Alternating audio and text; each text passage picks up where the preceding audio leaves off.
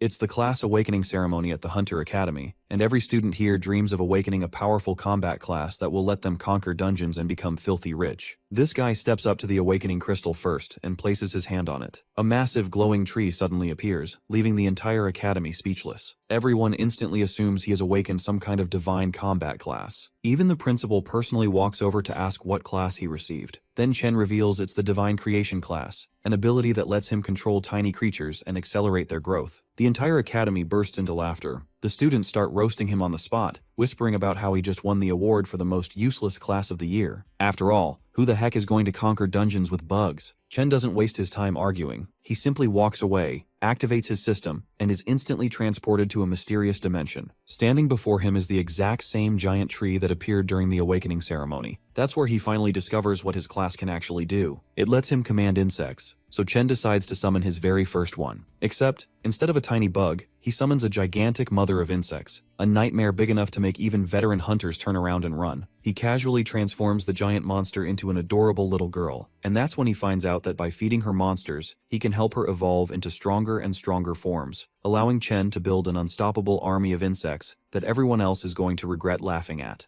He becomes confident that after hitting such a jackpot, he has no need for any combat class at all. He begins planning to let her rapidly devour monsters so he can build an entire insect army under his command. As he considers the terrifying potential of the insect race, Chen realizes he cannot allow anyone to witness his true ability. He decides to use Nine's poisonous mist as a cover while she devours monsters, enabling him to grow stronger in secret even though he naturally enjoys standing out. At that moment, Nine warns him that she senses a threat nearby, prompting Chen to immediately withdraw back into his consciousness. He finds himself facing the leader of the Night Watch, a man who at the very least appears to be a master-level expert. The Night Watch leader directly asks Chen whether the massive commotion is caused by him. Even the people standing nearby can sense the immense aura radiating from the man. Chen notices the way he is being stared at and begins to wonder whether this is some kind of test. At that moment, he is alerted that Nine is losing control and has the urge to devour the target standing right in front of him. It seems that because her devouring value is still too low, she is going mad. Chen realizes he must quickly find monsters for her to consume. For now, he somehow manages to suppress her violent impulse. The leader of the Night Watch suddenly praises Chen for being able to endure his pressure, despite having just awakened. He adds that he can already sense a bright future waiting for him. Chen finally asks the man to identify himself. The leader formally introduces himself as Ji Gong. Leader Ji immediately extends an invitation for Chen to join the Night Watch. Chen recalls that the Night Watch is an organization stationed on the front lines against the monsters, always the first to investigate newly formed dungeons. Since this group constantly fights at the front for the sake of ordinary civilians, the offer would normally be unappealing due to the extremely high risk of death. But for Chen, the situation is different. He needs consistent opportunities to battle powerful monsters so he can accumulate enough devouring value for Nine to begin reproducing her offspring. At the same time, he considers that her reproduction ability could cause a major uproar, which makes the dungeons an ideal place to keep it hidden. Leader Ji attempts to persuade him further by claiming that the rumors about the high death rate are exaggerated. Chen, however, quickly shakes his hand to seal the deal and states that there is no need to say anything more. Leader Ji stands there stunned, hardly believing what just has happened. Chen casually excuses himself, explaining that he has somewhere else to be, and promises that he will come report to the Night Watch headquarters in 3 days. As Chen vanishes in the blink of an eye, Leader Ji suddenly realizes that he completely forgot to ask about the boy's hidden profession. At that moment, the 8th elder from the Martial Arts Academy arrives, only to be mocked by Leader Ji, who tells the old geezer that he is too late if he rushed all the way here to recruit Chen. The elder immediately questions him about the kid who awakened a divine rank creation class and asks whether Ji has already hired him, accusing him of planning to send the boy to die on the front lines. Since he belongs to the creation category, this would make him the worst possible fit for such a role. Leader Ji feels a chill run down his spine as he realizes he may have made a serious blunder. Meanwhile, Chen goes to visit his Uncle Wang and openly reveals that he has awakened a divine rank creation class. Uncle Wang assumes the boy must be disappointed and tries to lift his spirits by explaining how useful such abilities can be, adding that his parents would be proud of him if they were still alive. Uncle Wang then mentions that he is about to enter a beginner-level dungeon to gain some experience and invites Chen to join him. They form a team and step into the dungeon together. However, the situation takes an unexpected turn when they are matched with a C-rank dungeon instead of a beginner one, and undead soldiers are already standing, waiting for them. Uncle Wang grows uneasy as he points out that this dungeon clearly does not look like an easy challenge. Xiaoxi suggests that the celestial system might have adjusted the difficulty because Chen is a divine rank. Uncle Wang refuses to accept that explanation, insisting that Chen belongs to what is considered a useless creation category. Instead of backing down, Wang treats the situation as a stroke of luck, thinking this is their chance to obtain high-quality equipment, and he optimistically decides to push forward. He tells Chen to stay behind while he charges at the undead soldiers himself, warning him about how dangerous they can be. He calls for Xiaoxi to grant him a status enhancement as he cuts through the monsters one after another. Watching them fight, Chen begins to understand why Uncle Wang always comes home covered in injuries. He remembers how they have consistently supported him over the years, and he silently resolves to grow stronger so he can properly repay them. At that moment, Nine asks for permission to devour the surrounding monsters, and Chen takes this as the perfect opportunity to test her abilities. He starts by activating her corrosive poison mist and allows her to consume the fallen corpses. He follows along the path Uncle Wang has cleared, so that the mother insect can increase her devouring value. Without warning, a shadow lurker appears, with its name displayed in red. Chen speculates that the red marking might indicate that the level is higher than his own, yet he remains confident because he can share Nine's attributes through her united skill. He instructs Nine to transform into a spreading poison mist, while he experiments with his own abilities. Chen proceeds to eliminate several monsters with ease, dispatching them as if they pose no threat at all. When more undead begin emerging from the distance, Nine alerts him that additional prey is approaching. Seeing the overwhelming number of monsters gathering, Chen grows concerned about Uncle Wang's safety, and urges Nine to finish them quickly so they can rush over and check on him. Meanwhile, Uncle Wang is indeed at his wit's end. He urges Xiaoxi to retreat and take Chen out of the dungeon while he stays behind to distract the monsters. In the process of splitting his focus, a high-leveled undead seizes the opportunity to launch a sudden attack. Wang regrets letting his guard slip, but just before the fatal strike lands, Chen intervenes and shields him with a surge of poisonous miasma. Uncle Wang stares in shock and questions whether Chen is not supposed to have a creation class, prompting the boy to briefly explain that he possesses a hidden poison ability. Chen then instructs Xiaoxi and Li to escort Uncle Wang out since his injuries are serious, assuring them that he will hold off the monsters alone. At that moment, a system notification announces that the dungeon boss is being summoned. Wang grows anxious, yet Xiaoli tells him to trust Chen. Before retreating, the old man throws his sword toward Chen and asks him to bring it back safely. Chen grips the beginner-level sword with satisfaction because it extends the reach of his poison mist. He even boasts to himself that he has always been the best swordsman in his entire school as he cuts down monsters. Soon he confronts a far stronger enemy known as the Undead Monarch and uses the sword to deflect its incoming strikes. The weapon fails to withstand the immense pressure and shatters. Chen questions whether this creature is the true dungeon boss since it surpasses his expectations, yet what troubles him more is how he will explain the broken sword afterward. As the pressure mounts and he begins to feel overwhelmed, Chen summons the mother insect. She instantly blocks the attack and crushes the monster's clawed hand, then proceeds to eliminate it effortlessly. Chen waits for the dungeon to conclude, but instead something unexpected begins to unfold. The undead monarch crystal suddenly activates, and energy begins to swirl and condense around it. In an instant, the undead creature reemerges as an undead tyrant, now 5 levels higher than its previous weaker form. Chen quickly suspects that the crystal might actually be the true core of this dungeon boss and instructs Nine to destroy it specifically this time. The undead tyrant proves to be incredibly difficult, constantly dodging Nine's attacks despite its massive size. Chen thinks fast and hatches a plan. Since the boss is charging around like a complete psycho, he can finally make use of the roots spread under the ground. When the boss dives at him to finish him off for good, he finally activates his skill. Thick roots violently burst out of the floor. While they paralyze the boss mid-air, he quickly orders Nine to use her strongest attack. Their excellent teamwork makes him realize that he also has massive support potential in battle. His skill goes on cooldown for 8 whole hours, but the boss's core is now exposed. He calmly crushes it with his bare hand and receives the top reward for single-handedly clearing the dungeon. He gets a nifty dagger, but he decides to give it to Uncle Wang as a simple replacement. Then, he moves on to the next reward. The massive hammer he can barely lift has an overpowered effect that deals 5 times damage on a critical hit. But then, he gains experience and his level goes up. That raises his strength just enough for him to swing the hammer around like he is Thor. With that, Nine shyly asks him if she can eat the other weapons as her reward, but he tells her these are definitely not for eating. She pouts like a little kid,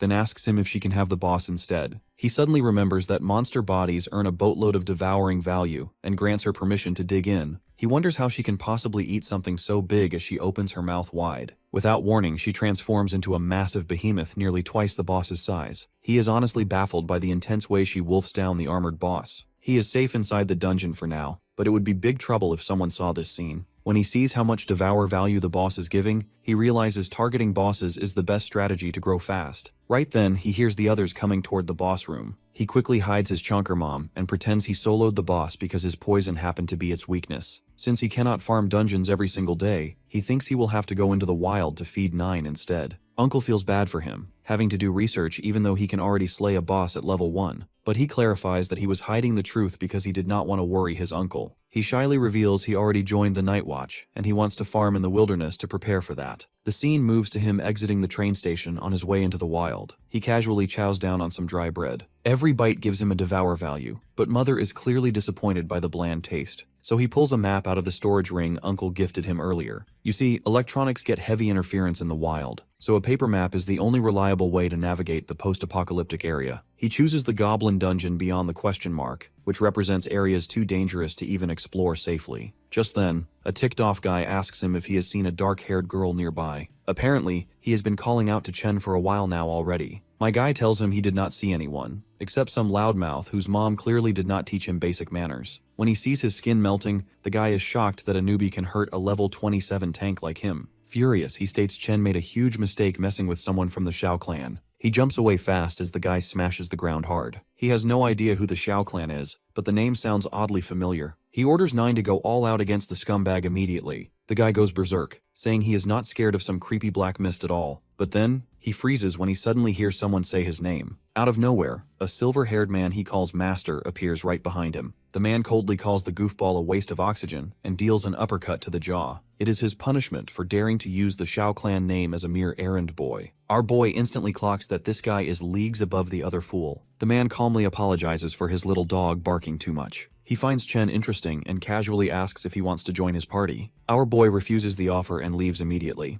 The man already knows about his class and orders his errand boy to keep searching for the dark-haired girl. He also tells the others to gather their forces, because there is no way she can leave this place alive. Later, Chen is deep in the wild and starts thinking he might actually be lost. It is getting late, and Mother grows tired of munching on rats that give almost nothing. Just then, he walks through a gate and it suddenly starts raining. He feels like he has entered some special area. Sure enough, there is a massive 8-legged monster ready to ambush him. Mother gets excited, but he tells her that the monster is only big in size and the level is pretty low. He effortlessly dodges its attack, then smashes it straight into the ground like a certain bald hero. That is not all, because Mother shows him this was just the beginning. The entire place is basically a massive nest full of these things. Seeing that, he tells her it is basically an all-you-can-eat spider leg buffet. Our boy tears through all the poor spideys and gathers up all the carcasses for his mother insect to devour. However, she senses something even more powerful and delicious waiting up ahead. So he orders her to find it and attack right away. But when he hears it say, "ouch," he pauses, confused whether the girl lying on the floor in a swimsuit is even a monster at all. When she gets up from the pain, she instantly withdraws when he asks if she is fine. He assures her he is just a hunter looking for monsters. She gets angry and argues that he literally sneak attacked her out of nowhere. He swears she looked like a monster. I mean, he is not wrong if he is talking about that monster dump truck. Anyway, it is honestly impressive that she is completely unhurt by his attack. Wasting no time, she turns and leaves while murmuring about someone chasing her. When he asks why she is so restless, she says she is scared of monsters. He clearly does not buy her weak excuse. But if she is right, then he can simply farm any monsters that come after her. At the same time, he figures there might be actual people hunting her too, since there are no police in the wild. Suddenly, 9 snaps him back to reality because a lot of prey is rushing straight toward them. But when he sees their sheer number, he realizes the girl might not be lying about monsters chasing her. Regardless, they are all free points for him, so he shifts into farming mode. He notices they are a lot faster than before, and one even ambushes him like it has intelligence. It does not take long for him to realize they are strangely coordinated for simple monsters. Right then it hits him that the boss might be controlling them like a hive mind. He figures it will be hard to take them all on alone. But then, 9 appears and says the boss is openly mocking him. Furious, she lets out a monstrous scream that throws the insects completely out of control. While they start attacking each other in confusion, he zips through the mindless herd straight toward the boss. He dives from the top and drives his poisoned dagger right into its skull. A few moments later, our boy stands over the boss's lifeless body and pulls up his stats, realizing he has reached level 14. Watching the fight turn into a complete one-sided massacre, the remaining monsters panic and try to flee. He doesn't let them get away and tells 9 to enjoy her mukbang. After a short while, his devouring bar hits its limit, and the mother insect informs him that she can now create even more insects. Once he gives permission, her body begins to glow as the reproduction process starts, amplified by his own abilities. At the same time, the mark on his hand lights up, signaling that he has unlocked new skills and that swarm production is nearly complete. Chen stares in awe as countless flying insects spawn all around him,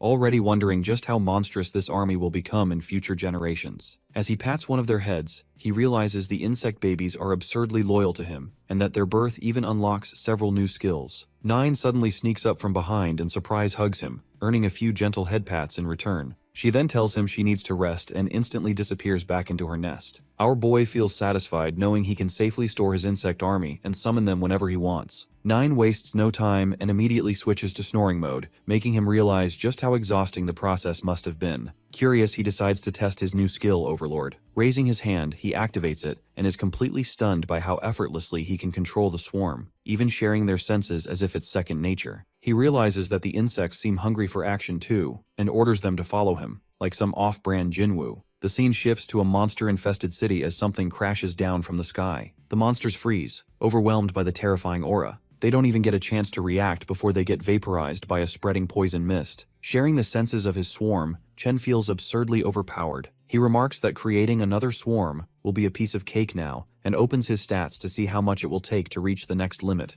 only for his eyes to widen in shock the moment the screen appears. The scene shifts to an abandoned warehouse where a random thug nervously calls out for his boss. He reports that the spider nest has been completely wiped out, not a single one left behind. Panic sets in as he wonders if the Night Watch was responsible or if something else went wrong. Either way, he thinks that they will have to rob some unlucky people just to get their hands on spider venom. Before they can move, they notice someone slowly approaching. Our boy steps into view and casually asks if they are interested in trading some food. The thugs immediately relax, sizing him up as nothing more than a low-level adventurer. One thug tells him that the food can be really expensive. He plays along, claiming he has some quality goods they might like. Then, the crooks drop the act and start pulling out their weapons. In response, our boy calmly summons the corpses of every monster he wiped out earlier. The thugs realize this is the guy who slaughtered the spider nest and start sweating. Chen locks eyes with them, and they scramble away without a shred of dignity, running like the cowards they are. With the warehouse quiet again, he summons a few insects to act as guard dogs and sits down to enjoy a warm bowl of stew,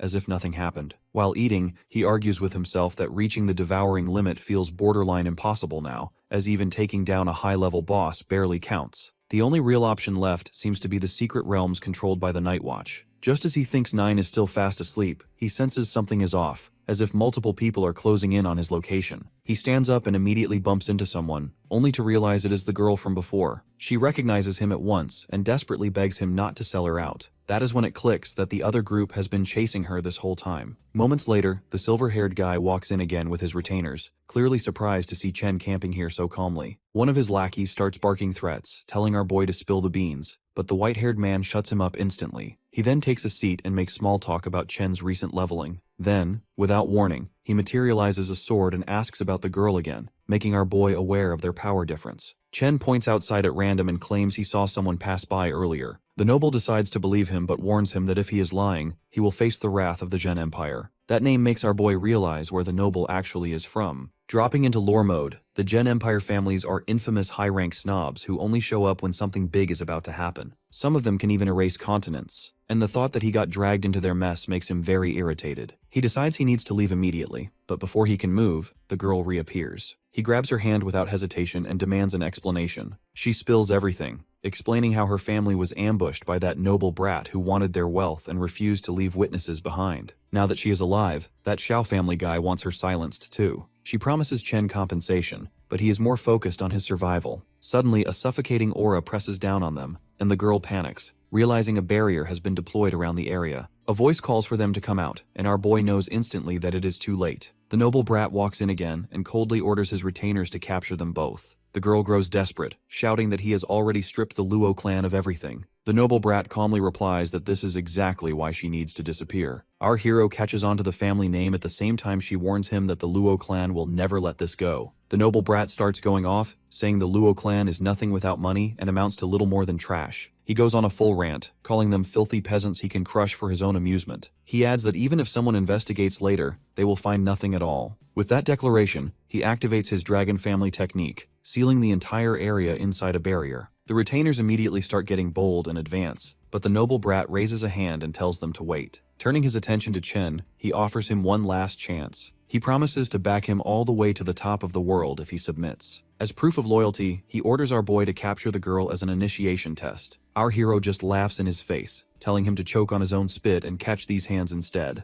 Enraged, the noble brat gives the death order, and the retainers finally rush in. They are not completely brainless and avoid charging him head-on, but Chen reveals that poison is far from his only trick. Activating his other talent, plants erupt from the ground and coil around the attackers, restraining them. The overconfident subordinate from earlier freezes for a moment, before breaking free, and then barks to his comrades that the plants are weak. The noble brat shouts out that this is only a distraction, but it is already too late. Chen summons his insect army and sends them surging forward. The swarm overwhelms the retainers in seconds, shredding their weapons before tearing through their defenses. One thug realizes too late that the insects can release poison as well, and any remaining hope vanishes when Chen activates his skill. Before our boy can land the finishing blow, the noble jumps into the fight himself. He is shocked by his speed, realizing the white-haired brat is faster than even the poison mist. Using his dragon family technique, the guy slams him with a heavy strike and immediately follows up with a sword attack. He starts gloating, convinced the battle is over, until his eyes widen in shock. The Luo girl manages to block the attack with a defensive shield skill. The noble brat curses himself for ignoring her existence, but Chen does not waste the opening and commands the insects to attack again.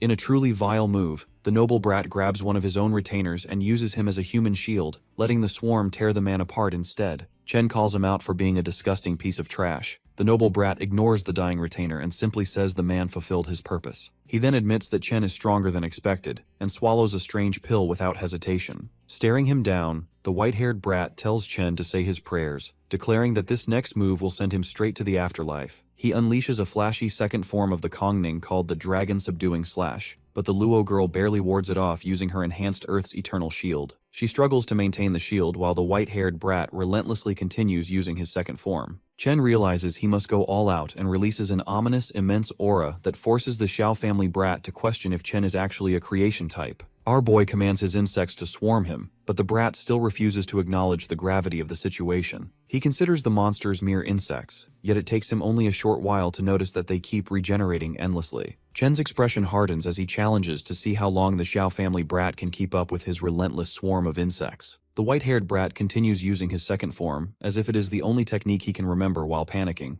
and within seconds even the dragon chi he radiates starts being devoured. The insects finally reach him, and one sinks its teeth into his arm, rendering it immobile with poison. As Zhao Yuanwu runs out of options, he finally resorts to his trump card, pulling out a strange family heirloom called the Life Jade Protector. He grows cocky, declaring that a few lame insects pose no threat to him, and revealing his true identity as Xiao Yuanwu. Our boy senses a powerful aura emanating from the treasure and, to test it, sends his insects to attack, but somehow they can't even scratch the shield surrounding his opponent. Yuanwu smirks and immediately begins boasting again, explaining how his treasure can block any attack no matter what is thrown at him. He commends Chen for cornering him like this, but declares that Chen is now finished. The Zhao guy shows a surprising leniency as he invites him to become his subordinate, promising in return to let him inherit the Zhao family name and spare his life. However, he doesn't appear the least bit worried, while the Luo girl looks on in sheer disbelief. Yuanwu wonders if Chen has gone insane after realizing that he is about to lose, and once more starts bragging about the strength of the Xiao family. Our boy calmly reminds him that if he wants to investigate something, there should be a trace left behind, threatening that he will end his life without leaving so much as a trace. As Chen becomes shrouded in his poisonous aura, Mother Insect awakens from her slumber, announcing that she is starving and would like to use the Xiao guy for her meal. Yuanwu's confidence falters as he lays eyes on the spider-like monster before him. Mother Insect attacks with her claws, effortlessly shattering the so-called proud shield. She buries him in the ground as if digging a grave, murdering him brutally without leaving so much as a shred of hair behind. Mother Insect then lunges back to her master, thanking him for the meal. The Luo girl, having witnessed everything, grows worried that Chen might consider forcing her to kick the bucket now that she knows so many of his secrets. The girl hurriedly offers all her belongings contained within a storage ring worth 10 million to Chen. He turns toward her and coldly points out that she cannot be trusted after watching her lie so smoothly earlier. The Luo girl reveals that her real name is Sandao Luo, and swears that she will be struck by lightning 5 times if she ever lies to him again. When Chen refuses to even believe that her name is Sandao, she pulls out her identification card, showing him a photo of her chubby self from 2 years ago as proof. That doesn't look convincing at all. Chen responds with a chilling death stare, making his murderous intent painfully clear. After exhausting every other excuse and bargaining tactic, the girl finally takes out a seal scroll and explains that once she signs it, she will die instantly if she ever reveals any of Chen's secrets. Chen accepts the proposal and takes the seal scroll into his hand. When he asks about its value, she admits that it is worth 10 million, which immediately angers Chen because she has just used the only expensive item from the ring she was offering him. Sandow grows visibly anxious and quickly promises him an even greater reward if he agrees to escort her back to her parents safely. Chen refuses to act as her bodyguard and tells her that he needs to report to the Night Watch since he is already running late. Sandow persists and argues that her home is much closer, promising that she will arrange teleportation to the Night Watch headquarters afterward. Somehow, through sheer persistence, she manages to convince him to take her back to her residence. Before long, the two of them arrive at the Luo family mansion, which turns out to be an enormous estate. When the lady of the house hears about the Xiao family's actions, she becomes furious. Her husband attempts to calm her down, but she continues shouting in anger. Even so, she ultimately admits that the Xiao family is too powerful for them to confront directly, which is why she decides not to take immediate action. The Luo couple then turns toward Chen and presents him with their black card as a gesture of gratitude for protecting their daughter. They also arrange a lavish meal for him while preparing the teleportation Sandow promised. Chen shyly accepts the food, insisting that he will only taste a little, yet once seated at the table he ends up devouring far more than intended, completely giving in to his massive appetite. He begins to wonder whether this intense hunger is the result of controlling so many insects. During the meal, the lady of the house states that she cannot believe her daughter claimed Chen was useless after he saved her from the clutches of the powerful Xiao family. She doesn't buy anything her daughter told her. She even finds herself impressed by his handsome appearance, and within minutes she and her husband half-seriously attempt to rope him in as their future son-in-law. They assure him that their daughter is not engaged and proceed to praise her, explaining that she excels in business and works as a financial manager, which would make her a perfect wife for him. Sandow tries to stop her parents from being so straightforward, while Chen attempts to escape this unexpected predicament. The Luo couple then asks their daughter to personally see off their new son-in-law, leaving her sitting there in embarrassment. Even so, she cannot help but blush as she realizes just how handsome he truly is, almost forgetting how terrifying he seemed to her before. The scene shifts to the Zhao family, where Grandpa Xiao Yuanshan can hardly believe that the Life Jade Protector has been destroyed and that his grandson is dead. He immediately proposes launching an investigation, but Yuanwu's cousin Xiao Beihan argues that Yuanwu was as useless as they come and not worth wasting resources over. Beihan goes on to say that such a lowly death does not even deserve the old man's anger. Grandpa Xiao forces himself to stop mourning what he calls a worthless scumbag, yet he still insists on doing something for his former grandson and demands revenge. He declares that he wants to know who in all of Daxia dares to oppose him. Beihan calmly suggests that they should deal with the matter after he finishes participating in the Tianjiao camp. Meanwhile, Chen arrives at the Night Watch base and informs them that he is here to join and work for the organization. At that moment, Leader Ji Gang appears from behind and says he has been expecting him. He proceeds to introduce Chen to the team members, starting with Yun Xiaoke, their level 45 support specialist. Then there is Dong Feng, the sharpshooter, along with Chu Bulang, an armored warrior whom Leader Ji jokingly describes as a talkative dwarf. Finally, he introduces Aunt Tang Jin, the deputy commander and an excellent chef. Seeing how enthusiastic everyone appears, Chen modestly remarks that he is only a creation type. Leader Ji immediately tells him to stop belittling himself, reminding him that being divine rank is extraordinary on its own, and admitting that the entire team has high expectations for him. Jai warmly welcomes Chen into what he calls their family, and tells him that this will be his new home. Chen feels slightly cornered because his original goal in coming here is simply to keep his identity hidden. Leader Ji quickly shifts to business and explains that he plans to enroll Chen in the Tianjiao training camp, but the condition is that he must reach at least level 20 within 3 days. When Chen mentions that he is already level 17, Ji becomes even more excited and proudly praises his own judgment. At that moment, everyone in the base senses a strange presence, as if someone is tracking their location. Ji immediately asks Chen whether he has crossed paths with any powerful figures during the 3 days since his awakening. Seeing Chen's confused reaction, Ji clarifies that an unknown powerful awakener with divine sense appears to be monitoring his whereabouts. Chen begins to worry that it could be the Xiao family making a move. At Ji's request, Yun sets up a soundproof barrier so Chen can speak freely without fear of being overheard. Chen rubs the back of his head and admits that he killed Xiao Yuanwu, although he insists that he carefully erased all traces. He offers a mild apology, wondering whether he has dragged the Night Watch into trouble. Everyone reacts in shock, and Ji points out that Yuanwu is the grandson of Xiao Yuanshan. The group discusses how Yuanwu is considered the worst among his generation, which likely means that old Yuanshan will not personally intervene. They begin planning how to handle the situation, and for the first time in his life, Chen feels a sense of belonging, as if he finally has a home despite being born an orphan. Ji suddenly recalls that Yuanwu was at least level 30, and questions how Chen managed to defeat a battle-type awakener of that caliber. Chen explains that he had assistance from Sandao, the daughter of the Jiangnan Luo family, who possesses a hidden defensive-type profession. Jai relaxes momentarily and laughs while holding Chen's shoulders, remarking that although the Luo family lacks combat-oriented awakeners, they are the wealthiest clan in the region. He feels reassured, believing the Luo family would provide support if necessary. Just as Chen thinks his explanation has satisfied him, Ji quickly realizes that the Luo girl is purely defensive and presses Chen to clarify how the victory was actually achieved. Chen then discloses that he also has a second hidden profession of the poison type, which enabled him to defeat the Xiao heir. Uncle confidently shakes Chen's hand while it is still coated in poison. Chen attempts to warn him, but Uncle smirks, claiming his defense is exceptionally high. Moments later, that defense collapses under the toxin's effect, and Uncle awkwardly insists he simply did not activate it correctly before calling Yun over to heal him. Ji grows even more pleased, admitting that the more abilities Chen demonstrates, the more satisfied he becomes. However, after weighing the risks against the potential benefits, he initially decides to withdraw Chen from the training camp, believing the dangers outweigh the available resources. Once Chen learns about the caliber of resources offered by the camp, his interest is immediately sparked. He calculates that those materials could help him assemble a new swarm much sooner than expected. Driven by that prospect, he urges Ji to proceed with the registration, confidently asserting that he can safeguard himself. Meanwhile, by the West Lake, Beihan of the Xiao family demands to know whether his minions have discovered the whereabouts of the culprit who attacked the Xiao clan. The investigators inform him that from what they have gathered, Yuanwu's recent demise appears to involve both the Luo girl and Chen, who are currently participating in the camp. Beihan smirks, impatiently counting down the days until the camp begins so he can exact his revenge. Back at the Nightwatch HQ, Leader Ji tells Chen that even though he has successfully registered him for the camp, he is still concerned and has therefore arranged a strong ally for him. He reveals that the ally is Mu Hankui, and explains that he has organized for Chen to accompany her into a dungeon, giving him the chance to strengthen his relationship with her in advance. Shai even hints to Chen that he could try to impress her with his looks. Just then, Hankyu of the Mu family appears. Ji begins negotiating with her, and although she argues that she has already provided them with a free dungeon scroll, Ji insists that she take Chen along to the dungeon. Hankui then turns to Chen and asks about his combat abilities. When she learns that he is only a rookie, she dismisses his creation type as garbage. This enrages Ji, and he scolds her never to address him as uncle again, arguing that Chen is not only divine rank but also possesses a dual profession. When her butler mentions that she has just been dumped by someone,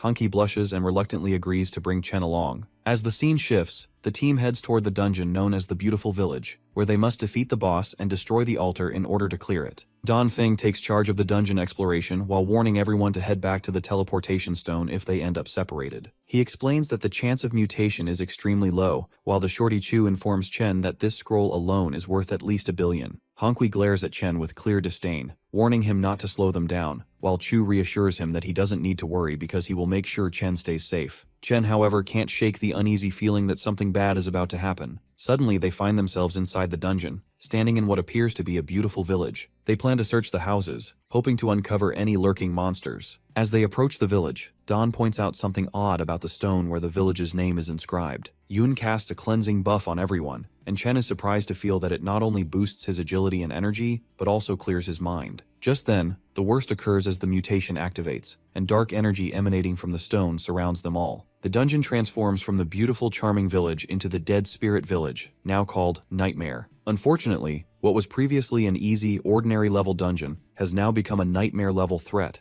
and to make matters worse, the mutation scatters everyone across the dungeon. Chen quickly realizes that fighting alone at such a low level could be life-threatening, so he decides to follow Don's advice and return to the teleportation stone to regroup with the others. As he steps into the room, he finds it packed with coffins. There, he finds a strange portrait on the wall and notices that it smiled after seeing him, making Chen wonder if he is imagining things. Just then, undead spirits begin emerging from the coffins, and they have a couple of skills like collision and corruption. When Chen realizes that these monsters are completely immune to general physical attacks, he understands just how badly he is cornered. He tries using his poison, only to discover that even his poison skill counts as a physical attack and is utterly ineffective, while Nine asks him to let her devour the monsters, though he hesitates, wondering if her eating might also count as a physical attack. Chen decides to let the mother insect give it a try, but instructs her to be cautious and to call for help if it fails, and luckily, Nine devours the monsters effortlessly. which makes her master realize that she also comes from the abyss, and would therefore be categorized as a dark species like the undead.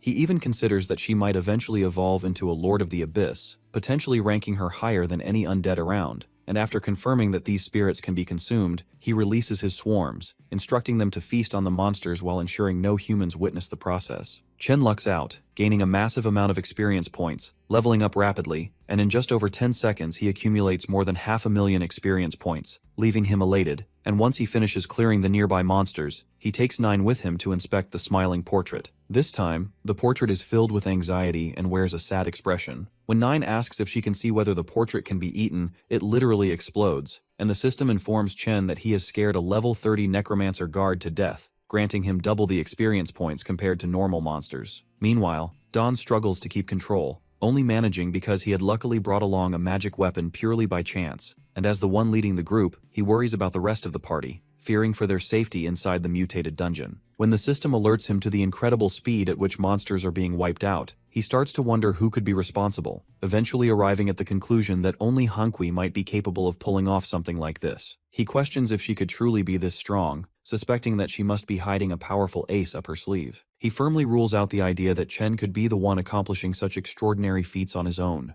Hankwi, on the other hand, is pushed to the edge and cries out that she does not want to die. She laments how much she had been looking forward to taking part in the camp. Just then, she notices a swarm of dead spirits running away from someone and wonders who it could be, hoping they might save her. To her utter disbelief, she realizes that it is Chen who has been systematically taking down all of these monsters. She literally begs for her life at this point. Chen quickly drags her out of the mess and tells her to run. When she sees his powers, she is completely stunned. Hanki cannot believe that what she is witnessing is the capability of a mere trash-type awakener. Meanwhile, the rest of the team has managed to regroup. Don wonders where the spirits went, as he cannot find a single one of them now. Yoon suggests that Hankwi must have defeated all of the dead spirits, and there is a chance she might be carrying a secret treasure. Don hopes that Chen is doing okay. Just then, the three notice signs of a battle a short distance away. They walk towards it and find Hanki sitting behind Chen, giving him a gentle massage like a waifu. Seeing her acting like Chen's servant, Don worries that they might actually be a transformed boss trying to fool them. When the three from the Night Watch try to interrogate them, Han Q of the Mu family steps up and declares that they would have to go through her first. Chen shoves her aside and reminds them that their boss is Ji and that Aunt Tang is a great cook, which convinces the Night Watch that they are truly allies. Everyone starts gossiping around while Chen's proposal to go and defeat the boss is completely ignored. When he can no longer hold back, he shouts and takes them to where the boss is. There, they come across a dead spirit leader at level 40. While the entire crew begins assigning roles and dividing responsibilities among themselves, the boss suddenly appears terrified and bows down submissively, seemingly unable to resist the overwhelming force Chen possesses. Chen calmly steps forward and tells everyone to take a proper rest, reminding them that they are all battered and injured from the battle. He then instructs Nine to finish the boss off without being noticed, and in an instant, Nine devours it completely, allowing Chen to gain an enormous amount of experience points, along with a significant increase in devouring value for his mother insect. Don finally realizes with shock and disbelief that it was Chen all along who had been defeating the monsters all along. Despite this, Chen casually uses his poison as an excuse, downplaying his own abilities and claiming that he had simply been lucky, arguing that it was only because his poison unexpectedly turned out to be effective against these particular monsters. The dungeon finally concludes, and all of them receive the Medal of the Dead as a reward,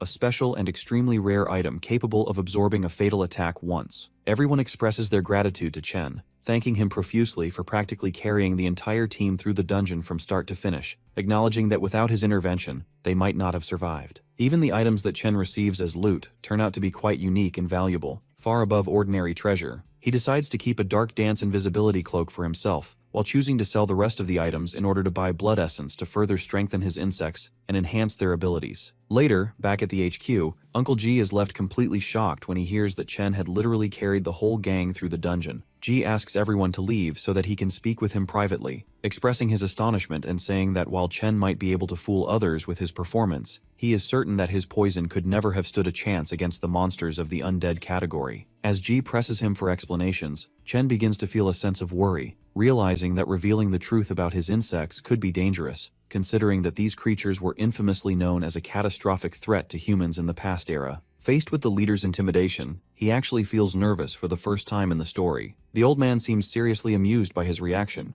The leader then lies back on the couch and says he does not need to reveal everything as long as Chen is useful to the Night Watch. Chen promises he will get the rarest equipment for him, which clearly pleases the old man. The leader tells him that having secrets is fine, but there is something important he should know. He brings out 3 bodies from his storage. These are the corpses of the assassins tracking them, and they were all very high level. When he asks if they were sent after him, the leader says they were actually after the posh princess. The leader then shows him their kill list. There are many names written on it. Most of them are unfamiliar to him, but he feels a chill when he sees Xiao Beihan. The participant from the Xiao family will also be with him in the training camp. He is not an ordinary awakened. For comparison, many assassins have already gone after the pouty princess, the daughter of one of the 12 Seal Kings. Most of them failed because her family's secret guards protecting her quietly wiped them out. But her family's power is nothing compared to Beihan's family. The purpose of showing our boy Xiao Beihan's name was clearly a warning. He is not allowed to use his poison at the camp because it will only attract unnecessary danger. The leader regretfully says he is too powerless to protect him from those clans. Our boy is honestly touched by the old man apologizing just because he cannot hide his secret better. But then,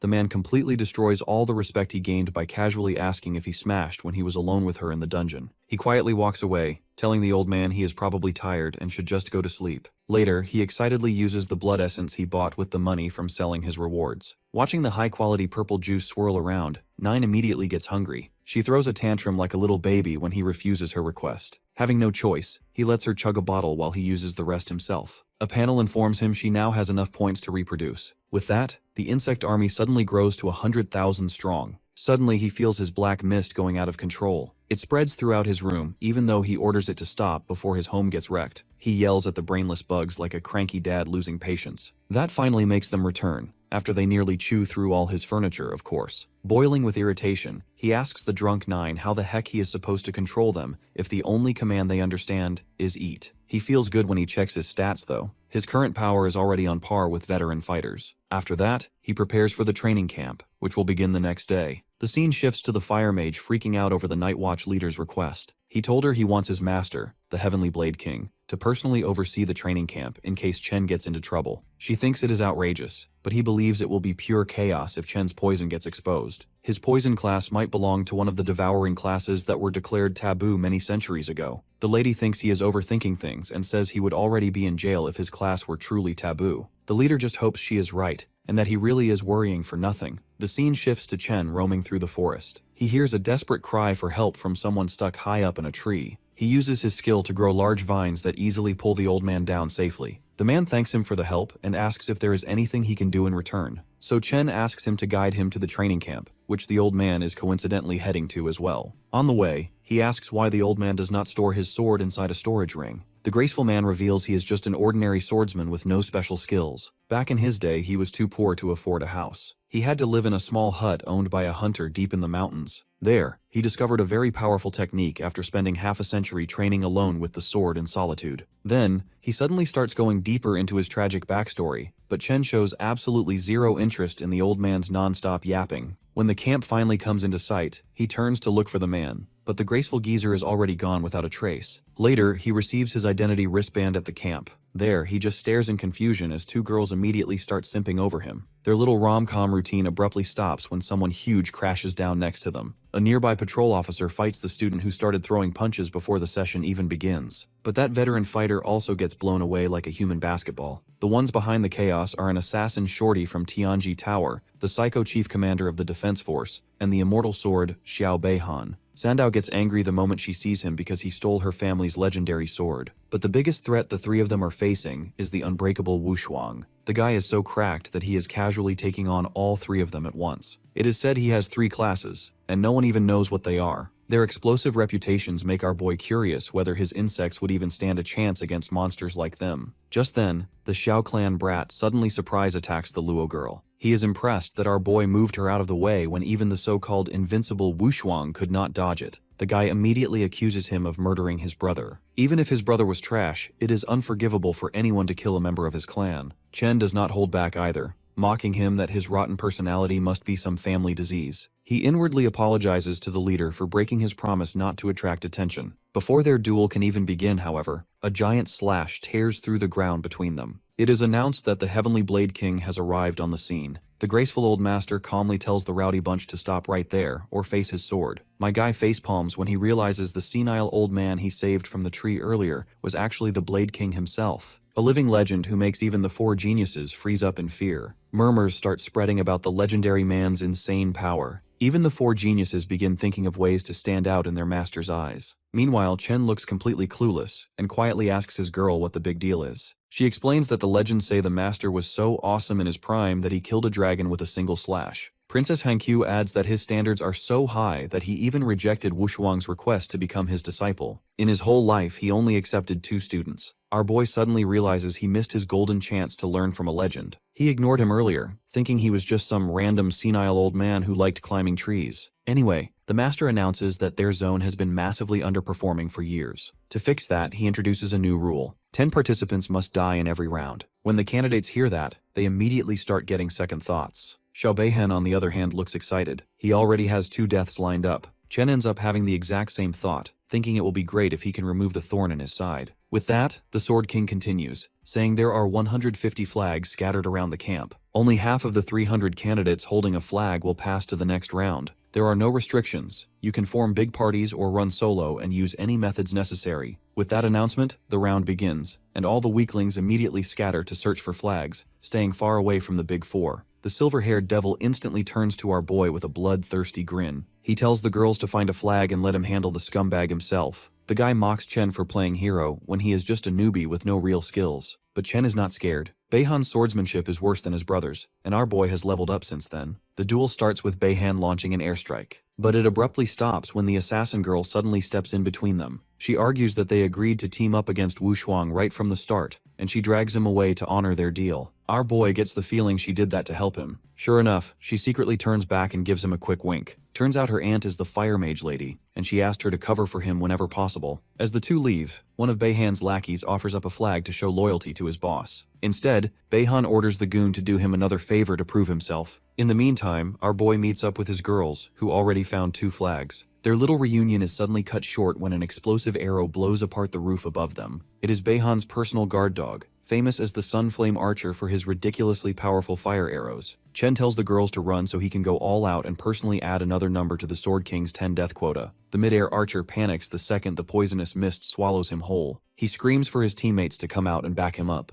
but the guys completely lose their minds and bolt when they see his slow, agonizing death. Watching through the security footage, the Sword King and his vice captain quietly nod at how fast and clean the kill was. The old man orders his subordinate to call in teleportation specialists for emergency extraction if things get rough. He also tells him to release 10 grade 3 monsters near different flags. That way, the geniuses will be forced to fight monsters instead of other candidates if they want those last 10 flags. Shifting back a few minutes earlier, Wushuang looks disappointed seeing the trio struggle just to scratch him. Right then, an announcement says our boy drew first blood. Beihan is baffled because defeating his loyal puppy is no small feat. It happened way too fast. The other 2 are just as stunned by the sudden news. Hearing that, Wushuang calmly asks if they should really be wasting time here instead of meeting this hidden genius. Then another announcement plays, talking about 10 special flags guarded by monsters and a massive cash prize for clearing them. All 3 of them instantly disappear, rushing off to secure those monster flags first. Shocked, Chen starts calculating all the leveling resources he could buy with that prize money. Before he can even finish thinking, one of the monsters suddenly appears right in front of him. Hankyu quickly warns him to be careful, saying it is at least level 90. When the Luo girl notices that the wolf looks strangely weakened, Chen immediately tells her to get as far away as possible. He nearly gets hit by a sudden sword slash. Riding the wolf like some Minecraft horse, Beihan coldly says he underestimated Chen for far too long. Chen fires back with a poison attack, but the swordsman easily slices through the dense mist with a sharp wind strike. The girls panic since he is clearly at a huge disadvantage. Not holding back anymore, Chen goes all out and summons a massive poison mist dragon. Beihan is not impressed. He responds with a forbidden wind technique that completely engulfs the giant poison dragon. Chen actually appreciates that because the flashy move lets 9 quietly swallow all the energy and stack devour values. When she is almost done, he sends out a concentrated burst of poison to punch straight through the wind lotus. Dumbfounded, Beihan cannot wrap his head around how his technique lost to what he calls a pathetic poison attack. He activates a jade barrier stone just like his brother did. The dude suddenly acts immortal and loudly declares his victory. Chen simply tells his girl to deploy her shield and seal the entire area. Beihan frowns and asks what he is trying to do. Our boy silently grins back, asking if he has a clue about how his brother got whooped.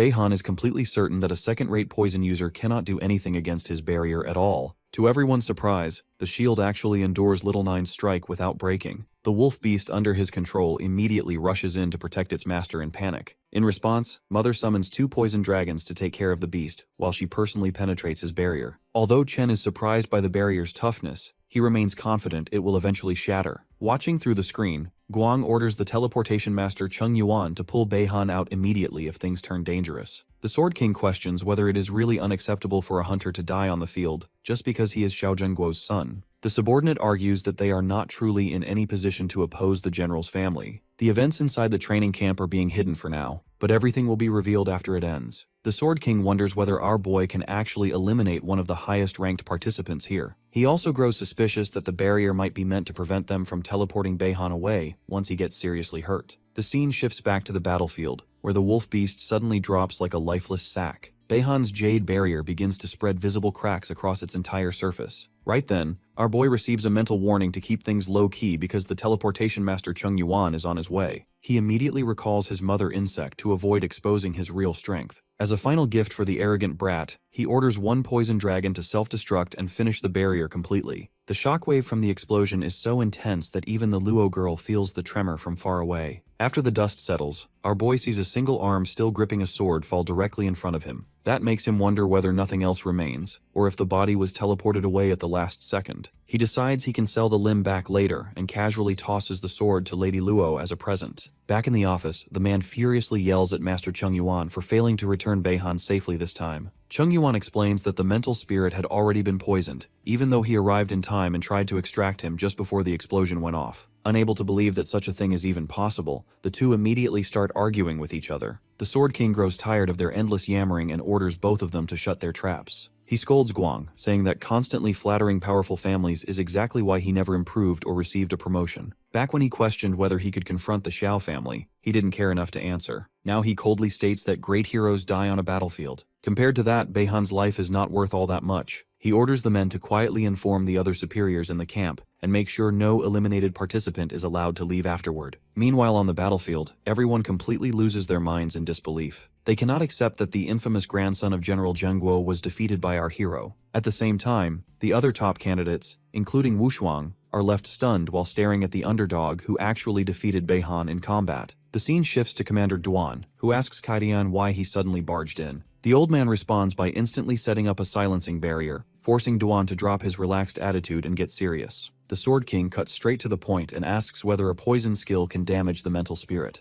Duan admits it is possible, but only if the poison is extremely powerful. He adds that even a 4th transfer poison king he once knew could not achieve such a thing. Duan then asks whether there is a genius in the camp capable of this, already imagining how dangerous such a kid could become. Kaitian does not deny it, and Duan presses further, questioning what the old man is really doing here. Instead of answering, the Sword King shifts the topic and asks whether the poison itself can be sentient. Duan laughs and says that it is impossible unless the poison is merely pretending to be poison. That answer shocks Kaitian. Duan pauses and recalls an old record he once encountered, one that mentioned a terrifying insect capable of producing poison mist. The creature is called 9 miasma wings, a being from the abyss that once caused a world-ending disaster. Kaitian grows serious, but the commander laughs it off, saying the ancient insect has long since vanished. The Sword King plays along with the joke and then decides to leave. Duan calls out again, asking about the genius with such potential. However, the Sword King does not have the answer, and instead vanishes into his pocket dimension deep in thought about the 9 miasma wings. He feels pity for the boy who sits at the top of the rankings yet carries a taboo power that would get him instantly murdered if exposed. He recalls the Night Watch leader's words, asking him to take care of the boy and even make him his disciple too. It hits Kaidian that Ji actually wanted him to take the kid under his protection. Convincing himself that power does not define evil, he decides to take Chen under his wing. Still, he decides to take some precautions and sends a telepathic message to Hong Yao. The old man orders her to investigate the number 0 ruins and gather information about the insect. He then returns to the control center, where Yang reports that the test is nearing its end. Most of the ordinary participants are barely holding on, while the real geniuses are close to clearing all 10 beasts. Lei and Liu had teamed up to take one down. The red-haired boy and Ying formed a pair and are already eliminating their second one. At the top stands Wu Shuang, who has defeated 3 beasts solo and is now moving toward our boy's location. Yang adds that Chen himself has already taken down 2 beasts alone, and that the 9th beast has just been released in his area. On the battlefield, Chen stares at the towering monster ahead of him, excited to mark his 3rd beast of the day. Poison mist spreads as 9 lunges forward, devouring the beast and rapidly stacking points. The monster is quickly reduced to an empty shell, and Chen smiles as 9 levels up. Suddenly, a massive fist rushes toward them. The girls rush forward to shield Chen, but Sandow's defense shatters, sending them flying like origami. Forced to react, Chen releases poison mist to block the blow, and the impact sends him sliding backward. Wushuang watches with interest, impressed that the poison mist blocked his attack. Chen steadies himself and remarks that the 3rd-ranked powerhouse is not bad either. He then asks if the blonde came here to steal his beast. The prodigy denies it, saying the beast is already finished. Instead, he lets his aura leak and makes it clear he is here for a fight. Chen asks if Wushuang is truly willing to put his life on the line. The guy smiles and replies that he would not have it any other way. The fight begins instantly as Chen releases a surge of poison mist, but the blonde counters at once with heaven-reaching cliff. The sheer force of the attack catches Chen off guard, forcing him to dodge on instinct. He curses his own slow attack speed as he regains balance. Turning inward, he asks 9 if she wants to level up by feasting on the guy. The mother insect calmly replies that she cannot defeat him, but she is willing to die for her master. Her answer shocks Chen, and he then wonders if self-destruction is the only option left now. He immediately shuts that thought down and orders 9 to hide, as losing her would shatter every future plan he has built. Wushuang steps closer menacingly, taunting Chen that he is far too weak to have defeated Beihan.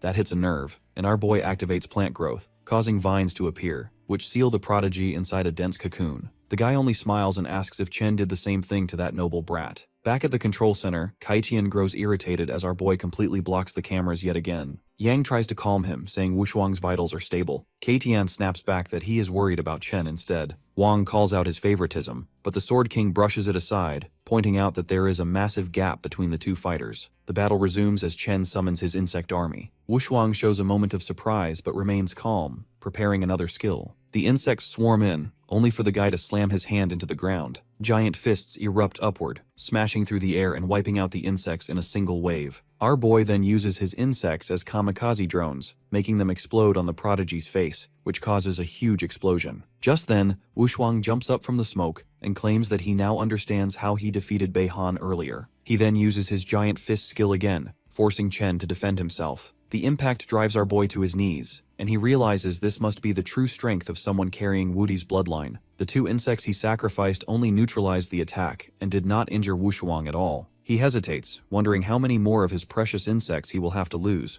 but then figures he has no other choice. He orders 10 more insects to self-destruct, which causes an even bigger explosion, but Wushuang dodges it cleanly. Chen immediately follows up with another vine attack, but out of nowhere the guy suddenly announces that the battle is over. Our boy just stares at him in disbelief. The guy explains that our boy is the first person here who forced him to fight seriously and calls him a worthy rival. He finally understands that the blonde only wanted him to go all out since it had been too long since he had a proper fight. The prodigy adds that he is feeling sleepy now and tells him to deal with the remaining beast. Chen snaps back, asking if he is really giving up first place. Wushuang shrugs it off, saying he is really tired, then walks away to find a place to sleep. That irritates our boy, who shouts that he will not let pride get in the way and will take the beast anyway. Wushuang smiles, satisfied that he has finally found a good rival. Back at the control center, Kaidian nods in approval at Wushuang's fighting spirit, while the teleporter collapses again from poison exposure. He then orders Yang to send the 10th beast toward Chen, so he can claim first place and win the entire event. The scene shifts to Hong Yao, first disciple of the Heavenly Sword King, as she explores the haunted ruins. She swiftly clears out the ghouls and approaches an ancient stone pillar emitting an ominous aura. On closer inspection, the pillar reveals a hidden database, causing multiple screens filled with ancient insect records to appear. Using her divine sensing skill, she searches through them and pulls out a document that confirms the 9-winged miasma caused a catastrophic disaster in Earth's history. Built like an emo hornet, the insect can release poison mist capable of damaging even mental energy. After gathering the info, she immediately retreats to report back to her master. Back with our hero, Chen has already defeated his 4th beast, and senses that he is close to reaching the next transfer limit. With surplus flags in hand, he casually hands the extras to the girls, who happily accept their effortless victory. Ying and Bai also manage to defeat their own beast not long after. As the redhead wonders if the prodigy secured first place, an announcement echoes across the camp declaring the exam over and ordering everyone back to the square. Chen sends his insect army to clean up any remaining beasts, while Beihan, still bitter from his defeat, silently swears revenge, even if it means relying on his grandfather. Once things settle, Kaidian calls all the successful participants to follow him to the Forbidden Zone trial. Panic spreads through the group due to the danger, but they decide to trust the Sword King's power. Recalling Hong Yao's confirmation of Chen's taboo power, the old man suddenly draws his sword and unleashes his heavenly blade technique. The entire camp rises into the sky as a single chunk. Flying away from the campsite, he orders his blade to carry them all the way to Yungmeng Marsh. The participants are left stunned by the sheer display of power. While others are in awe, Chen grows concerned about their destination and questions the girls.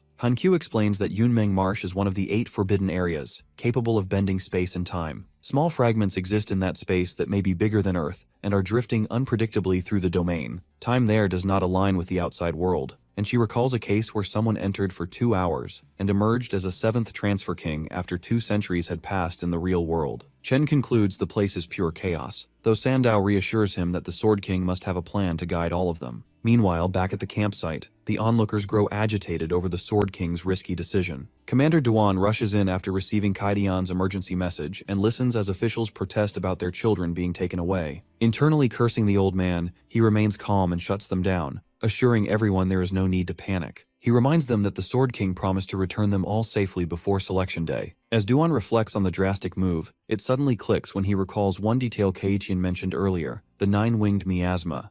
Sometime later, Ji receives a message from his master that Jiang has something taboo, and it's such a serious matter that he's taken him to the Forbidden Zone to lay low for a while. He also asks him to try and find some allies among the Sealed Kings, because they might face a fierce battle when he returns. Shortly after, Ji laments to Tang Jin about how it'll be to protect Jiang, who had killed the prodigy from the Huang family and cut off Beihan's arm, apart from the fact that he's holding on to a taboo.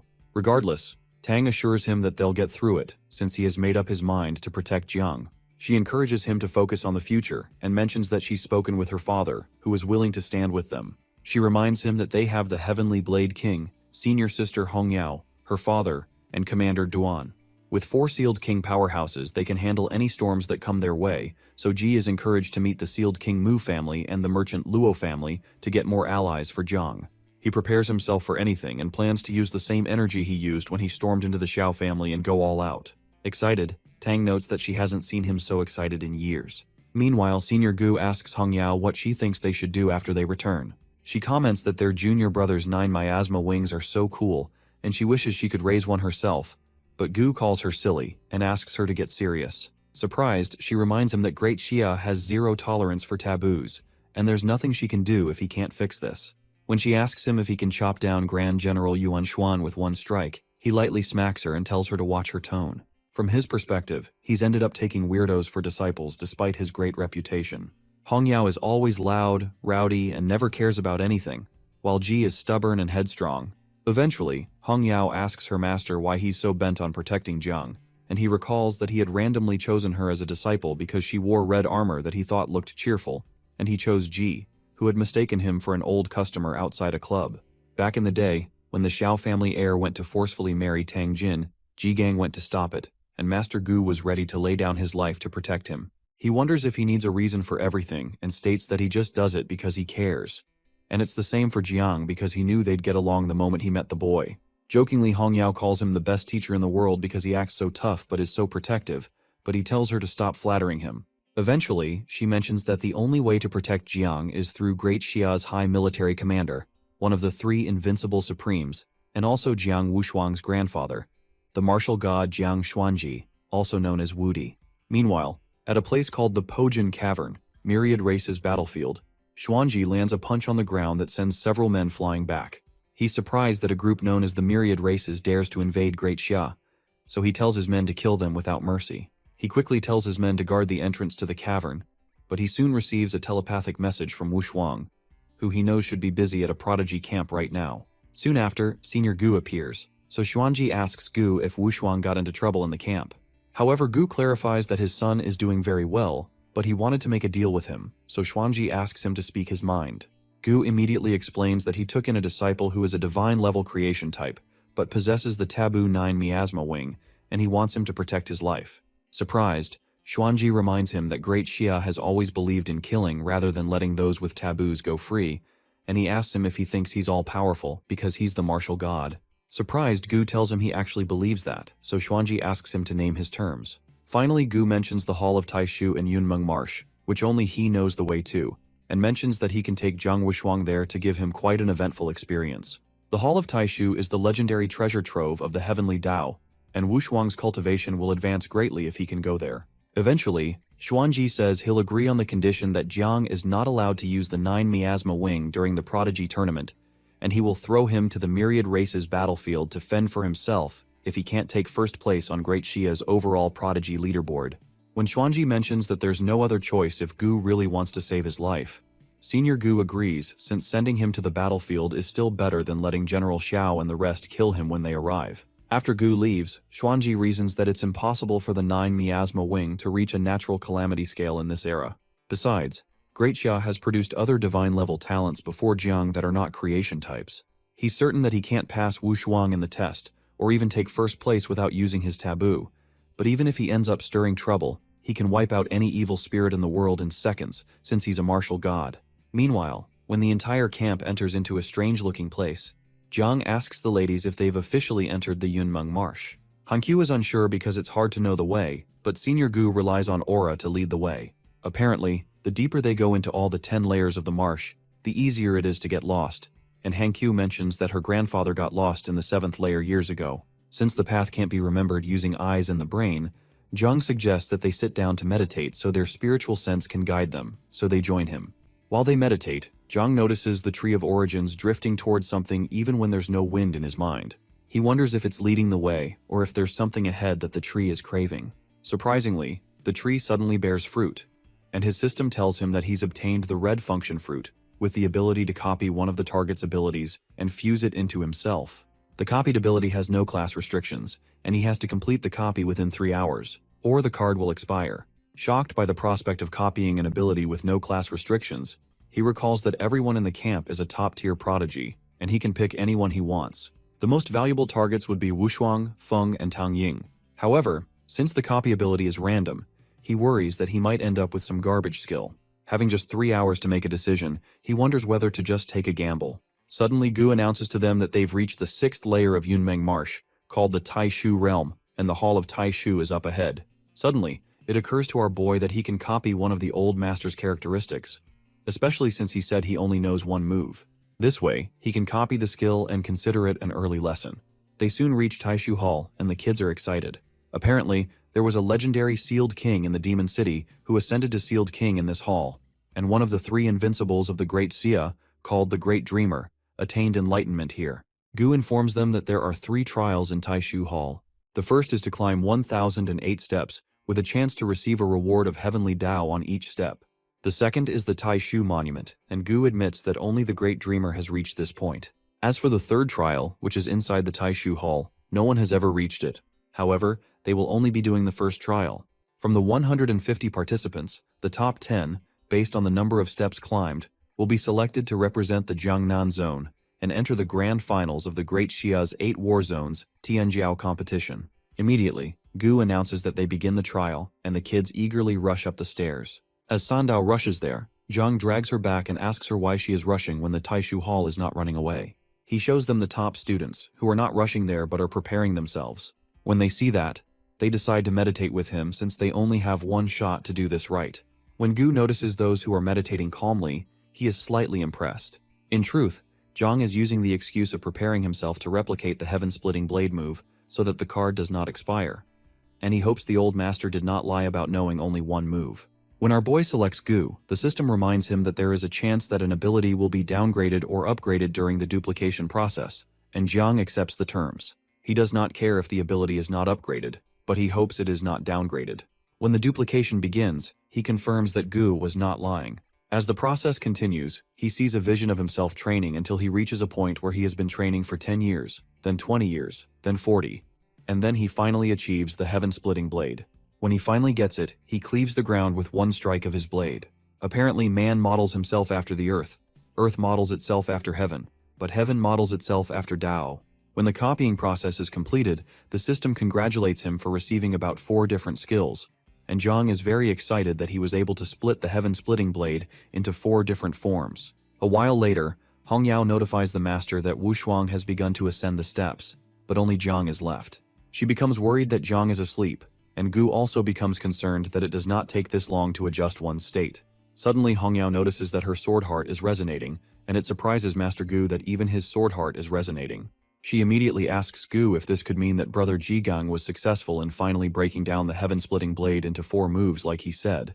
Apparently, Ji's stubbornness had kept him stuck at the 3rd transfer Grandmaster level for so many years, and Hongyao wonders if he is finally enlightened. However, the master suspects that it might be from the brat, Jiang, because the aura that he experienced just now is familiar, but he soon convinces himself that it must be an illusion by the Taishu Hall. Suddenly, Jiang heads towards the steps, and Hongyao becomes nervous to know how many steps he can ascend. Years ago, she could only go up to the 301st step, while Ji only made it to the 298th step.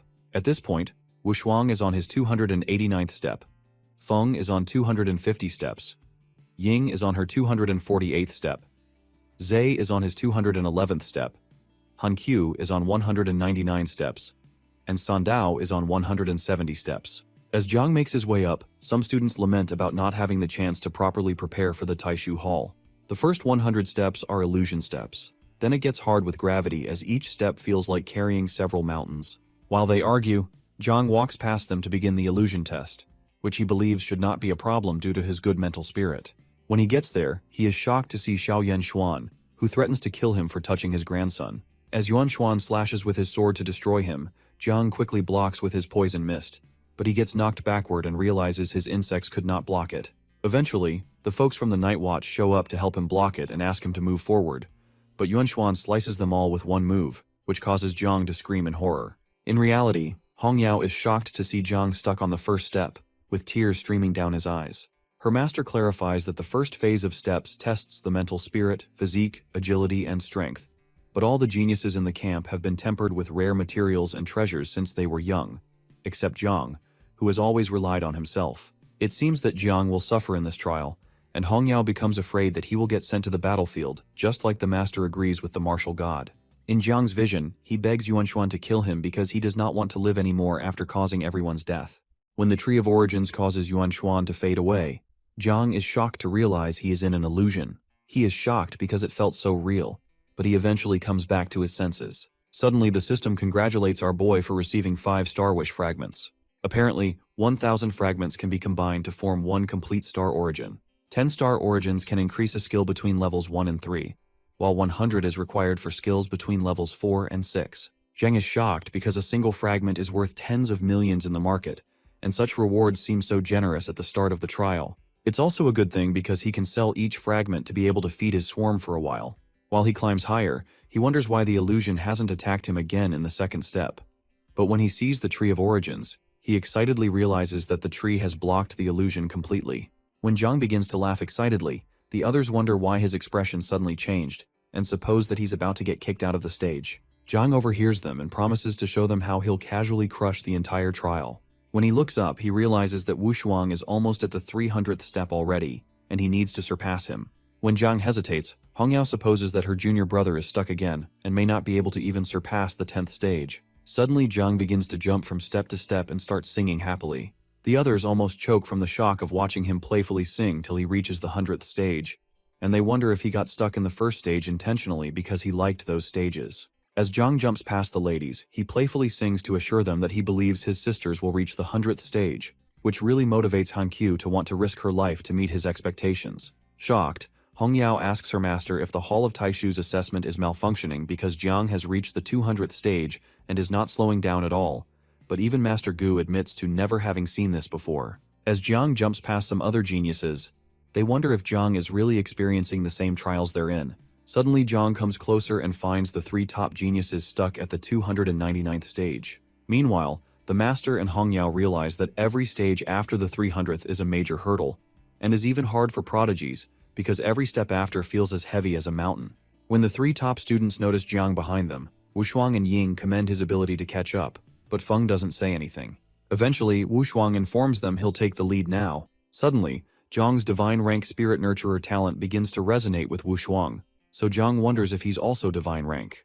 When some chains appear around Wushuang, Jiang wonders if the chains are to suppress his strength. Suddenly, the chains shatter and Wushuang takes his next step. When a purple aura develops around Wushuang, Feng wonders if this aura is the reward for reaching the 300th stage, and Ying seems pretty impressed. Eventually, Wushuang explains to them that the steps after the 300th are considered extreme. Although this new stage seems to be testing willpower, it's in truth testing the strength of one's soul. Wushuang tries to counsel Jiang to proceed with caution because he didn't come from a good background like this, and didn't have the luxury of being bathed in rare treasures and a good foundation. But while he's talking, Jiang casually steps onto the 300th stage.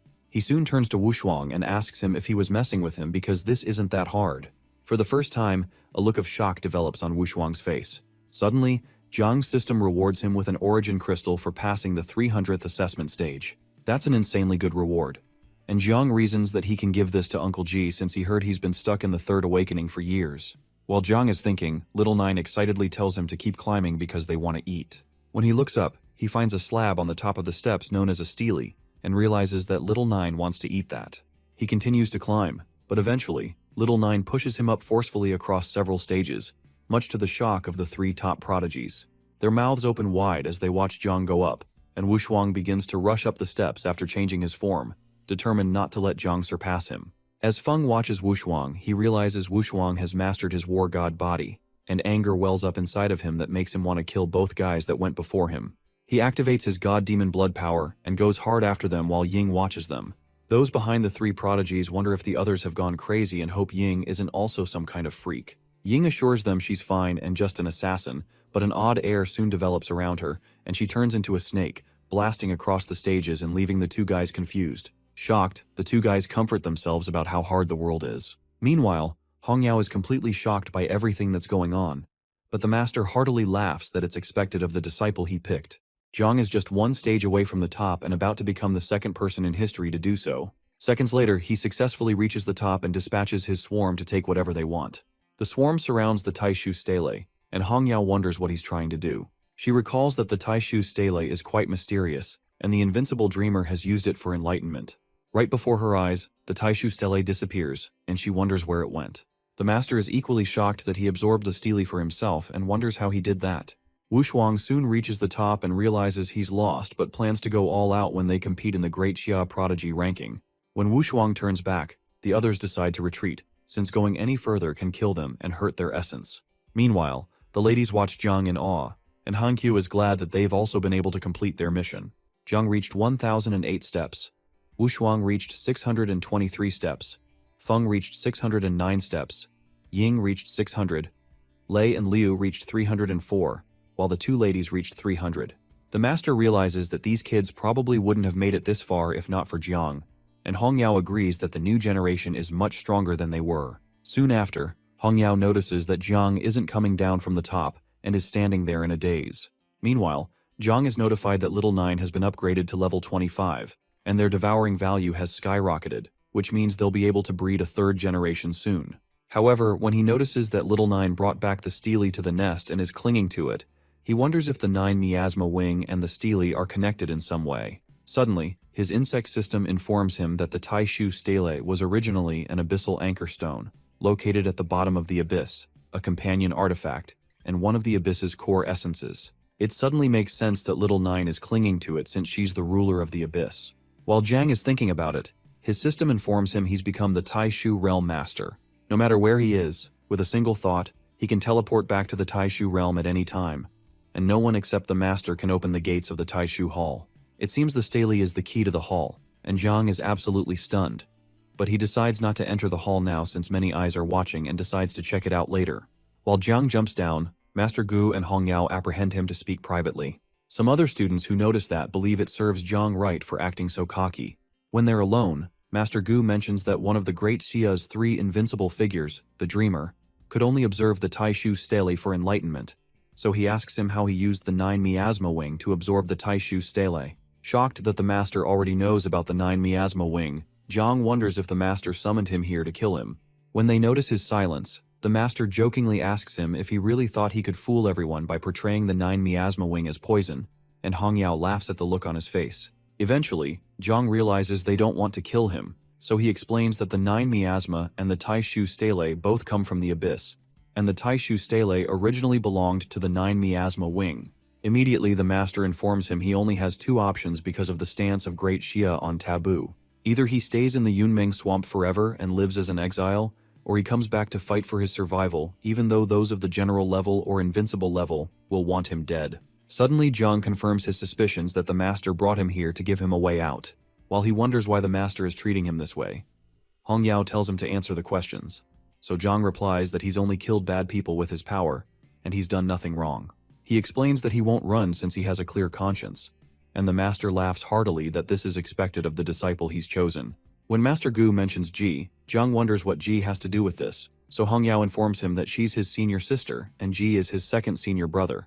Apparently, Ji nearly got killed by General Xiao when he stormed the Xiao family to steal Aunt Tang, and Master Gu had told him to hold his ground, but he didn't want to drag the master into this, so he was eventually exiled to Chujiang City.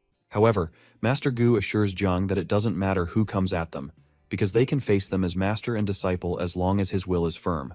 When Master Gu assures him that he will carve a path for him with his blade, Zhang quickly bows to his new master. Meanwhile, Jiangnan's titled kings gather for a meeting, and Duan announces to them that Jiang Chen's poisonous mist is indeed the 9 miasma wing, according to their investigations. According to Great Xia's law, anyone who awakens a taboo class or uses such an object will be killed without mercy, so Duan asks them what they think. Soon after, Mu Hanqiu's grandfather, Mu Henian, responds that he doesn't believe the 9 miasma can cause as much destruction in this present day as it did in the olden days, and he suggests it's enough to put the kid under supervision. At worst, he suggests they destroy the 9 miasma wing but spare the kid. After that, Tang Jin's father, Tang Wanchuan, expresses that he agrees with Henian because Great Xiao was quite weak when this law was given, and they can approach taboo matters with more flexibility. When he's done speaking, some of the other kings begin to accuse the two men of siding with Zhang because their daughters are involved with him. While they're arguing, Xiao Yunshuan steps in and states the kid must be killed on sight, and anyone who dares speak for Zhang would answer to his sword.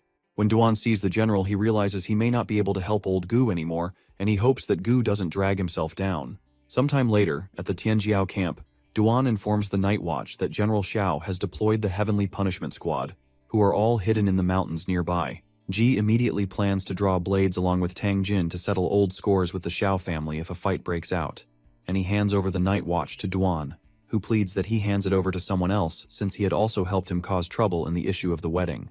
The other members of the Night Watch also refuse to miss out on the fun, but they soon notice Jiang and the others coming from a distance.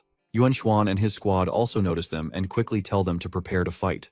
When Hong Yao notices the squad preparing to fight them, she recalls how she didn't get to fight enough back when Hong Yao stormed the wedding, but the master warns her to at least try to put on a show of diplomacy before they start fighting. However, Hong Yao jokingly reminds the master she's simply following in his footsteps, and she notices that Jiang has spaced out again. Actually, he's breeding his third generation and was able to make 5 million new insects and upgrade Little 9 to level 27. At this point, he has 5.11 million insects, and Jiang is certain the general won't have an easy time fighting them. As Hong Yao tries to assure Jiang not to be afraid, he assures her he's not, and informs her that he wants to go give Uncle Ji and the others a gift first. After she permits him, he excitedly goes to meet them. When he gets there, Jiang excitedly gives Ji an origin crystal, which is better than the epic gear he promised him, and Ji realizes this is as good as having the key to reaching the 7th awakening. Zhang also gives Aunt Tang a scarf that he thought would match her style and gives Brother Duan a Sun Chaser bow he took from Yang Chao. He also gives Bulang a dark gold grade weapon for him and gives Xiaoqi a platinum grade set that looks like a bikini. Meanwhile, Yuan Xuan spots Jiang and tells the squad to await his orders. Suddenly, Duan notifies the general that there are more than 100 prodigies from the camp still with Gu, and they can't afford any mishaps. Yuan Xuan agrees but states that he'll kill Gu too if he doesn't know what's good for him. Eventually, Commander Duan has to step forward to ask old Gu to hand over Jiang to him. Although Duan doesn't want to be in such a position, he realizes that their Jiangnan zone will suffer heavy losses if they let this develop into a fight. However, Gu assures him that he has brought back all 150 prodigies from the Jiangnan war zone and even took them through the Hall of Taishu. When the titled kings hear that, they're glad that their children will be able to make them proud for enjoying the experience of going to the Hall of Taishu. With such a great favor, they decide to repay by not siding with the Xiao family either, even though they may not be able to protect Jiang Chen. Duan agrees with them, but while they're chatting, General Yuan Xuan splits the nearby river into 2 halves and tells everyone to shut up.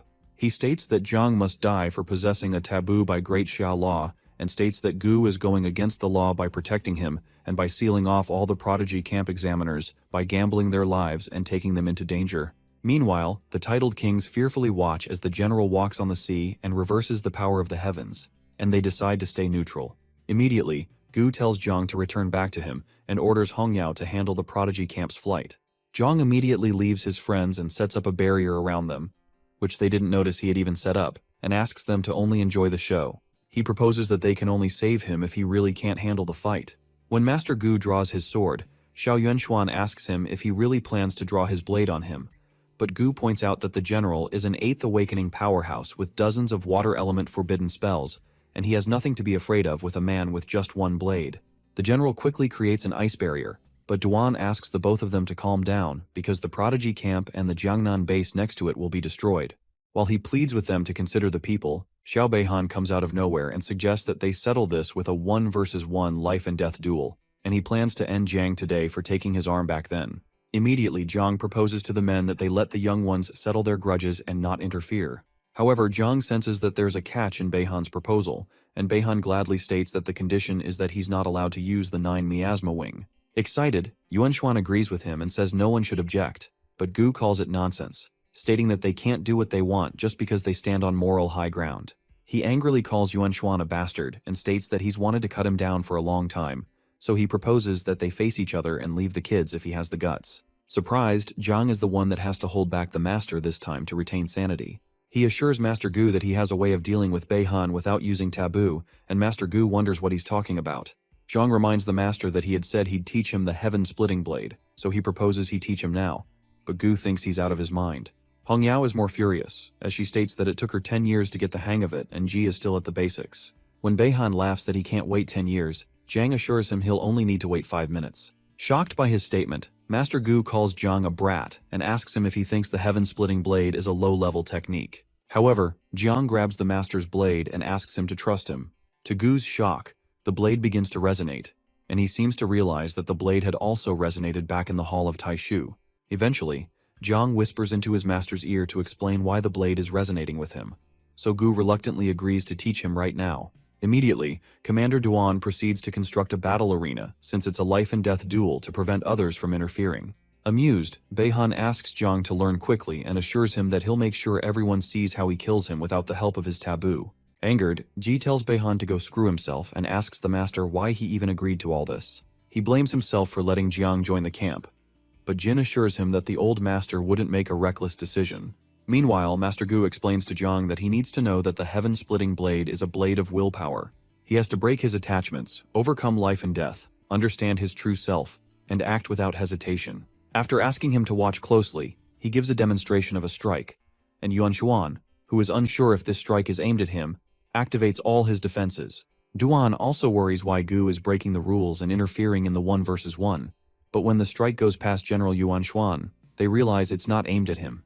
The strike tears through a barrier of space and hits a nearby dragon, slicing off its tail. As the barrier closes, the popularly known black dragon that was hiding nearby threatens to come back to kill Gu. It seemed that everyone's attention was on the duel and only Gu noticed, but Gu supposes that the dragon must have been after the 9 miasma wing. Shocked by the demonstration, Yuanxuan realizes Gu has some skills. Meanwhile, Gu asks Jiang if the first time seeing his master use his blade was cool, and our boy excitedly agrees. When Gu asks him if he was able to learn the skill, Jiang uses the Tree of Origins to reach for Ji's sword. When he retrieves the blade, Master Gu asks him why he doesn't just use his own blade, but Jiang assures him he'll understand in a moment. Jiang doesn't give a demonstration and quickly goes to meet Beihan, but he assures his master that his own demonstration of the sword will also be cool. Shocked, Hong Yao is certain the master is sending Jiang off to his death, so she proceeds to get her junior brother out of there, especially since martial god Xuanji didn't show up to help them like he said. However, she's unable to enter the battlefield, so the master tells her that only the 2 fighters can enter the life and death arena due to the barrier. He also informs her that Xuanji, the martial god, has arrived and is in the void, but is not revealing himself yet. When she hears that, she freezes out of fear because she had just spoken ill of him. On the battlefield, Beihan enjoys a hearty laugh and asks Jiang if his entire group is crazy, especially because Jiang must think the heaven-splitting blade is a garbage skill that can be mastered by looking once. However, Jiang assures him he'll find out soon. Annoyed by our boy's pretentious crap, the young master gets ready and hopes to see how he intends to fight him without the 9 miasma wing. Meanwhile, Feng asks Wu Shuang who he thinks will win, and he responds that Jiang can win if he uses his 9 miasma wing but will certainly die if he doesn't.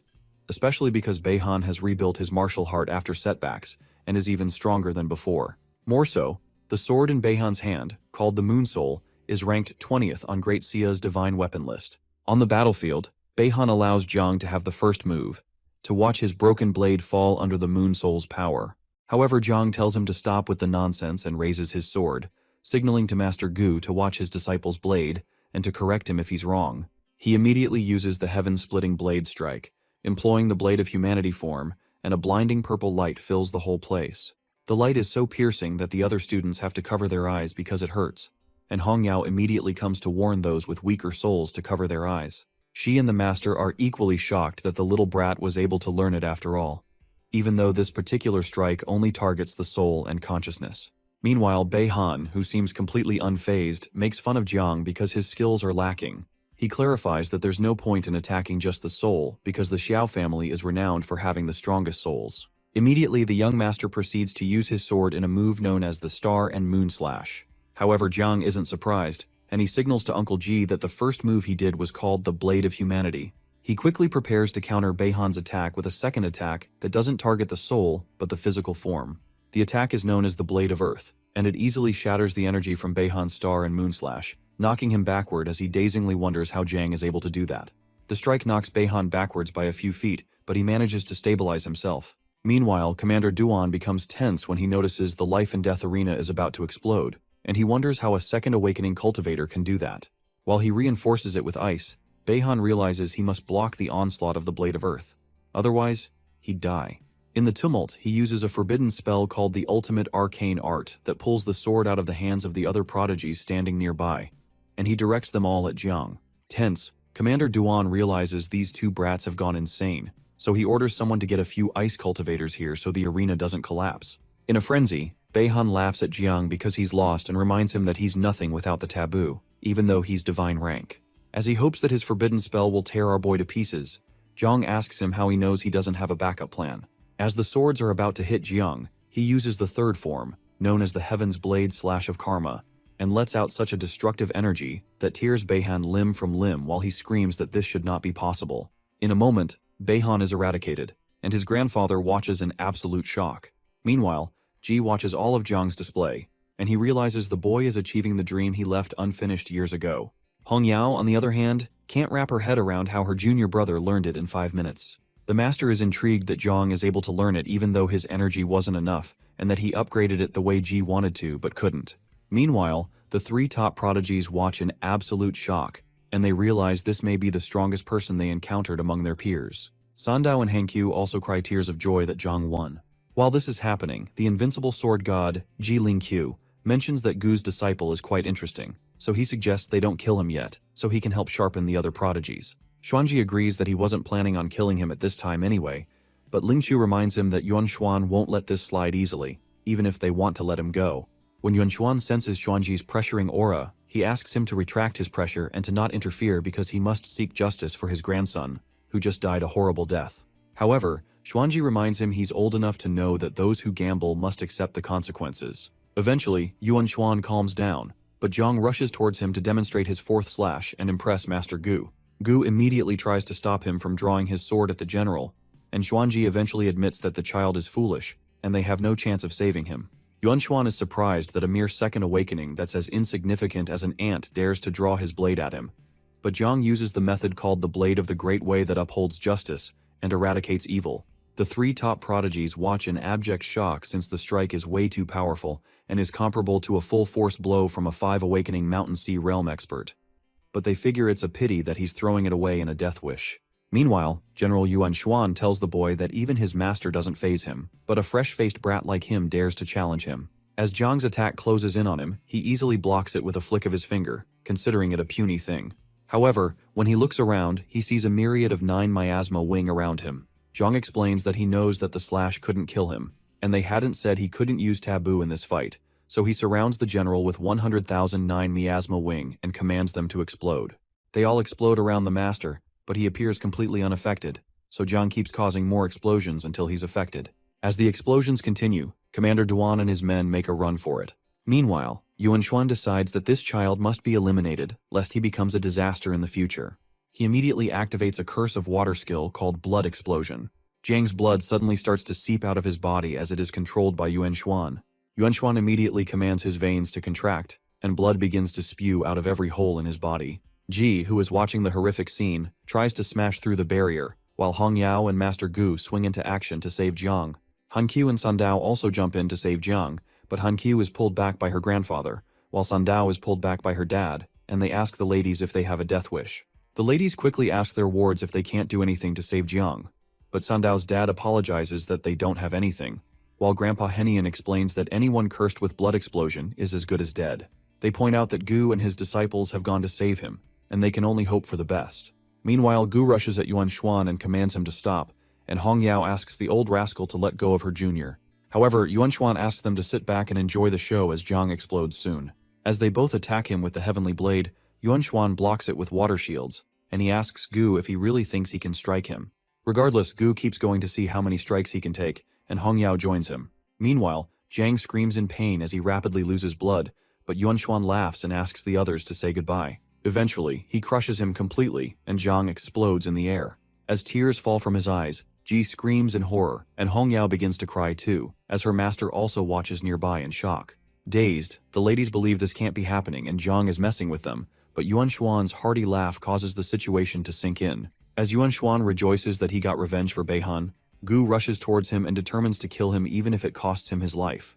When Commander Duan realizes there will be more deaths today, he signals to the warrior god and pleads that he acts before these two cause more casualties.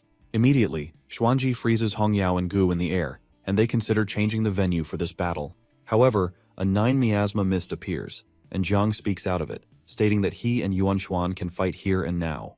Yuan Xuan is shocked, and everyone else is more shocked as Jiang manifests again out of the mist.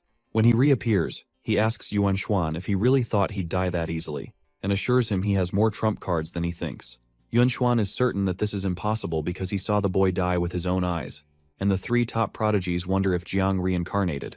Meanwhile, the ladies hug each other and cry joyfully that Jiang was messing with them. Nearby, Bulong notices the scent of a dead spirit on Jiang, and realizes he must have used the Reaper's Order, the thing they got in the spirit village, to prevent death and danger of any magnitude. In the air, Jiang states that it's his turn since the general couldn't kill him. He releases all 5 million of his swarm, and Yuan Xuan realizes this is calamity level. Lingqiu realizes this number is absurd, and Xuanji wonders how someone who awakened recently got so many bugs. Meanwhile, Jiang declares to the general that he will destroy him today, even if it takes risking all of his 9 miasma wing. So he directs them all to tear him into pieces. As the general proceeds to activate another curse, he notices he can't move, which means the warrior god has locked his movements, but he doesn't know why. Even Han Qiu wonders why the warrior god is helping Jiang, but Mr. Luo clarifies that it's the same way we can kill people who owe us little money but treat well those who owe us a ridiculously large amount of money. Great Xia will kill normal taboo users, but for one that also knows the divine blade, and in such little time, it's normal for him to receive special treatment. It would seem that Jiang's decision to reveal his trump card wasn't cockiness, but an intentional gamble. While the 9 miasma explode around the general, he spitefully declares that they will all go to hell and won't be able to kill him so easily because he has a trump card. As the explosion continues, Yuan Xuan decides that he can break through Xuanji's hold if he gives it his all. He uses a hidden curse called Divine Might and breaks through to Jiang, whom he tries to immediately kill. Our boy is shocked that he was able to break through the warrior god's seal and his explosions. But before Yuan Xuan can reach Jiang, Yuan Xuan is pierced in the back with an arrow from Lingqiu, who tells him it's already over. Lingqiu warns that he'll chop his head off if he dares move an inch, and Jiang uses the opportunity to trigger his explosions again. As Yuan Xuan is caught in the explosions, he protests that they can't treat him like this because he's risked his life for this nation, killed beasts, stopped revolts, and defeated the ancient god church. As he declares that he's the pillar that supports Great Xia, the 9 swarm surrounds him and begins to eat up his flesh. With half of his body gone, Yuan Xuan asks Jiang if he'll really kill him, but Jiang tells him to stop asking stupid questions. Eventually, Yuan Xuan admits he was wrong and offers to compensate him if he spares his life. But when Jiang turns to the others for their opinion, they don't utter a word. Eventually, Yuan Xuan calls out to Xuanji to save him and even offers to go fight in the dungeons if that's what it takes. But Xuanji asks him if he pleads guilty to his crimes of corrupting forces and oppressing people as a major general. Yuan Xuan eagerly pleads guilty, and Xuanji states that he'll take away his property considering how he's indeed benefited the country and will cast him with a curse, then send him to the dungeons to fight as a vanguard until he dies. When asked if he accepts, Yuan Xuan accepts that over death, so Xuanji casts the curse on him. Zhang watches as Xuanji casts the curse that will make Yuan Xuan explode if he ever tries to escape, and he's shocked at the power of the three great gods of Great Xia. Soon after, Xuanji approaches Zhang and asks him if this judgment calms the rage within him. Quickly, Zhang agrees with the god's choice and states that he wasn't that mad. Xuanji commends his talent and humility, which gladdens Zhang's heart. Suddenly, Commander Duan notifies the warrior god that the poison Duan released will spread and cause pollution to the abyss, so Xuanji just snaps his hands and the entire atmosphere is purified in a moment. While that happens, Zhang watches the display of strength in shock. When that's done, Xuanji shows them all that they know he can control everything, so he gives them regulations to spread abroad.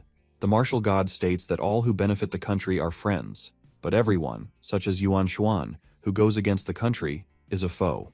When Xuanji considers Zhang's case, Mu Henian speaks humbly to the god that Zhang won't do anything to harm Great Xia, and he vouches for him personally with all he owns. Additionally, Tang Wangchuan, the leader of the Tang family, also vouches for Jiang. So does the Jiangnan army, the Jiangnan martial arts faction, as well as Mr. Luo. Meanwhile, Hongyao wonders if Zhang attacked General Yuan Xuan, knowing all of this would happen. The master agrees and states that Jiang showing the full strength and good usage of his power is the best way to quell the fear everyone has of the 9 miasma wing. Unfortunately, all of his 9 miasma seem to have exploded during the fight, but Hongyao is certain he'll be able to farm more. Since everyone expresses acceptance for Jiang, Xuanji decides to agree, but he reminds Jiang to know his place and use his powers well. Additionally, the martial god explains that the person that comes out as number 1 in the heaven rank that's to take place in 10 days among the prodigies will get plentiful resources and all privileges. That intrigues Jiang, but he recalls he can't use his 9 miasma wing during the heaven ranking tournament. He wonders if the martial god had said that to test how potent he is without the 9 miasma wing, but Jiang assures himself that he'll get a new parent bug whenever he completes a quest. Eventually, martial god Xuanji decides to clean up, so he summons Great Dreamer to come work. A portal opens and Great Dreamer, Zhuang Zilu, the commander of Great Xia and one of the 3 overpowered warriors of Great Xia, enters. It turns out to be a very young lady in pajamas who's looking quite tired. She laments that there are too many people and so many ranked 6-star awakened, which means the job is a bit too much.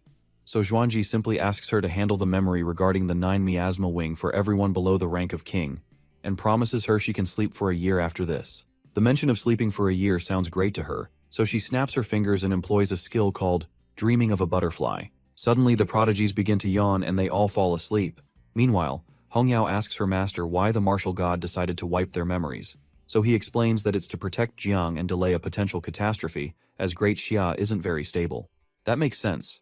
But Hongyao wonders why the Great Dreamer is also sealing Jiang's memory. So Zilu explains that she's not sealing his memories, but enhancing his soul to prevent long-range assassination by curses, because his soul foundation is weak. Suddenly, Zilu notices that Jiang is immune to her ability, and he's only pretending to be asleep.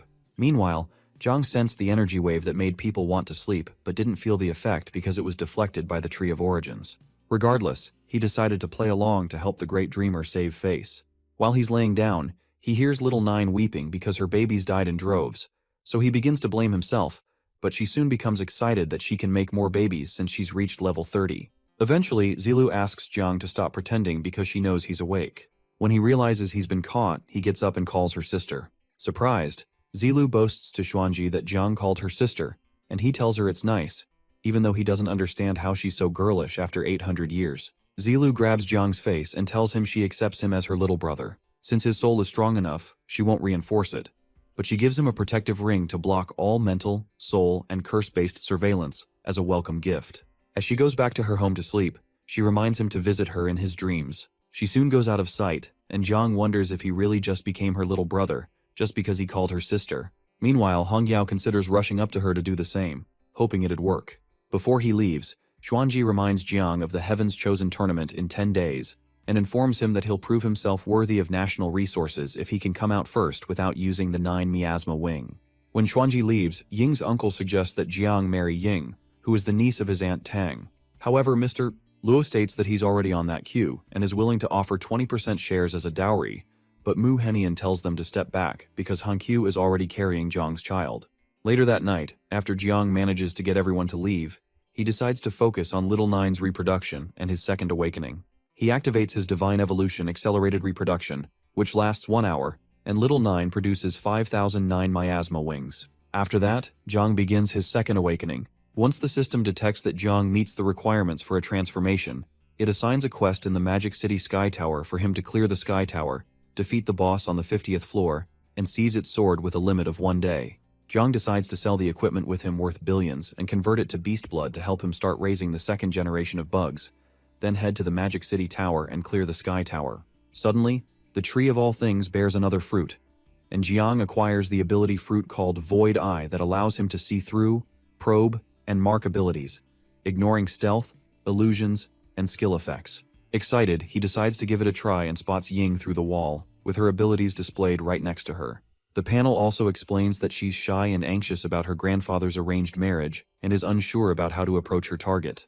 When he zooms closer to her phone, he sees that she's typing a letter to him, so he quickly decides to turn off the lights and pretend he's not there.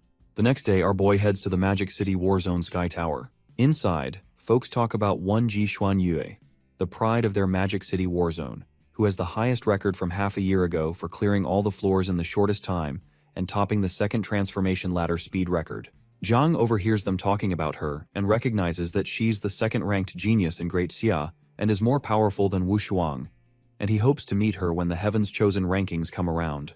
When it's his turn, he enters the Sky Tower and is taken to the first floor. He's told that the monster strength will automatically adjust to the entrance level, and he sees some scary-looking monsters on that level. Using his Void Eye probe ability, he learns that the monsters are level 40 fallen elves. This is only the first floor, but the monster level is already high, and its combat rating isn't low. He fears that he'll start facing level 90 monsters at the 50th level, and he realizes it's no wonder that Ji Xuanyue could only clear up to the 40th level. However, no matter how tough, they're all food for his bugs, so Jiang releases the bugs to enjoy the buffet. When Little 9 excitedly pleads that she also wants to eat, Jiang assures her that he'll give her something tasty later. Somewhere else, a young man named Ying Zhan, the top talent of Great Xia, meditates in a cave. He's soon interrupted by his uncle named Fang, who brings the latest intel. However, Zhan clarifies that there's no need to show him intel about Wu Shuang and Ji Xuanyue, even though they're at god level since there's still a big difference between gods. Uncle Fang quickly clarifies that the information is about Gu Kaitan's new disciple, Jiang Chen, who is a god-level spirit trainer. Surprised, Zhan asks his uncle why he should care about a creation type, so his uncle informs him that he killed Xiao Beihan and also stood up to the National Guard and lived. Surprised, Zhan collects the paper and reads about all of Jiang's latest achievements, which he finds interesting. However, Zhan thinks it's a pity that Jiang won't be able to use his 9 miasma in the Tianjiao tournament, since it would make things a bit exciting. Meanwhile, Great Xia's second talent, Ji Xuanyue, does some practice and shoots some monsters with arrows. Those who watch worship her strength, which is almost at god-level grandmasters, but another man believes she's ranked at least at a 5th rank. Xuan Yu dominates in long-range combat, and she's training in close range to get a better chance in the tournaments. While she's training, the Supreme Commander of the Demon Capital Warzone, Ji Hongyin, tells her to take a break, and the guards quickly bow to the Patriarch. Xuan Yu excitedly greets her dad and tells him she's made more progress today. However, he jokingly tells her not to push herself so hard and to take it easy whenever she can, just like he does.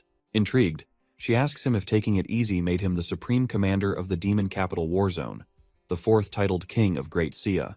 Soon after, he hands her the information she requested about the top talent and tells her to consider a new talent called Jiang Chen carefully. While she goes through it, he asks her if she thinks she has a shot, so she mentions that this Jiang seems strong and too strange, which means he might even be stronger than Ying Zhan. Hongyin also adds that her great-grandfather, the sword god Ji Lingqiu, who's still practically young even though over 100, sent her a message to warn her to be cautious around Jiang in the tournament. Challenged, Xuan Yu informs her dad that she's willing to go to the Tongtian Tower to see if she can clear the 50th level and increase her chance of taking first place. However, Hongyin asks her if being so competitive isn't too exhausting, but a guard soon enters to inform the miss that her record for the first 10 levels of the Tongtian Tower was just broken by Jiang. She recalls that her time back then was 1 minute and 13 seconds, so she asks if he did it in just a few seconds less, but she's told Jiang did it in 37 seconds. Shocked, she protests that someone at her level should need at least a minute to clear it. While she's lamenting, she's also told that Jiang has also broken her record for the first 20 levels. Annoyed, she takes on Jiang's challenge to mess with her confidence and heads to the Tongtian Tower to take him down. While she rushes off, Hongyin wonders how he got such a competitive daughter since he's such an easygoing guy. Meanwhile, Zhang is told that he's broken the record for level 20, and he's given several rewards that include a spirit arrow and a fragment of the 9 Li Gods treasure map, with which he can use to unlock a special realm once he gets all 16 fragments. Most of the rewards don't seem so useful to him, so he continues to level 21. While he's working on the levels, those outside talk about how the monstrous Jiang Chen has beaten Xuanyue's records by so much. At Sandao's home, she runs into the news of Jiang's records on social media. While she checks out the records, she sees several hate comments about Jiang and the Jiangchan battle zone for trying to mess with their princess, Xuanyue.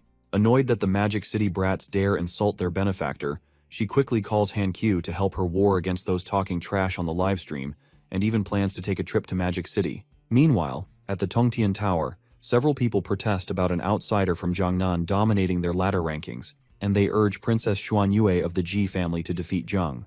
When she steps in, she promises them she will reclaim the position in the ladder ranking of the Second Awakening. She soon enters the first level. She recalls that she had just completed the Second Awakening and was far weaker than she is now. With all her upgraded gear and skills, she's certain she'll be getting her ranking back. 2 minutes later, she reaches level 10, and she's told that she successfully cleared the 10 levels in 59 seconds. Shocked, she wonders how it took so long even after giving it everything she's got, and she wonders how Jiang was able to do it in about 37 seconds. Eventually, she concludes that it must be because of her profession, which may be god level, but is at a disadvantage at the first 10 levels where there are a ton of smaller monsters that require short-range attacks. She decides to immediately jump to level 40 and start off from level 41, where she left off last time, since it'll be high-level solo bosses, which will give her the extra edge. As long as she can clear all 50 levels and claim the leaderboard, it won't matter if she was slower in the earlier levels. 5 minutes later, she's caught by an octopus-like monster and fires a golden crow firestorm arrow at it. When she defeats the monster, the system announces that she cleared it in 5 minutes and 29 seconds, which is the new record for level 50. Tired, she rejoices for finally completing the record in half the time she completed the level 40 record, and she's sure Jiang will never be able to beat her record no matter how hard he tries. She counts this as his first defeat and plans to defeat him in the Heavenly Talent Leaderboard too. Meanwhile, Jiang, who is also at level 50, checks out the system and learns that the beast has high-grade meat, which means that the larvae will be able to reproduce 3 more generations once they eat it. Clearing level 50 will help him obtain a side sword and complete his second awakening, and that means he can finally get his second breeding mother. When Princess Xuanyu steps out, she wonders why people aren't cheering after she just set a new record for level 50, but have a sour look on their faces. When she looks up, she notices that Jiang cleared the 50th level in 4 minutes and 9 seconds, which means he was a whole minute faster than her. Annoyed, she decides that she has to clear it again, even if she has to push herself to the wall so he doesn't win. She quickly brings out a boosting potion that may burn up a bit of her essence, but it seems like a good price to pay for success. Meanwhile, Jiang's larvae have begun reproducing, and our boy gets an epic armor instead of the sword he was expecting. Annoyed, he realizes he has no choice but to go through levels 41 to 50 again. During her own trial, Xuanyu uses the flowing gold and blazing heat method to destroy the final boss. Her clearance time is 3 minutes and 7 seconds, and she breaks Jiang's record and reclaims the leaderboard. She's over a minute ahead of Jiang, so she's certain there's no way he can beat her. Meanwhile, Jiang reaches the 50th floor again, and Little Nine plays with the monster because she considers it fun. However, Jiang asks her to stop playing and finish eating so Daddy can give her a sibling. When Little Nine hears of a sibling, she protests and asks if she isn't enough. But Jiang asks her to relax because she's still the boss, and can smack her sister around since she's strong and already has many offspring. The thought of a sibling that she can bully intrigues Little Nine, so she destroys the monster with one hit and begins to devour it, causing her to level up to level 37. When those outside hear of Xuanyu's new record, one of them, Hua Yunfei, the second-ranked genius in Magic City and also Xuanyu's bootlicker, makes fun of Jiang and tells the ladies who came from Jiangnan to get lost. Annoyed, the ladies tell him to shut the heck up because Jiang isn't even taking this seriously. While they're arguing, Jiang's new record of 2 minutes and 58 seconds comes in, and Yunfei watches speechless as the ladies rejoice. When Xuanyu comes out, she collapses when she realizes that Jiang surpassed her again. Although she doesn't feel so good anymore, she refuses and takes another potion so she can do another run. Before she can do that, more notifications of Jiang beating his own record over and over keep coming in until Xuanyu breaks down in public and begins to weep. As she begins to cry, Hongyan immediately arrives on the scene and asks who made his little princess cry. When she mentions Jiang's name, he assures her that he'll destroy him when he comes out. He watches as Jiang continues grinding the leaderboard scores, and he wonders if this is necessary to awaken second class, or if he's doing this because he discovered the hidden quest in the Tower of Heaven and is aiming for the Julie treasure. The Julie Divine Emperor's treasure consists of 12 pieces, and his G family has been sweeping the floor for years and has only gotten 4 pieces of the treasure. Hongyin is certain that there's no way Jiang can get a full piece in such a short time. Meanwhile, Jiang begins to combine all 8 parts of the Julie treasure map he got. To gather them all, he had to complete hidden quests with specific time limits depending on his class tier. After he successfully combines the treasure map, the system informs him that the Julie clan is a powerful tribe from ancient times that later split into humans and self-proclaimed as Julie and were ranked 53rd among all tribes.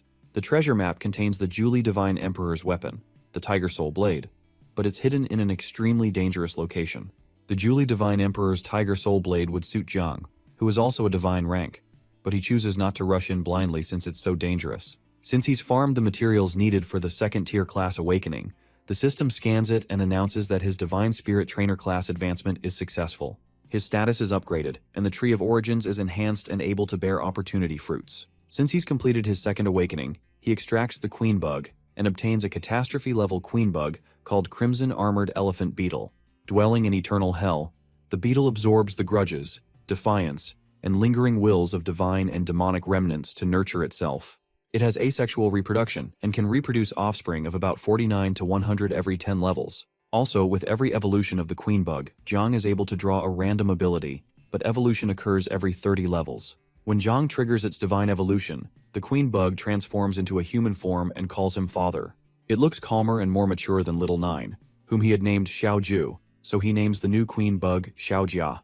He didn't expect the evolved Queen Bug to be a boy, but it seems to be a boy since the reproduction is random, and the form after evolution is random. The Crimson Armored Elephant Beetle is currently a level 0 with several abilities, and has Hell Furnace condensed into its body, making it capable of refining all forms of life essence, world energy, and the power of the sun, moon, and stars into the essence of life itself. Jiang is impressed by his abilities and the Hell Furnace he has, which he wishes he himself could have. Suddenly, Xiaojia explains to his father that he can draw his first ability right away without waiting until he's level 30 if he helps him complete his first life leap. The first life leap only requires the sacrifice of 10 drops of divine and demonic blood.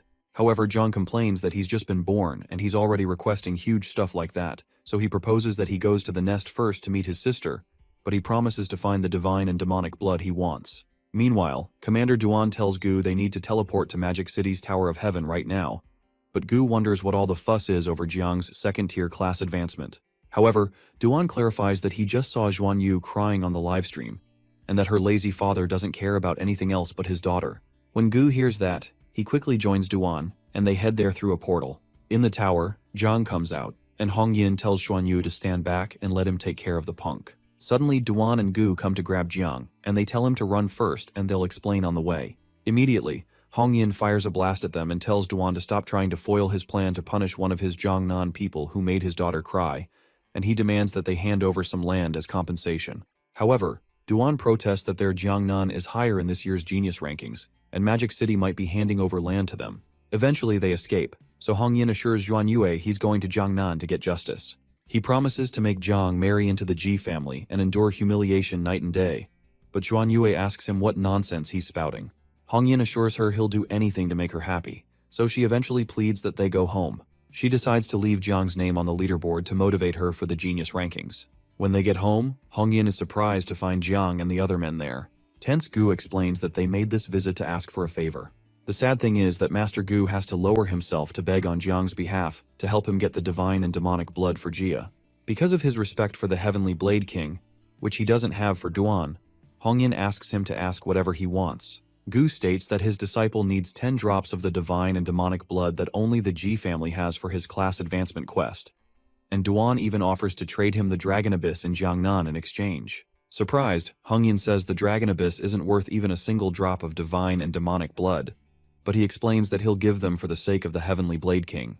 However, he adds that the second condition is that Jiang marries into the Ji family and weds Xuan Yue. Shocked, Xuan Yu tells her dad he's spouting nonsense again, but Hongyin explains to her that seeing Jiang's face every day will give her an endless drive to grow stronger and protect Magic City, but Xuan Yu still doesn't totally agree. Master Gu reminds Hongyin to choose his words carefully, and Hongyin still insists on becoming in-laws with Jiang as payback. However, Xuan Yu protests that her dad can get married to Jiang because she's not going to do it, but Hong Yin reminds her that feelings can develop after they get married. Annoyed, she storms off and protests that she's not going to waste time talking about this. Eventually, Hong Yin excitedly proposes to Jiang that he stay at their house for a few days, and they can let the idea go if it doesn't work out. To get the divine and demon blood, Jiang agrees, especially since he knows that Xuan Yue doesn't like him anyway.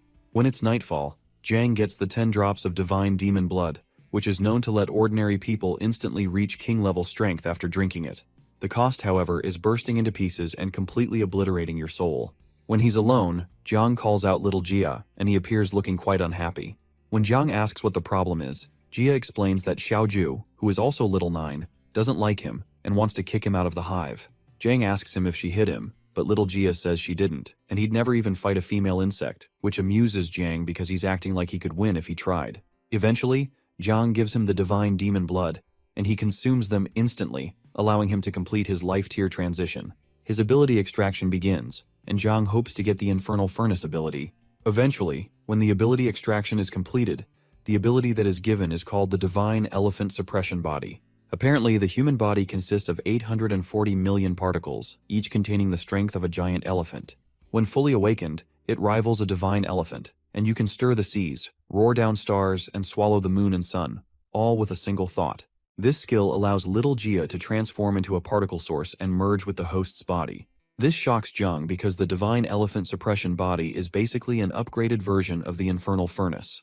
The physical strength is insane, and Jiang is fairly sure that he may be able to spar with Wushuang if he can spawn 2 more generations in the next few days. Suddenly Jia shows up again and asks his dad if he can have some divine demon meat, and Jiang notices that he's starting to talk like Little Nine. Meanwhile, the ancient god cult gathers in the Jiangnan temple, and their leader asks them if there's any news from the Arbiter. One of the cult members reports to the one sitting on the 7th seat that news about Jiang Chen mastering the heaven-opening blade just arrived.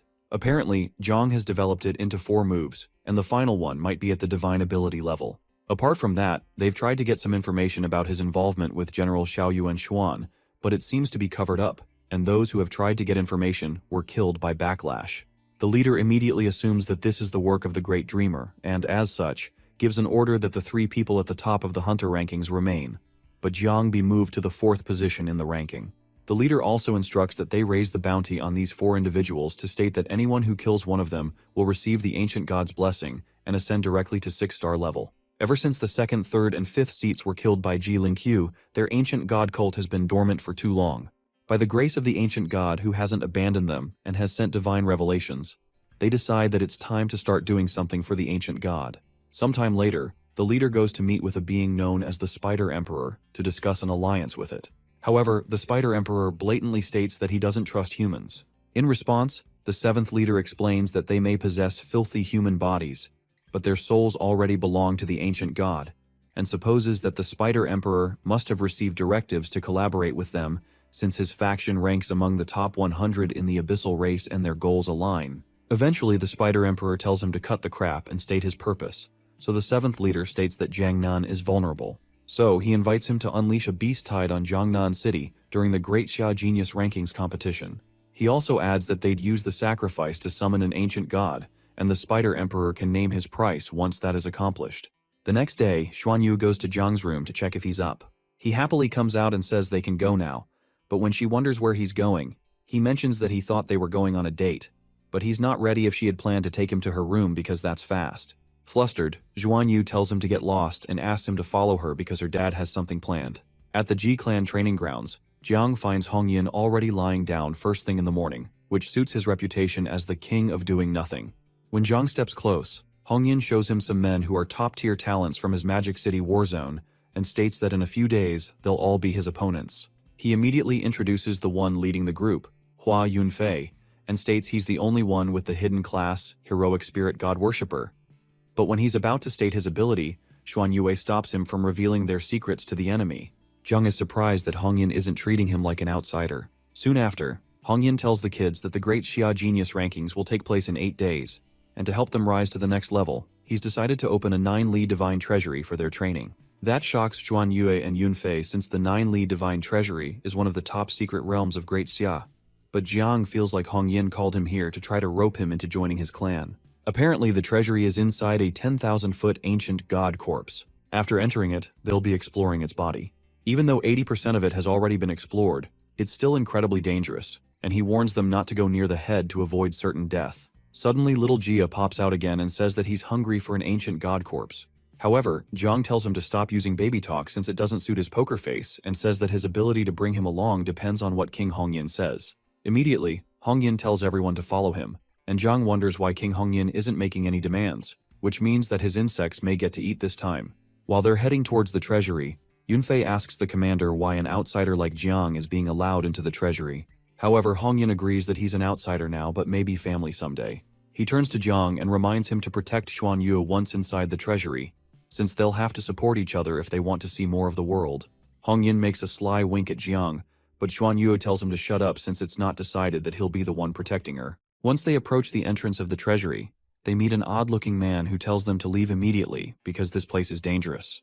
To calm him down, Hongyin introduces himself as the patriarch of the Ji clan and explains that he's visiting with the younger generation, so he pleads with the senior to open the door. As the senior lets them in, Jiang realizes that this Julie Divine Treasury must be really extraordinary because of how cautious they are about it. He plans to get familiar with this one through the clan and then focus on the one he found through his own map. Once the entrance opens, a strange wave of energy hits them, and Hongyin explains that the anomaly came from the unutilized 20% of the ancient god's soul sea. The area has likely mutated, so Jiang warns them not to try to enter it, and he hands them teleport flags to teleport out immediately if they sense any danger. Eventually, Xuan Yu tells her dad he can go back now and asks everyone to follow her. They head to the lower leg area of the ancient god's corpse, and Xuan Yu explains that she's been here many times before, and there's almost no danger as long as you're careful with the blood beasts.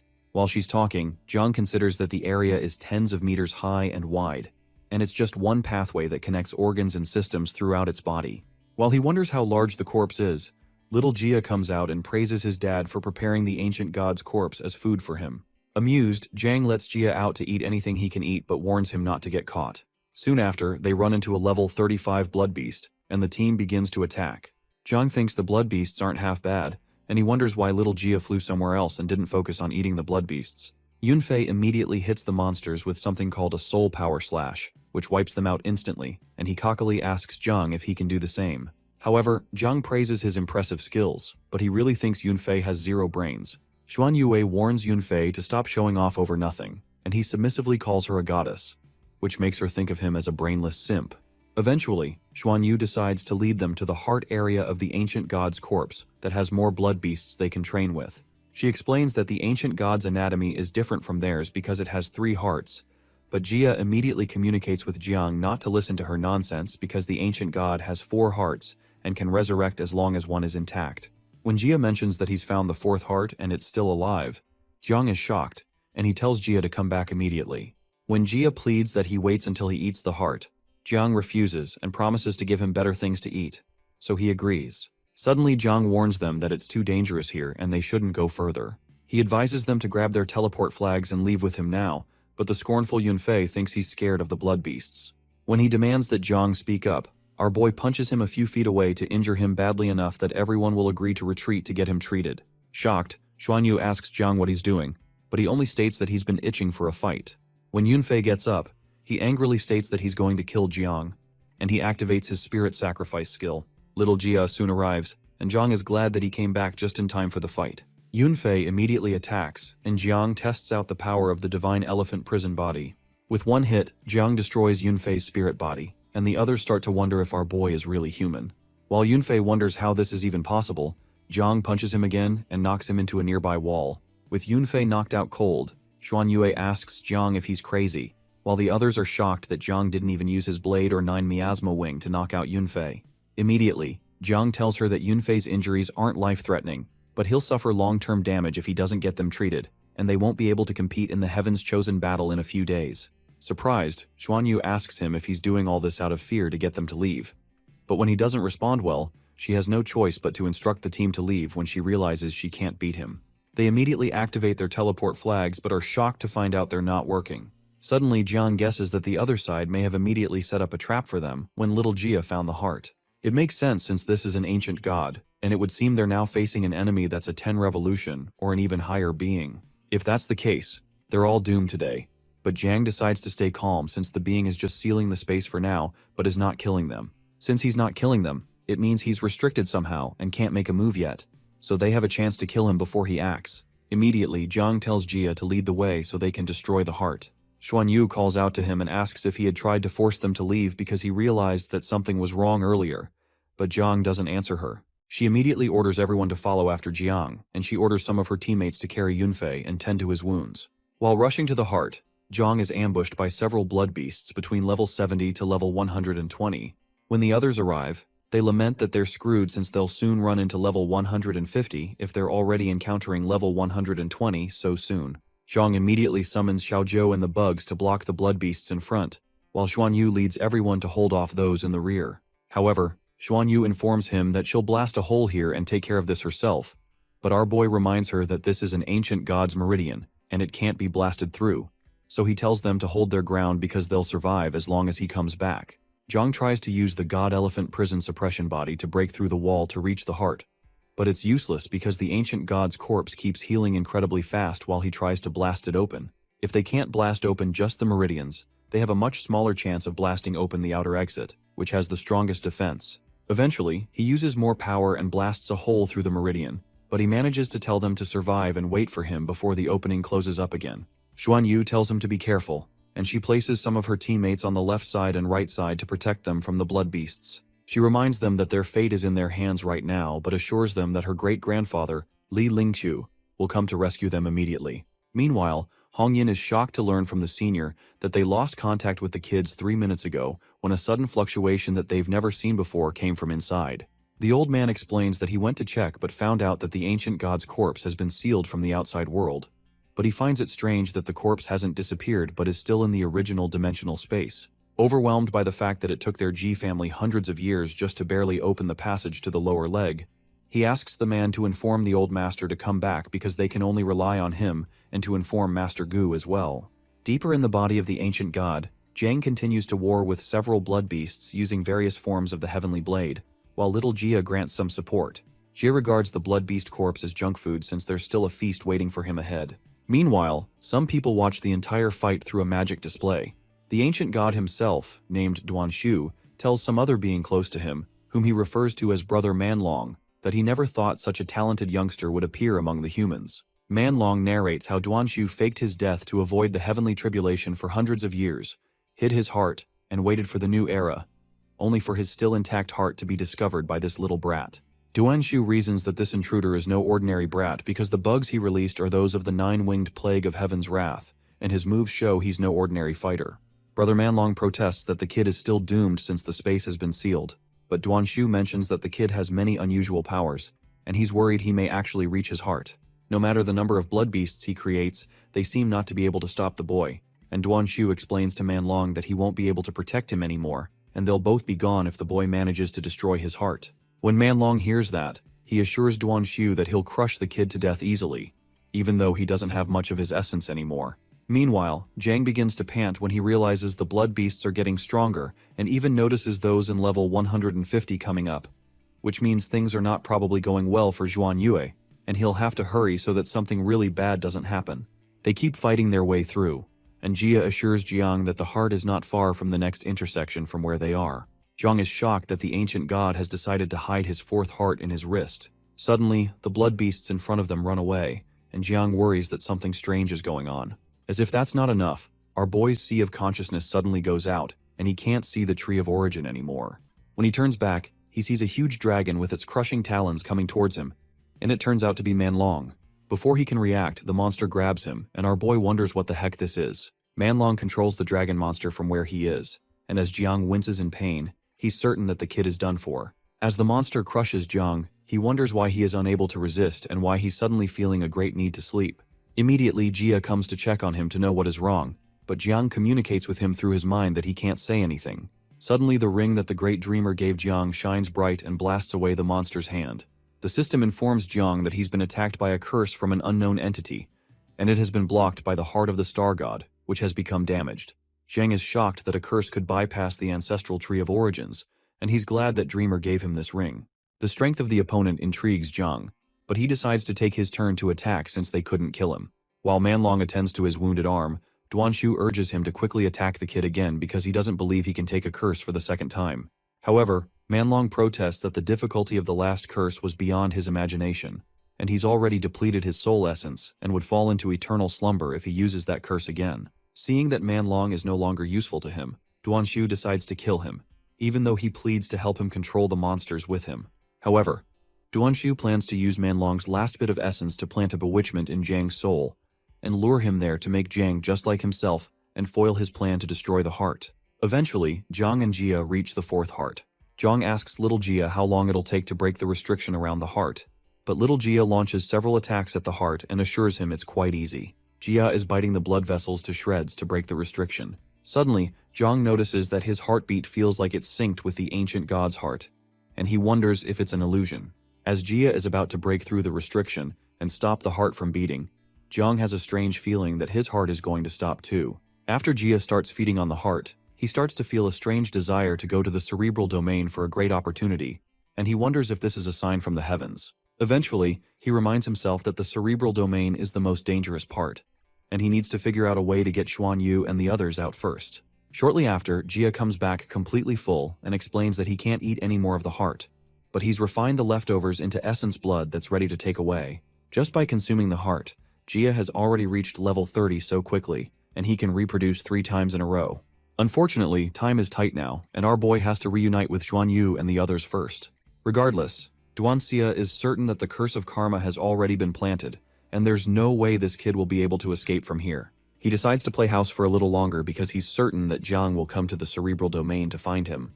Meanwhile, several of Xuan Yu's team members who are holding the left line become injured, so Xuan Yu and the rest turn their attention to holding that line. She's very tired and is uncertain she can hold on for much longer because it seems that even seriously injuring the blood beasts of this level is nearly impossible. It seems that little Nine is also struggling now, so she figures that there's no way she can come over to save them. Suddenly, a huge blood beast appears from above, and Xuan Yu braces for impact, worried that their magic city is truly going to face annihilation this time. However, Jiang shows up out of nowhere and punches the blood beast in the face using his elephant skin. The punch launches the monster backward onto its back, and Xuan Yu is surprised to see that he's alive. Jiang apologizes for being late and uses the Star God's Blessing Ring's healing function, even though it's damaged. Immediately, the injured team members notice the pain in their bodies begin to subside. Suddenly, little Nine jumps on Jiang's back and protests that he took her stinky little brother out to play and didn't take her. She adds that she ate till she threw up, fought till exhaustion, and got injured. She laments that some of her babies even died and she needs a hug. So Jiang assures her that Daddy is here to pick her up now and asks her to go to the Taishu monument to heal.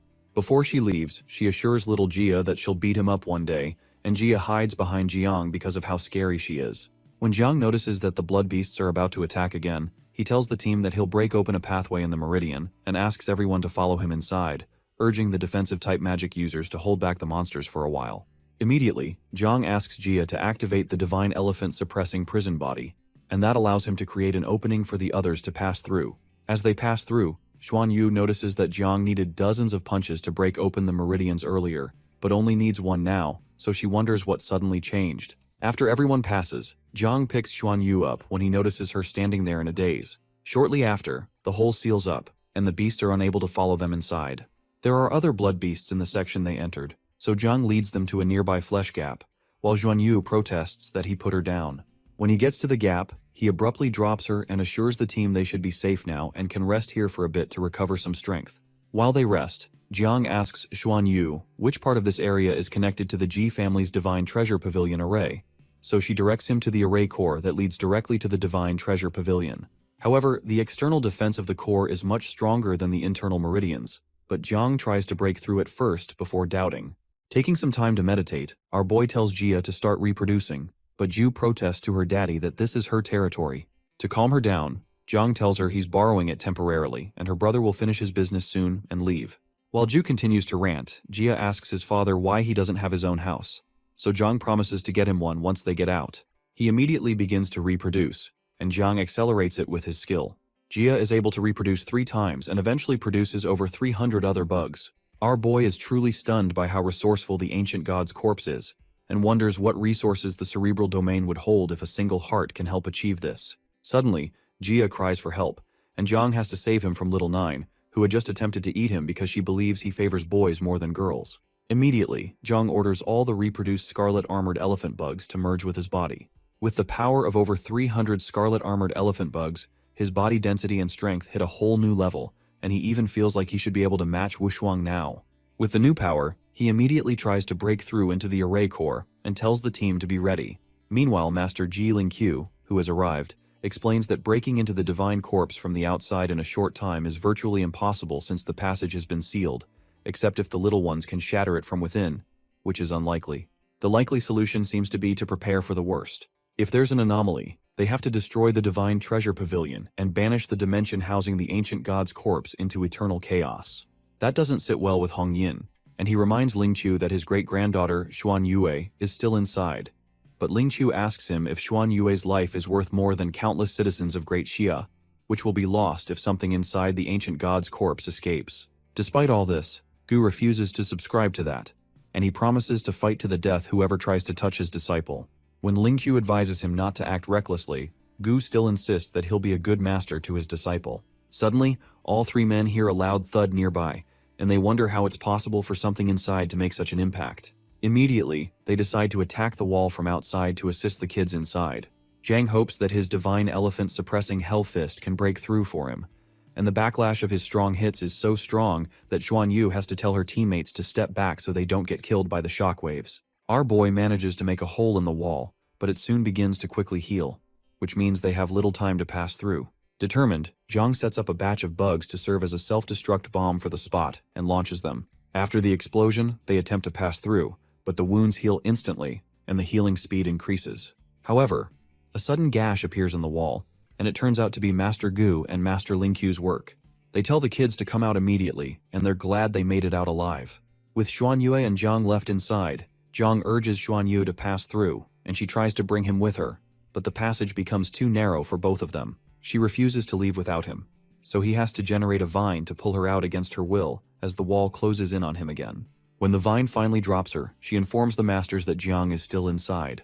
Hong Yin quickly comes to hug his daughter, but she pleads with him to save Jiang, who is still inside. Immediately, Lingqiu and Gu prepare to storm the wall again, but the wall suddenly grows an extra layer from outside. The body seems to be actively reinforcing itself, so Lingqiu suspects that something inside the ancient god corpse is awakening and controlling parts of its body. At this point, no matter how well they coordinate, it'll be impossible to break through. However, Gu refuses to believe that crap, so he hits the wall with his heaven-cleaving blade, but it doesn't open up. Lingqiu warns him to stop wasting his strength since the mutation is a grave matter. He tells Gu to stick to the plan and banish the body into eternal chaos if there's any chance of the mutation spreading outside. As Gu laments his disciple, Lingqiu warns him not to do anything reckless. Suddenly, Yunfei mentions that Jiang gave his life to save them, and they all owe him their lives. Meanwhile, inside the body, Jiang refuses to rush out and considers heading to the ancient god brain domain first, because there's still a great opportunity waiting for him there. Excited that the fish has finally taken the bait, Duanxia believes he'll be able to revive and escape by merging himself with Jiang's body. Soon after, Jiang reaches the entrance of the cerebral domain. He finds sword marks on the door that have been left there for over a century, and figures it must have been left by sword god Lingqiu when he first entered this place. As he opens the door, he informs Xiaojia and Xiaozhou to stay hidden as his trump cards in case something goes wrong. The moment he steps in, he becomes overwhelmed by many voices that begin to whisper in his head. He suddenly falls to his knees and tries to quiet the voices that seem to be driving him crazy. Suddenly, he sees Duanxia levitating above, and he welcomes him. Duanxia explains that he has waited here for countless ages, and he introduces himself as the ancient god, while Jiang is in awe of the warmth of his presence. Duanxia explains that he's the ancient god, and he's also Jiang, and as Jiang asks what he means, Duanxia begins to transform into Jiang. Soon after, he completely transforms into Jiang and proposes that they merge into one. Shocked by the identical nature, Jiang suddenly snaps out of it and attacks with his sword energy, warning the god to stop pretending. Duanxia returns to his original form and is intrigued by the attack because he didn't expect the martial arts of the new era to have progressed so far. Duanxia crushes the energy in his hands, much to Jiang's shock, and he mentions that Jiang is making him waste his already low essence. Infuriated, the god states that he would have used the most horrifying means to obliterate him if not for the fact that his body is useful. Suddenly, some dragon-like creatures appear behind Duanxia, and our boy realizes that the weakest among the creatures is at the 6th awakening level, while there are several among them that are at the 9th awakening level. This explains how even the sword god nearly perished back then, and Jiang realizes that even all of his strength might not be enough to fight these monsters. Because desperate times call for desperate measures, he orders Xiaojia and Xiaozhou to release all the bug swarms now. But he suddenly realizes that his connection with the insects has been severed. Immediately, Duanxia captures Jiang and proposes they end this. He immediately begins to merge with Jiang's body, which causes Jiang excruciating pain, but Duanxia assures him he'll help him live a better life. Suddenly, the Tree of Origins appears, and a multicolored fruit buds on it. Jiang is transported to the Sea of Consciousness, and he's unsure of what's going on since he was in the grip of the ancient god just now. His attention is drawn to the new rainbow-colored fruit, which is odd because the Tree of Origin couldn't possibly bear rainbow-colored fruit at its current level. His system informs him that the fruit is immature and grew from the seed of an extremely powerful divine soul and contains its divinity. He's cautioned to water it often with the divine souls of all things to make it ripen sooner. Jiang finds it amusing that the ancient god's soul was trying to take over Jiang, but the Tree of Origins turned him into a fruit. Although the Tree of all things can't block curses, it's still super strong when it comes to souls and spirit training. However, it's going to be super hard to get the divine souls of all things to water this fruit. While Jiang is thinking, little Jia arrives on the back of one of the monsters that was with Duanxia and tells Jiang that he's already taught these monsters a lesson. Our boy is completely stunned because the monster that little Jia is riding is a level 9 monster, a monster that even Ji Lingqiu from back in the day couldn't handle. Not only that, little Jia seems to be controlling all the other mind monsters too. When Jia notices Jiang is speechless, he comes down and explains that this specific monster is super docile, even though Jiu doesn't seem to like it. He helps Jiang up, but Jiang, who is still shocked, asks him if he's really controlling this thing. Little Jia excitedly agrees and explains that these monsters are called nether demons. According to his inheritance memory, there are tons of them that are naturally suppressed by him in eternal hell.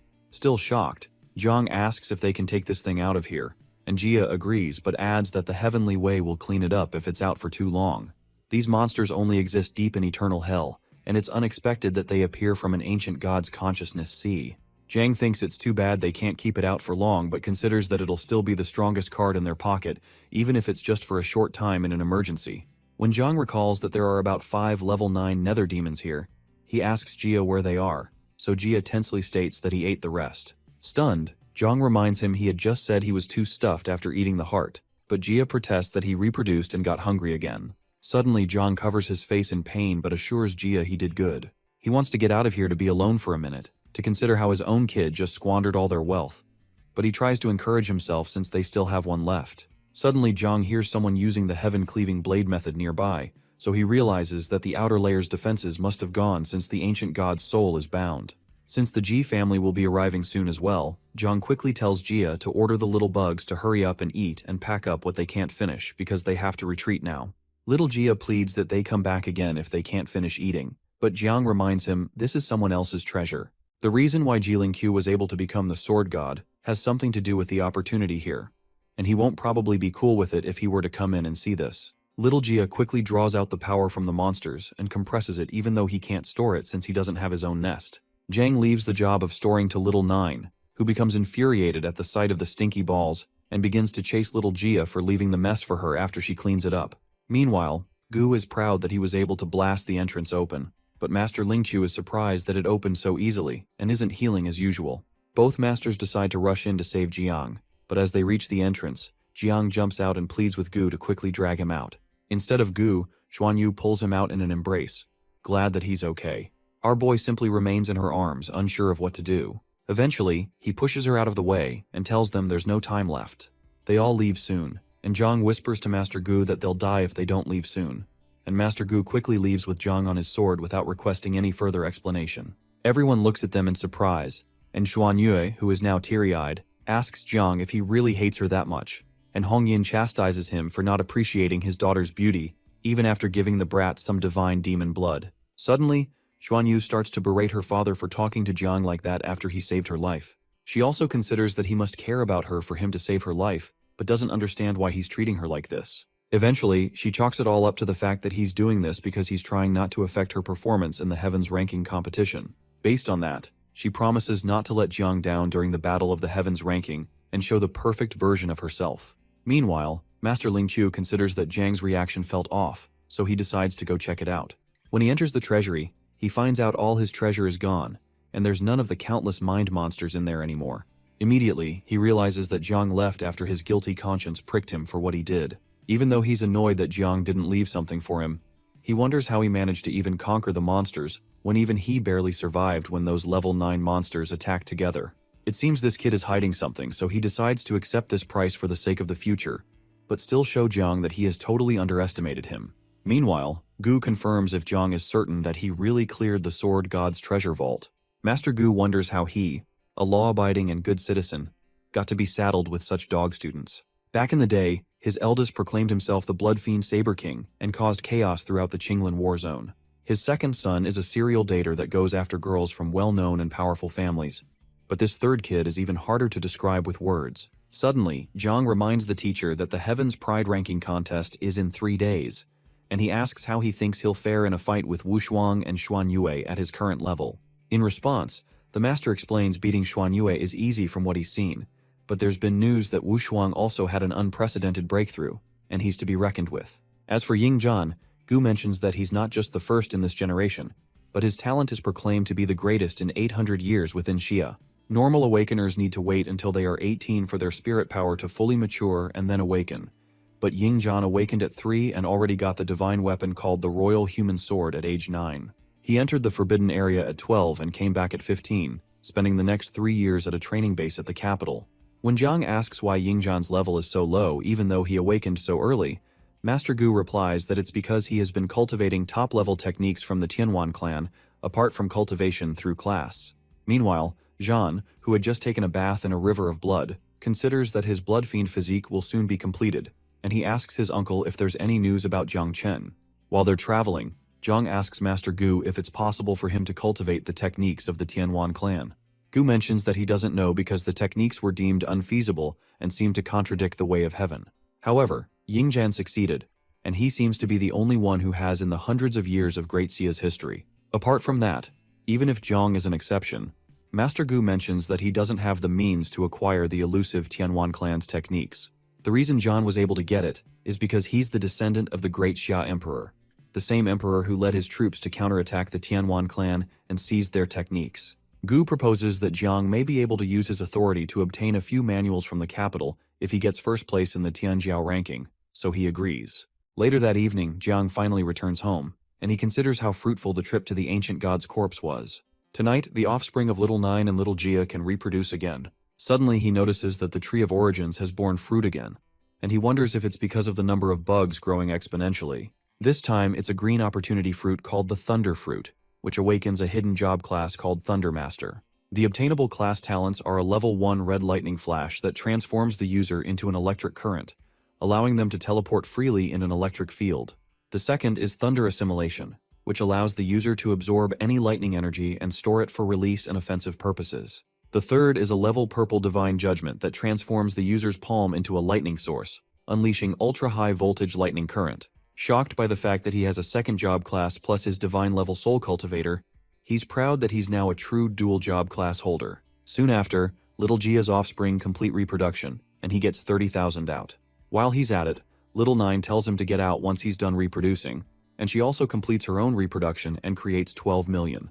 The strength of 30,000 bugs merged with Jiang's body invigorates him, and his combat power soars quickly. Due to the properties of the Crimson Armored Elephant Beetle, his attributes have almost doubled compared to before. Although he may be unable to use the 9-winged miasma during the Tianjiao competition, with this lightning-filled fist as well as his swordplay, he can achieve a clean sweep. If push comes to shove, he'll expose Little Jia and 9 Awakening Nether Demon with him. Sometime later, deep within the Qinling Mountains, in the Qinluo War Zone, a guy named Yun Jiantian, a guardian of the Guanghai War Zone, arrives to have a meeting with the guardians of the 5 other major war zones. He's surprised that they're already here so early, and they tease him for his flashy appearance on a dragon, but Jiantian claims that Guanghai people care too much about appearances. The Qinglan guardian suddenly stops them from chatting so they can get right to business. The meeting is regarding the Tianjiao competition for the year, especially because the situation has changed compared to last year, as Magic City and Jiangnan have also surfaced aside from the strongest, which is the capital. They discuss Wu Shuang and Jiang Chen, who are from Jiangnan, both with an overall strength greater than that of Demon City. In the past, the Jiangnan War Zone was as close as brothers to them, fighting against Magic City and the capital, but they have no interest in forming an alliance with them this year. More so, the Qinglan Guardian mentions that his old friend, Xiao Yuan Xuan, was unexplainably exiled into a cave, so those seated decide to join forces to focus on eliminating Jiangnan first, since it's terribly hard to target the capital, but they can focus on aiming for second place. They make a vote, and 5 of the present war zones vote positively, except Jiantian. When asked what the problem is, Jiantian informs the other guardians that he's not here to form an alliance with them, but to tell them that this year, Great Xia's Tianjiao competition is as good as one for the Guanghai war zone. They're shocked by his speech, but he insists that the first position belongs to his war zone and proceeds to leave. Even though he won't join them, he promises not to tell anyone about their plans either. Some of the guardians wonder if Jiantian got kicked in the head, or if he has a newfound trump card that they don't know about. However, the Qinglan guardian tells the others to leave him be, because it doesn't matter as long as their 4 major war zones formulate a perfect plan in advance to defeat Jiangnan. Meanwhile, at Chujiang City's Wushan Peak, the 7th leader of the ancient god cult asks the others how the progress is over at the side of the great Son of God, and they assure him that the Son of God is doing well. Apparently, he has successfully positioned himself in the Guanghai war zone as their #1 genius, and is deeply trusted by Guanghai guardian Yun Jiantian. With the strength of the Royal Highness, the Son of God, they're certain he will take first place in this year's Tianjiao ranking list. Amused, the 7th leader hopes to see the expression on the face of the guardians when the time comes to take away the honor of Great Xia. Now that all their plans have been put in motion, they just need to wait for the Tianjiao competition to occupy the attention of the entirety of Great Xia, so that the beast tide will sweep across the entire Chujiang city and offer a sacrifice to cause the return of the ancient god. Sometime later, at the Jiangnan War Zone Central Square, it's announced that the Tianjiao competition will begin the next day. Commander Duan repeats the rules to all the competitors in case they've forgotten them. The Tianjiao competition consists of the 8 major war zones and 80 participants. The competition is divided into 2 rounds, with the first round being a team competition. The 8 war zone teams will enter a permanent secret realm in the Qinluo war zone and attack each other to determine the 4 war zones with the least number of survivors to be eliminated. The first round tests their unity and cooperation, since failure to protect one's teammate spells failure no matter how strong an individual is. More so, the area of the secret realm will shrink every hour, and anyone outside the area will be immediately struck to death by a lightning strike and eliminated. The death will feel real, but that player will be resurrected after leaving the secret realm. Excited by the mention of lightning, Zhang wonders if his Thundermaster class can utilize the lightning strikes to charge up. The second round takes place in the capital, in the form of individual ranking battles. There will be around 30 people left at the beginning of this round, and they will undergo a free-for-all round tournament where the winners move forward, and the losers are eliminated. Commander Duan immediately tells those in his war zone to pick their team leader, and Jiang immediately feels everyone's gaze focus on him. Sandao and Hankyu excitedly chant Jiang's name, and the others agree with them. Meanwhile, Jiang is unsettled by the choice and doesn't know whether to be happy or not. Meanwhile, Baifeng and Tang Ying choose Jiang because he's more stable, even though Jiang is strong. Suddenly, a nearby lady votes for Jiang because he's handsome, and a male friend of hers agrees. When Jiang asks what their names are, the lady introduces herself as Li Bing, a nurse, and the guy says his name is Prince. Eventually, Wushuang tells Jiang that he'll vote for him as well for the fun of it, and Jiang laments that he doesn't want to be a team leader. When Jiang laments that he has a weak mentality and can't take too much pressure, Commander Duan shuts him up and declares that a little rascal like him is 800 years too young to pretend in front of his elders. Eventually, Duan awards him the position. He also informs the team that Jiangnan has been bullied by others for many years, and it will depend on them to see if they can flip the script this year. He creates a flight of stairs for them to the teleportation zone as a gift, with the hopes of seeing them all climb high, and informs them that a fellow named Tian Dao Wang is waiting for them above, because he'll be the representative guardian to accompany them to the Qinluo area. The next day, at the Qinluo war zone entrance and the permanent secret realm, a crowd gathers to watch the proceedings of the competition. Tian watches the kids from the frontmost row, but the kids are surprised that Hong Yin, king of the Magic City, is also sitting in the war zone guardian area. Suddenly, Zhuanyu stammeringly informs Jiang that Magic City doesn't have a war zone at the moment, and that's why her father is standing in. But the ladies quickly block Jiang when they notice that Xuanyue, who is from the enemy team, is looking at their captain with her face as red as a boiling pot. Soon after, the Capital Warzone team arrives with a powerful presence. The combat power of their ship is comparable to that of a Warzone Guardian 8 times over, and few people feel like the Warzone simply wants to flaunt their wealth. Soon after, Ying Zhan, who is the lead participant from the Capital Warzone, leaps down from the ship with an extraordinary aura. It's not just the Capital Warzone showing off, because the Guanghai Zone refuses to lose in terms of awe and shock. Yun Zhantian shows up looking arrogant with 9 dragons pulling a coffin, which is more exaggerated than the capital. Jiantian is certain that the number 1 spot in this year's Tianjiao list belongs to them. After the rules of the first round, which is a team game, are announced, each team enters into the secret realm. They find the battlefield along with the final battle zone, and Jiang's team members ask him to tell them his plans. When Jiang seems surprised, Feng explains that only 1 in 10,000 gets to compete in this competition, so they have to find ways to strike first to eliminate the other teams. Annoyed, Hankyu scolds Feng for speaking so rudely to their team leader, but Jiang immediately pulls her head down and promptly agrees with Feng. He agrees they need a plan in this situation, but tells them to wait for him to pull something out of the storage. As they wait for him to bring out his plans and sketches, he brings a mat and several foodstuffs, and the teammates are surprised that they're having a barbecue. For the first time, the ladies disagree with Jiang because this is inappropriate for this situation, and Ying Tang becomes worried that Jiang may not be cut out for team leader even though he's good at other things. Feng tries to remind Jiang that they will be struck by lightning if they remain here according to the rules, but Jiang explains that he feels they still have time to have a small barbecue, especially since they need to eat well to fight. Intrigued by Jiang's genius, Wu Shuang admits that he totally understands it now, so he joins in preparing the meat for the barbecue. The team watches in shock and wonders what the chances are of having 2 unreliable people at the same time, and also wonders if there's a deeper meaning behind this. Eventually, everyone pretends to get what's going on, and they pitch in. In truth, Jiang's first reason for the barbecue is that he's really hungry, and his appetite has skyrocketed ever since the bugs started reproducing again. Secondly, he's not afraid of the lightning punishment, and wants to even take advantage of it. But looking at their expressions, he's certain that they must have justified this with more complicated explanations too. When Hankyu comes to admit to her master that she's understood what he's doing too, he asks her what she understands, so she confesses that she really doesn't, but she just did it because everyone else said they did. Meanwhile, Wu Shuang considers that the strategy that Jiang is using only appeared once in history. If he hadn't studied hundreds of previous Tianjiao lists, he probably wouldn't be able to fully comprehend it. He hadn't expected Jiang to try so hard for this competition, and he believes he truly deserves to be team leader.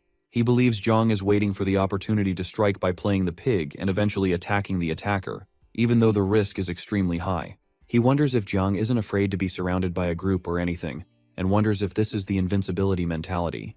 To him, this confirms why his grandpa had told him to hang with Jiang and observe him, and he believes that he needs to learn Jiang's determination to face everything even if they rival in strength and talent. Meanwhile, Jiang just wonders why Wu Shuang is staring at him like that. They both head to the grill to work on the skewers while the entire crowd watches them from a screen. Master Gu wonders why the Jiangnan team is having a picnic while other teams are exploring or resting, and he suspects that his senior sister, Hong Yao, had led him astray. Sorely embarrassed, he wonders how he'll face old Duan when he goes back. Suddenly, a fellow in the crowd mentions that the Jiangnan has truly come prepared this time. When Red Huang was younger, he also deliberately stayed where he was, waiting for the lightning punishment to come. Following which, 4 teams were attracted and came to investigate, but were all wiped in one swoop by him. His cruelty and bravery made people admire him. Now hundreds of years have passed, but the descendant of Red Huang, Yingzhan, has yet to achieve anything major, but the fellow considers these unworthy people who are imitating Red Huang's strategy as chicken and dog shit. Annoyed by the comment, Master Gu tells the man that he's one to talk since he's a deserter who hid himself in a cave. Immediately, Hong Yin calms Master Gu down and tells him about the alliance made by the 4 war zones to take down the capital. However, the master responds that the Tianjiao seedlings this year are not all weak, which means the capital might be in for a car crash. But the previous fellow responds that the opposition are all barking dogs and are nothing against the capital. While they look at the screen, Master Gu realizes that the elites from the 4 war zones are not targeting the capital, but Jiangnan instead, and the fellow from before laughs because it seems there's a good show ahead. In the secret realm, the team for the alliance of the 4 war zones finds the Jiangnan team 10 miles northwest of their position, but they're surprised to find out that they're eating a barbecue and don't have any defense set up. They wonder if they're just really hungry or just setting a trap. When the members begin to accuse, their team leader and number 1 prodigy of the alliance team, Luo Xun, stops them from arguing and tells them to continue according to plan so they can deal with the other teams since the Jiangnan team has no defense set up. Xun instructs that they'll divide their 20 elite soldiers into 3 groups, and his group will be responsible for holding back Wu Shuang. He places the number 1 prodigy of Qinluo War Zone, Wu Qingqing, in charge of the team responsible for dealing with Jiang. Qingqing mentions to her team that Jiang can control calamities, but he can't use them here, so he should be easy to deal with as long as they don't let him draw his weapon. The group with the difficult task is that given to Wuxiang War Zone's number 1 prodigy, Dan Lishuang, who has the responsibility of dealing with the rest of the members of the Jiangnan Warzone group. Finally, Qinglan Warzone's #1 prodigy, Liu Hang, is given the responsibility of assisting everyone by manipulating space. While Gu watches them on the screen, he wonders why Zhang hasn't detected the enemy team that has entered 500 meters within their position. Even though his disciple is undiscerning, he doesn't believe that Wu Shuang must have discovered them at least. At this point, they're going to be killed if they continue eating. While this is going on, the Guardians of the Four Alliances laugh and boast about the unparalleled strength of their prodigies. The Alliance team keeps closing in while Jiang is eating until they're 100 meters away. As they prepare to execute, Wu Shuang watches Jiang, and he considers how the enemy has reached them before the lightning did, and also wonders why Jiang isn't making a move even though the enemy has reached the 100-meter mark. He wonders if Jiang hasn't discovered the enemy, but he doubts that. When the enemy gets within 10 meters, they prepare to give Jiang Chen his death. Meanwhile, Jiang, who is still eating, throws the beast claw he was eating because it's not properly cooked, but somehow he manages to throw it right at Shun's face. Confused, Shun wonders if they were detected. Considering the toss of the meat as a signal to fight, Wu Shuang excitedly jumps to attack the men, now certain that Jiang had been aware all along and had been masking his thoughts, even though Jiang doesn't know what he's talking about. Wu Shuang quickly rushes to the illusion the other team set up and breaks it with a punch, informing them that they've fallen into Jiang's trap. Surprised, Shun wonders why they didn't make a move, since if they had detected them, and since they can't retreat now, they decide to fight for their lives. The other team members begin to praise Jiang's strategic behavior, so Jiang decides to play along with the lucky coincidence. He quickly swings into action and asks the ladies to help Li Bing and Prince and prevent anyone from defeating them. Although looking at Wu Shuang's momentum, it seems that no one else needs to do anything at this point, because he's destroying the other team with the full power of the 8-armed god of war. When Shun realizes that Wu Shuang is too strong, he quickly signals Liu Hang to bring the other teams to support them. Immediately, Hang opens a portal for Dan Li Shuang's team to come over and tells them nothing is going according to plan. When Jiang notices the space-based ability user providing remote support, he quickly ambushes him and tries to strike him down, but Hang quickly avoids his attack and hides in a void to protect himself. He wonders why Wu Qingqing's team hasn't dealt with Jiang yet, but it turns out that Qingqing is temporarily held back by Tang Ying. Dan Li Shuang, on the other hand, is being stopped by Feng while the other team members face each other. Sandao creates an eternal earth shield and asks Li Bing to follow her in the protective shield while providing remote support with her frost arrows. Meanwhile, Hankyu asks Prince to debuff the enemy with curses and cover her while she fights, so he puts a curse of frustration on one of them, allowing Hankyu to slash the guy from behind.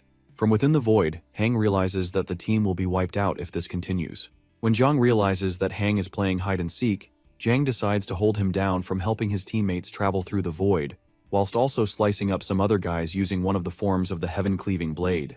Meanwhile, Wu Shuang severely injures Shun and his team and asks him if he has more people he can fight with. At this point, the entire plan is in disarray, and they'll be doomed if this continues. Suddenly, the clouds begin to gather, which means the lightning punishment is imminent, so Shun quickly asks Li Shuang to summon the lightning quickly. When Wu Shuang realizes that this is what they were aiming for, he signals to the others to kill Li Shuang first. Before they can do that, Shun activates his Chaos Illusion skill and creates a realm of flaming sea as well as a sword-killing realm. Held down by the illusions, Wu Shuang realizes he was careless, and Shun admits that he can't hold down Wu Shuang for long, but he only needs to trap him down for a short time to allow them to eliminate the entire Jiangnan team. While Feng tries to cut Li Shuang's head off, Shun tells her there's no time, so she uses a water dragon's lance to push him back, and she applies the forbidden curse on all the members of Jiangnan. When the curse is applied, the other alliance team begins to run away, leaving everyone in the Jiangnan team with a mark above their head. Suddenly, the lightning shapes into a dragon, and Sandao realizes they've been locked on by the lightning punishment. The power of the lightning punishment is comparable to that of a 7th-level king, and there's no way to escape under these circumstances. While Ying Tang celebrates that she cut Qingqing 3 times, who people popularly say is a stronger assassin than she is, Qingqing enters a portal and tells her it doesn't matter since their Jiangnan team will lose anyway. Annoyed, Baifeng tells Li Shuang not to escape into the void if she has a spine, and Prince tells Hankyu that it looks like they're going to die together, but she laments that she doesn't want to die with him but with Jiang, her master. Meanwhile, Wu Shuang tells Shun that the lightning punishment cannot kill him, but he promises to hunt the entire 4 war zones and kill them all once the illusion wears off if Jiangnan loses. Jiang, on the other hand, rushes toward the lightning punishment, much to everyone's shock. The other team makes fun of Jiang's foolishness, but Jiang thanks them for bringing the lightning down sooner and tells them he hopes this isn't their trump card because it's weak. Suddenly, the other team realizes something is wrong when they notice the 9 thunder dragons are heading towards Jiang Chen. Li Shuang is more shocked when she realizes she's lost control of the thunder dragon, which should be impossible. Fueled by the power of the 9 thunder dragons, Jiang returns with a smirk on his face, and his teammates realize he has a dual job class. Immediately, our boy announces that the time has come for their Jiangnan hunt to begin, so he activates the Sword of Heaven and the Sword of Thunder at the same time, and he plans to find out if Hong's spatial teleportation is faster than his lightning. With the Sword of Thunder, Jiang slashes several of the other team members hiding in the void, and Shun realizes this battle is a defeat when he sees that Jiang's attack is now able to cut into the void. He immediately tells his team members to get out of the void and escape to preserve their numbers, especially because Wushuang is going to break free of his control very soon. However, Sandao creates an enhanced Eternal Earth shield around the battlefield to stop them from leaving, so Qingqing tells them to all focus on attacking one spot of the barrier together. As she rushes to hit the barrier, she's intercepted by Ying Tang, who's not had enough of their fight. Meanwhile, Baifeng continues his fight with Li Shuang, but Li Shuang tells him he's not worthy to be her opponent. The other team members of the Jiangnan team also join the fight and start to pick down those they can handle. When Han Qiu sees her master massacring the opponents, she quickly joins in to have some results also, and Prince joins her. When Jiang kills 2 other people in the void, Shun signals to Hang to quickly create a void ambush to restrict Jiang first. Hang quickly performs a spatial jump, but Jiang teleports using his lightning flash skill and cuts down one member of the other team at the same time. Zhou becomes worried that he has no way to catch Jiang because of his speed, so Shun joins his consciousness to Hang's because his pupils can detect Jiang's coordinates. However, before Hang can track Jiang down, Jiang, who has been waiting for this moment, uses the Sword of Heaven and the Great Sword of Thunder on him. Immediately, Hang is obliterated. Suddenly, Wushuang breaks free from Shun's illusion, but the other members of the Alliance team arrive just in time to help them. They can't escape anymore, so they have to risk their lives to find a way to win. As the men rush towards Wushuang, he smashes the first person's head into the ground and then the second, declaring to them that they're courting death. When Jiang notices Wushuang's speed, he comments that it seems there are not enough people for both of them to kill, so Wushuang retorts that whoever's faster to steal kills wins. Li Shuang, who is angry at how cocky they are, summons her azure water of the sky to strangle Feng and to purify him. Held down, Feng calls out to Jiang to save him, and he immediately teleports there to sever Feng from the hold using his Sword of Heaven. Li Shuang watches in shock, and she wonders how Jiang can be so fast. Immediately, our boy uses his growth of all things to create a vine to pick Feng up and drop him off with the ladies so they can provide treatment to him. Suddenly, Shun realizes that Jiang is able to move through an electric field with a radius of 50 meters, and that's why he's as fast as lightning. He immediately signals to Li Shuang to find a way to dissipate Jiang's electric field, so she uses her red gold water to isolate and restrict him in a column of water. Amused, Jiang immediately tries to break through the water using the Sword of Heaven, but it doesn't break. Li Shuang reminds him that cutting water only causes it to flow even more, so Jiang tells her he won't use his knife then. He immediately puts his knife in his storage space and activates his armored elephant skin to use a move called the Prison-Busting Divine Fist. With one punch, he breaks the water prison open and sends a huge punch towards Li Shuang, who is shocked to see he was able to break free from one of the strongest defensive items in the world. While she wonders how this is possible, she's hit by the punch and knocked several feet backward and is severely injured. Jokingly, Jiang asks her not to die yet and help release some water because he wants to wash his hands. Shun is surprised that Li Shuang's red gold water was broken through, and Wushuang is worried that Jiang has already finished his fight, but he's still playing around with these guys. Annoyed, he uses one punch called the War God's Avatar to summon several others that kill all the men instantly. When Shun sees that everyone has died, he falls into despair and triggers a move called the Origin Combustion as a last resort. He activates the Realm of Flaming Sea again with both pupils, but Wushuang retorts that the same trick won't be able to hold him back twice. Jiang too isn't affected by any illusion because of the Tree of Origins. Annoyed, Shun rushes towards Wushuang, determined to take at least one of the men down even if it costs him his life, hoping that he could give his other comrades a chance if he takes one of them down. However, Wushuang punches him into the ground while mid-air and reminds him that he had said he would slaughter all 4 major war zones. When the fight ends, Wushuang commends Jiang's strategy, but our boy tells him not to be too happy because it seems the secret realm is about to shrink. They all have to leave the area as quickly as possible to avoid getting eliminated. Meanwhile, Martial God Xuanji is intrigued by the fact that Jiang also had a hidden lightning attribute and considers how the boy makes others look forward to his progress more and more. Xuanji believes that he may be able to make it to the golden list of all clans in the future with his potential and the 9-winged miasma. Nearby, sword god Ling Qiu commends Xuanji's family, Wu Shuang, as well as Xun and Li Shuang, who are unlike his Xuan Yue, who is still leading her team through the battlefield with no clue as to where they are. However, Xuanji assures him that many geniuses are challenged directionally, and he does not have to worry about it. While this is happening, Hongyin scolds Tian Daowang, the Jiangnan representative, for hiding the fact that Zhang has a hidden lightning attribute from him.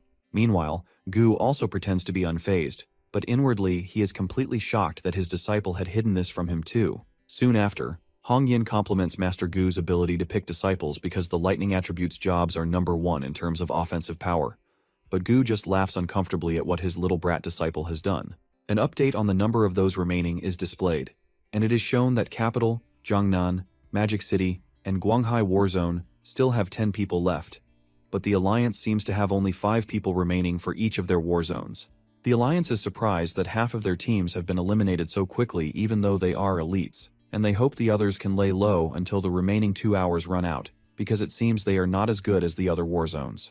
While they compliment Jiangnan Warzone's strategy, they comment that it seems Jiangnan is really aiming for first place this time, and even the capital may be overturned. However, the loudmouth guardian of the capital from before informs them that the capital is not a trash war zone like theirs. Suddenly, Yun Jiantian tells the allied war zones to stop raising pointless arguments and focus on their crumbling war zone that his Guanghai war zone is approaching. They are shocked that Jiantian is also plotting against them too, but Jiantian refuses to miss out on this bargain. On the battlefield, the members of the Guanghai team attack some members of the allied war zones, while the team leader of the Guanghai team, Song Changge, watches them. He is glad that he does not have to do anything and figures that his trash teammates have proven to be useful. Changge likes the identity that the ancient god cult arranged for him this time. Even though these geniuses that are now his teammates were unconvinced to fight beside him when they were forcefully brought to Guanghai Warzone 2 days ago, they fell for the fact that he is powerful and polite. It amuses him that humans cannot resist strong and humane men after all, and he plans to take all these genius girls as his concubines once he gets to first place on the Tianjiao list. To him, their bloodlines and souls are pathetically inferior, but it is better than nothing. Once they are done, the ladies ask Changge where to go next. He asks them what they think about dealing with Magic City next, since it is a safe choice, and they agree to follow him as long as he says the word. Meanwhile, Yingzhan, the leader of the capital war zone, leads his team to the abandoned city that is the final center of the shrinking circle. The city is surrounded by mountains on 3 sides, which form a natural barrier, and the only entry point to the city is the bridge under their feet. Zhan proposes they wait there for others to walk into their trap, and he asks his team to destroy the other 7 teams because he wants the top 10 positions of Great Sia's Tianjiao ranking to be theirs. At this point, all the folks in the allied teams have been eliminated, leaving only the capital, Jiangnan, Magic City, and Guanghai Warzone. When Zhan notices this, he wonders how 4 teams have been eliminated so quickly with the other teams suffering no losses. Suddenly, he changes the plans because this kind of easy win is too boring. Zhan tells his other teammates to follow him to the front lines instead of waiting and bring the fight to the other teams, and they excitedly agree. Meanwhile, someone in Zhuan Yu's team laments that 4 war zones have already been wiped out in less than an hour, but they have only just found the right path, and the circle is shrinking. However, Yunfei tells the guy to shut up because there is no way the goddess would lead them on the wrong path. Eventually, Xuan Yu stops their arguments and asks them to move forward. She recalls that she had promised to put up a good show for Jiang Chen, but things are not going so well. Since all the 4 war zones usually unite against the capital, she considers that they must have been wiped out by the capital, and also considers that it is possible that Zhang's team has not yet engaged in battle like hers too. While they are moving, she notices something is wrong and warns her team to stop and stay alert, because she senses killing intent. When she asks the person to show himself, it turns out to be the Guanghai team, led by Changge, who praises their perception. Changge mentions that he would have shown some sympathy for Xuan Yue under different circumstances, but they are in the Tianjiao ranking competition. As Changge asks if they have prepared themselves for their deaths, Yunfei tells him to screw off since they have defeated the Guanghai war zone for many years. Xuan Yu tells Changge to cut the crap and fires a fiery meteor arrow at him. The fire from the arrow is so strong that Changge's team members are affected by the oppressive aura from the god-level class. As the arrow heads right for Changge, he commends Xuan Yu's attempt because it has some power behind it, but he immediately entangles the arrow with a thin thread, and Xuan Yue wonders how that is possible. Out of courtesy, Changge declares that he will let them die, knowing why he is a dual god-level class holder. His first class is the Skyweaver, which he just used, and the second is called the Divine Shadow of the Great Jutian. Although these 2 god-level classes are not as good as Xuan Yu's God Yi's Sun Destroyer on their own, They can be scary when put together. When Chang'e multiplies into various forms, the team begins to panic, but Xuan Yue tells one of her teammates, Xiao Song, who has a sensory attribute, to try to detect the real body. However, Song explains that all the clones are anchor points, and the real body can be transferred to any anchor point at any time. It seems like things are not going well for Magic City, but Xuan Yue tells them to follow the previous plan and fight if they can, or find a chance to escape if they cannot. But they must ensure she is protected. Surrounded by the team, Xuan Yu fires another arrow with Scorching Sun of the Sky that develops into a Golden Crow fiery rain. Chang'e finds the technique beautiful but useless since he can create as many clones as he wants, and there is no way for them to break through. When he is bored, he activates something called 1,000-strand silk to form a dragnet to restrain the crow fiery rain, which should be impossible. More than just restraining it, Chang'e tightens the net and crushes the bird. While this is happening, Xuan Yu watches as the Golden Crow fiery rain, which she upgraded with great difficulty, was just destroyed like that. When they realize that Chang'e is trying to encircle and trap them, Xuan Yue tells them to hold the fort and activates an extreme protection of flame. Nearby, Jiang detects Xuan Yu's Golden Crow fiery rain, and he figures out that they are in deep trouble. When his teammates ask him what is wrong, he asks them to follow him up ahead to save Magic City. As the crowd watches on the screen, the idea of a dual god-level class is considered an unprecedented legend in the history of Great Xia, and even the human emperor Ying Ji didn't have such talent. The allied war zones finally realize why he didn't consider their invitation to form an alliance, but Jiantian boasts that he rejected everyone else too, and he claims that Jiang, Zhan, or Wushuang are all trash in front of Chang'e. Hongyan realizes that their Magic City war zone is in peril, and he's aware that victory and defeat are common in the military, but he's worried about how Xuan Yue will handle this. While Jiantian laughs, Gu assures Hongyan that Jiang is going to help Magic City, and their peril isn't certain yet. Meanwhile, the pressure on the battlefield grows as the glow of the extreme flame bow that Xuan Yu set gets dimmer, and some of her teammates struggle to hold their fort. Xuan Yu wonders if their Magic City war zone is going to be eliminated like this, and she remembers how long she had prepared for this and how she wanted to impress Jiang. Suddenly, Yunfei activates his heroic spiritual sacrifice, and he swears to protect his goddess, Xuan Yue, until his death. As he attempts to break out of the 1,000-strand silk, Chang'e snickers that his talent isn't worth his attention. However, Yunfei's power suddenly grows stronger, as it seems he's burning himself in exchange for explosive power, which means he's trying to commit suicide. Yunfei explodes and declares that he'll sacrifice his blood and body, but tears fill up Xuan Yu's eyes as she watches him explode. The explosion breaks a single point on the strand silk, which pleases Yunfei, but unfortunately, Chang'e creates another net above the one he broke and calls him naive. When Chang'e gets tired of playing with them, he decides to kill them all by constricting their walls with his strands, and several of them are taken out. On her knees, Xuan Yue apologizes to Jiang in her mind because she knows she's going to disappoint him. Chang'e's teammate praises his awesome strength, but they suddenly notice a being flying towards them with streaks of lightning around it and are soon all struck by lightning.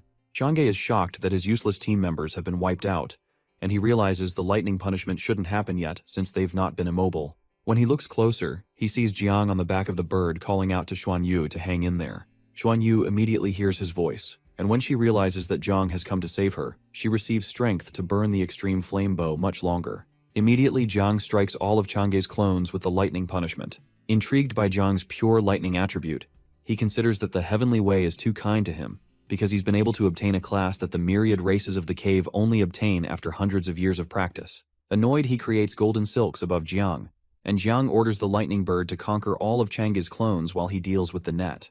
As the net comes down to hold down our boy, he immediately breaks through with the divine elephant armor. Suddenly, the net regenerates, and Jiang keeps punching through, hoping to see if he can tear it apart faster than it can weave itself back. Finally, he tells Chang'e that his net is too slow, but Xuan Yue suddenly calls out to tell him she can't hold the extreme flame shield up much longer, so he goes to help her. Amused, Chang'e admits that he's impressed by Jiang's skill, but he assures him he'll be making a serious mistake if he doesn't take him seriously.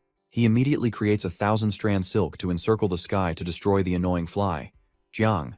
But Jiang summons little Jia to help him swallow the net while keeping a low profile. Glowing spots appear around Chang'e's silk and begin to corrode it, but he doesn't know about little Jia.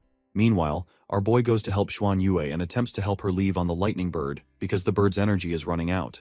Out of nowhere, Yingzhan and his team find them and declare to them that none of them will leave this place today. At this point, our boy realizes there's a big problem, but he's in luck because Wushuang and the others soon show up, and Wushuang goes to deal with Zhan while Zhang continues his fight with Chang'e. Immediately, Wushuang goes to corner Ying, who asks him if he really thinks he's worthy to fight him. As John blasts the ground with immense power, he assures Wushuang that his War God's avatar is completely insufficient, but Wushuang breaks the 9-layer restrictions on him and activates his invincible War God's avatar, which is a huge replica of himself with multiple arms. Excited by the increase in Wushuang's strength, Zhan hopes he's as brave as his grandfather, Xuanji, who killed a dragon in a cave. Zhan activates his blood dragon armor, and both of their avatars begin to war. Meanwhile, the ladies go pick up Xuan Yu to help them deal with the other folks from the capital and not hinder their Jiang from fighting. While they're doing that, Jiang calls Chang'e, who had been watching the fight between Wushuang and Ying, and reminds him that it's their turn. Seeing that the 4 heavenly geniuses of Great Xia have assembled themselves there, Chang'e retorts that there's no need to wait for the individual tournament anymore, or to disguise himself as a low-level race like them, and limit himself to using just 30% of his strength. Jiang is confused as to what he means, so Chang'e releases his origin restriction to restore his true form as the Tianqing God race, and he confines the entire secret realm. The Tianqing God race is from the myriad races of the caves, and when Zhan hears that, he quickly signals to everyone to self-destruct and leave the secret realm immediately. However, nobody is able to, and they find out that they can't move. It turns out that the secret realm has fallen under Chang'e's control, and no one can move in, leave, or enter the secret realm. Originally, they would be able to revive outside if they died here, but Chang'e plans to refine their spirits while within the realm to ensure they stay dead. Chang'e calls out to Wushan and Lingqiu, mocking them for ever believing this day of reckoning would not arrive. The officials jump to their feet in shock, realizing a powerful ancient deity has slipped in unnoticed. Panic spreads when they sense him activating the Tianqing race's innate soul-absorbing ability, clearly intending to drain the students dry without mercy. The Capital Division commander suddenly lashes out at John's people, accusing him of betrayal, but Hawaii Shirt denies knowing anything. The redhead cuts in coldly, warning that John is the last of their bloodline, and if anything happens to him, his nation will not survive the fallout. Before the argument can explode further, something crashes down beside them, revealing the Martial King alongside Ling Qiu. The Lord of Swords Ling Qiu openly starts roasting everyone for becoming soft and panicking over something so trivial. At the same time, Wushan asks Gu how many 9-winged miasma have been produced so far, since that could shift the entire situation. The old man admits he has no idea. Meanwhile, the Martial King reasons that is unlikely given the recent battles. However, the Lord of Swords feels something far more dangerous brewing. He points out that it is extremely difficult for a Tianqing race deity to disguise themselves as a human, meaning this incident is no coincidence. The Martial King replies that while the cave itself should be secure, other locations like the military headquarters could already be under threat. Suddenly, Ling Qiu senses something wrong. Just then, a massive bone temple materializes out of nowhere. Beside it, an ancient monk slowly forms into existence, rambling about Buddha, life, and origins, as if reciting broken scriptures. The shriveled old raisin continues chanting nonsense, and even asks the stunned crowd what they think of his words. The Sword Lord raises his blade, demanding to know why the monk has suddenly become active after remaining peaceful for so long. The monk replies that enlightenment is coming and releases something from his mouth. Scanning the area, he realizes the monk's true target is not them, but the young geniuses themselves. Wushan shouts, snapping everyone out of their trance. The old monk warns him not to interfere, claiming divine punishment will descend from the heavens if the process is disturbed. However, the damage is already done, as several geniuses lose their heads on the spot while the monk mocks their helplessness. Furious, Ling Qiu moves to deal with the monk and shouts at the Martial King to guard the cave immediately. Smoke begins rising from multiple locations, forcing Wushan to command all guardians to return to their posts and protect civilians at once. The commanders scatter without hesitation. Gu swears under his breath that if anything happens to his beloved disciple, he will personally join the Martial King at the cave and wipe the Tianqing race from existence. However, Wushan is focused on the live display, confused by what he is seeing.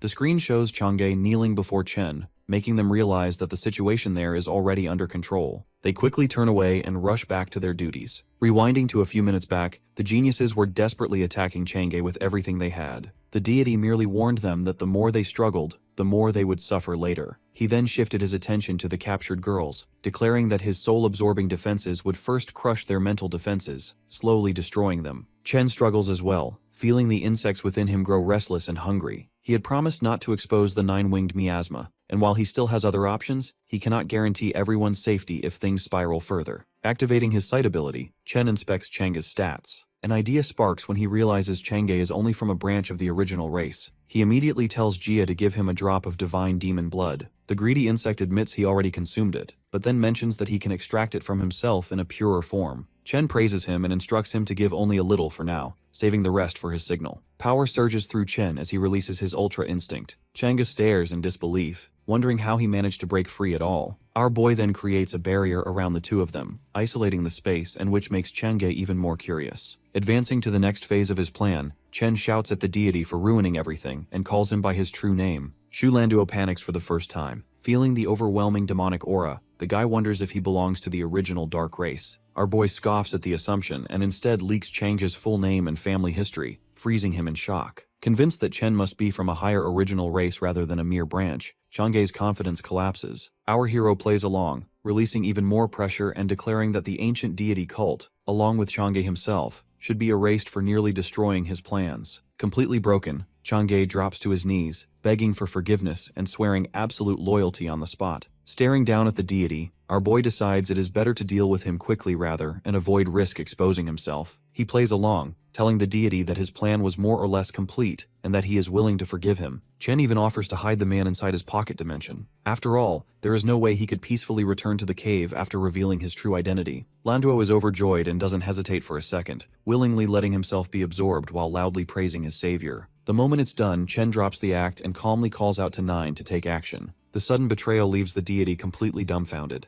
The mother insect gives him an unmistakable ara look before digging in and finally devouring Landuo for good. Back in the real world, our boy asks why everyone is still kneeling. All of them are frozen stiff, still trying to process what just happened. The girls immediately rush over, clinging to him and showering him with praise. Jan's faction nervously asks if he still wants to fight Chen, but the top genius shuts it down instantly, reminding them that their lives were just saved by him. Chen then casually announces that there is still an hour left, so they might as well head to the center and have a barbecue party. Sometime later, the geniuses are gathered together, eating, gossiping, and slowly calming down. Chen checks Nine's stats and nearly chokes when he sees that she leveled up 9 times, briefly wondering if she ate the deity entirely by herself. Nine then spits something out, revealing the soul-absorbing thread Landuo used earlier. After checking its properties, Chen realizes Landuo lost to him because the thread was incomplete. He hands it over to the ancient tree, deciding to let it complete the item for future use. Almost immediately, the system notifies him that the thread has already been fully mastered, catching him completely off guard. Looking over the updated specs, Chen realizes the thread can protect his soul as well as block the Great Dreamer from accessing it. Satisfied with the new abilities, he decides that once he obtains the Tiger Sword, he also feeds it to the ancient tree to enhance the weapon as well. As if responding to his thoughts, the ancient tree begins sprouting new fruit. While they don't match the last batch in quality, their sheer number makes up for it. The blue fruit allows a complete redo of a job transfer task, while the green fruit massively boosts experience gain, letting him reach 3rd grade at terrifying speed.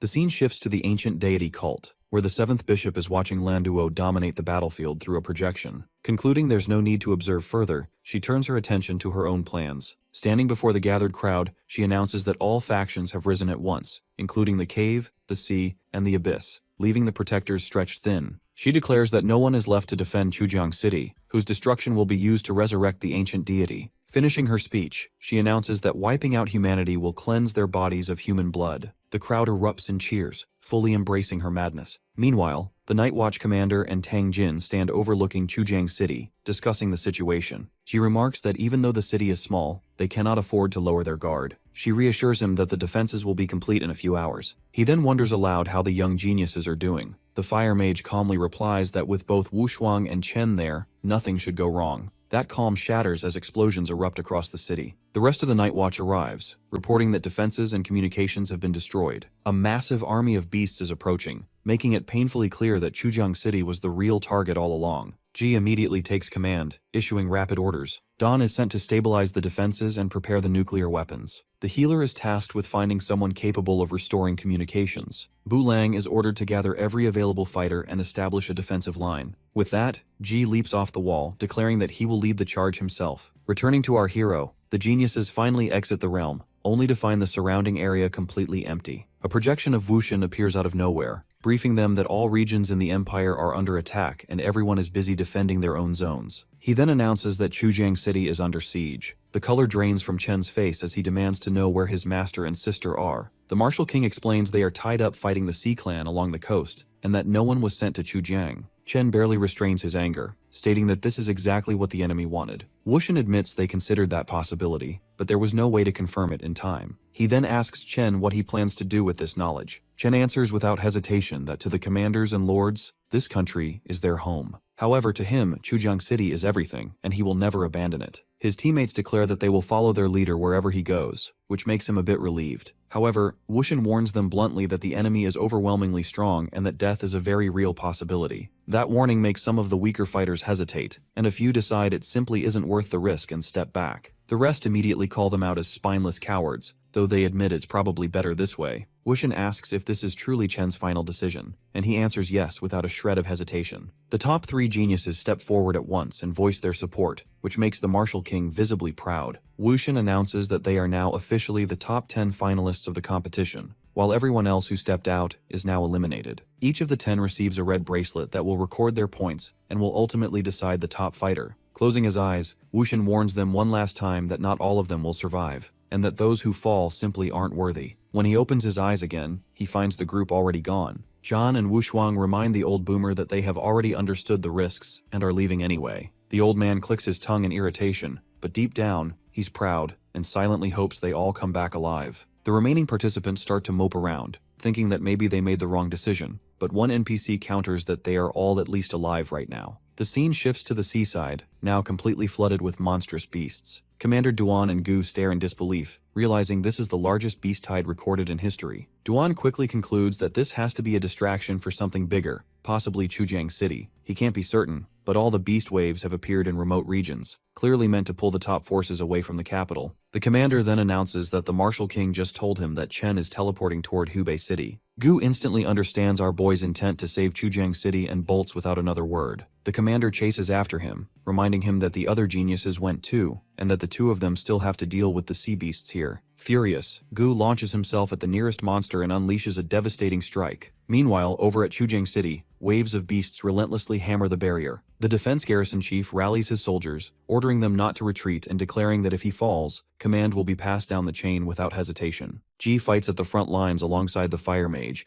tearing through beasts non-stop. The healer stays busy reinforcing everyone with buffs. Suddenly, the tank is restrained by tentacles as a flying beast dives in, but Don snipes it out of the sky just in time. Ji catches his breath and warns Don to keep a sharp eye on the situation, or they are all dead. Scanning the battlefield, Don realizes the beasts have abandoned the barrier and shifted their focus to the defenders themselves. He announces that a failsafe is already in place. If the barrier falls, nuclear weapons will be deployed to take everything down with them. Approving of his fighting spirit, Ji raises his sword and starts chanting the Night Watch oath. The entire squad repeats it after him and charges forward. Just as they start gaining ground, the healer suddenly goes pale and screams for everyone to fall back. A massive ape-like beast storms in, and they barely manage to block its opening strike. Exhausted and overpowered, the impact sends them flying back. The giant beast lifts its foot, and Ji and the fire mage silently wonder if this is the end. Frozen in fear, regrets start flowing through their minds, however. Just then, the ape abruptly loses the privilege of having a head. Chen drops in fashionably late at the last possible second and announces that he is here to take over. He immediately throws up a shield barrier and orders everyone else to retreat and recover. Ji is overjoyed but then demands to know why Chen is here. He starts ranting that everyone in the Night Watch will now die, but our boy calmly tells him not to worry since he has a hidden ace. Chen explains that their memories regarding the 9-winged miasma were erased, and if they want to judge his true strength, they should just watch. Ji is more fixated on the 9-winged miasma, but our boy just promises to explain it all later. Leader Ji and Tang Jin are completely flabbergasted when they see Chen has effortlessly taken down a 6th grade beast. When questioned, he calmly explains that this time he isn't fighting alone. The assassin and the redhead immediately start complaining that it's unfair for Chen to kill such a powerful monster so easily, only to realize moments later that he only received a 10th of the merit. The other NPCs refuse to be left behind and start hammering monsters one after another. Sandao and Hankyu work together flawlessly, determined to prove themselves worthy in front of their master. Xuan Yu relentlessly fires her bow, raining down powerful shots and striking beasts out of the sky. Wushuang and Zhan also go all out, unleashing their full strength and absolutely tearing through the enemy ranks. From the sidelines, the Night Watch can only watch in silence.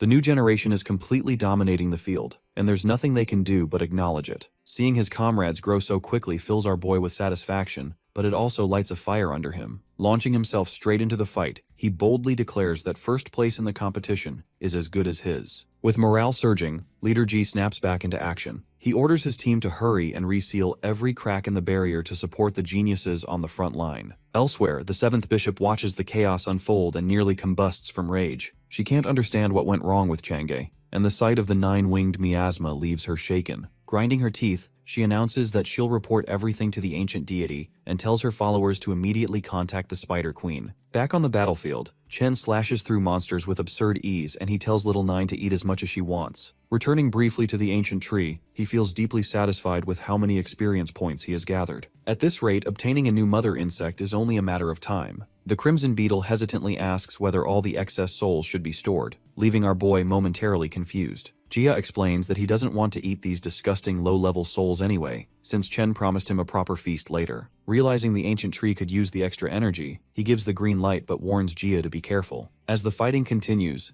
John grows increasingly irritated that Chen has already broken into the top 300 rankings while he is far behind. Turning that frustration into fuel, he doubles his efforts, determined to locate and destroy the teleportation circle to rack up points as quickly as possible. The scene shifts back to Leader G, who gets worried as he notices Chen pushing deeper into enemy territory. He then announces that Chen is about to reach level 3, stunning everyone present. The tank immediately voices his worry that while the 3rd level provides a massive boost, clearing the job quest requirement is very difficult. Dropping into lore mode, the 3rd, 6th, and 9th levels function like brutal boss walls. Very few people manage to pass them smoothly. Compared to the other geniuses who are already approaching level 4, Chen is technically far behind. Just then, a massive white flash erupts, blinding everyone. When their vision clears, they realize with shock that Chen has completed all the requirements for level 3 without clearing the quest at all. The only explanation is that he used a class promotion skip item. However, the process leaves him extremely vulnerable till it completes. Leader G immediately orders his squad to protect him. The other geniuses catch on just as fast and rush toward Chen, forming a defensive perimeter around him. Meanwhile, Jean finally tracks down the teleportation circle, discovering it's linked to 2 yin and yang monsters. He steels himself to face a 7th grade beast and even prepares several overpowered scrolls, determined to claim first place no matter the cost. Just then, he notices something is wrong, and before he can react, an 8th grade giant spider queen appears out of nowhere and locks onto him instantly. Facing her down, Jean knows the scrolls won't be enough, and Chen is in the middle of leveling up.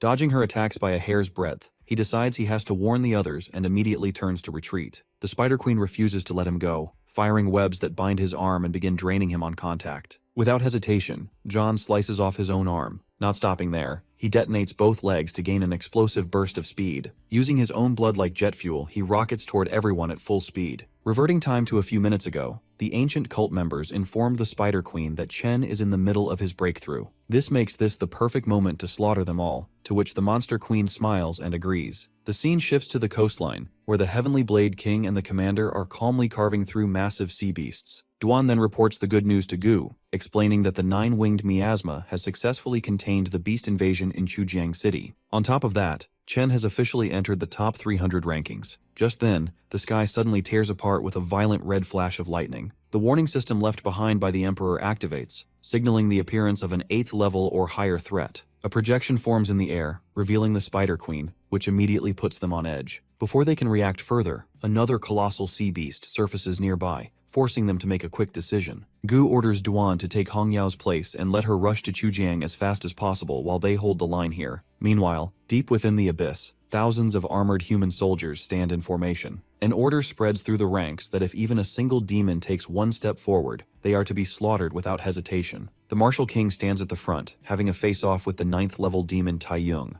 The demon mocks him openly, questioning how he could allow the 9-winged miasma to live in the first place. Tai Yung keeps up with taunts and asks if Wushan is not afraid that all races might unite because of those insects. The Martial King claps back, calling the demons so weak that they would only unite out of fear from a swarm. His aura surges as he summons his towering avatar, demanding to know who Tai Yung thinks he is to speak so boldly. At that moment, the red warning signal appears here as well. The demon finally loses his patience and claims he could easily wipe out the insects and the so-called young geniuses. That statement instantly ignites Wushan's rage, and the two clash head-on in close combat. Even as they exchange devastating blows, Wushan orders his captain to head for Chujiang immediately and rescue everyone there. The demon responds by opening portals and unleashing waves of beasts, ordering them to tear through the human forces. The Martial King refuses to back down, commanding his men to slaughter any demon foolish enough to advance. He charges Taeyong directly, the battlefield erupting into chaos. Elsewhere, the Spider Queen calmly questions the cult worshippers about the Lord of the Swords. A hooded figure reassures her that the Lord of the Swords is occupied fighting a 9th-level dragon in a forbidden zone. Still cautious, the Spider Queen releases her baby spiders to scout Chujiang for any unusual presence. Back to the battlefield, Jean zooms towards the others, urgently warning them that an 8th-level monster is approaching. Leader Ji immediately explains that Chen cannot be moved during his breakthrough,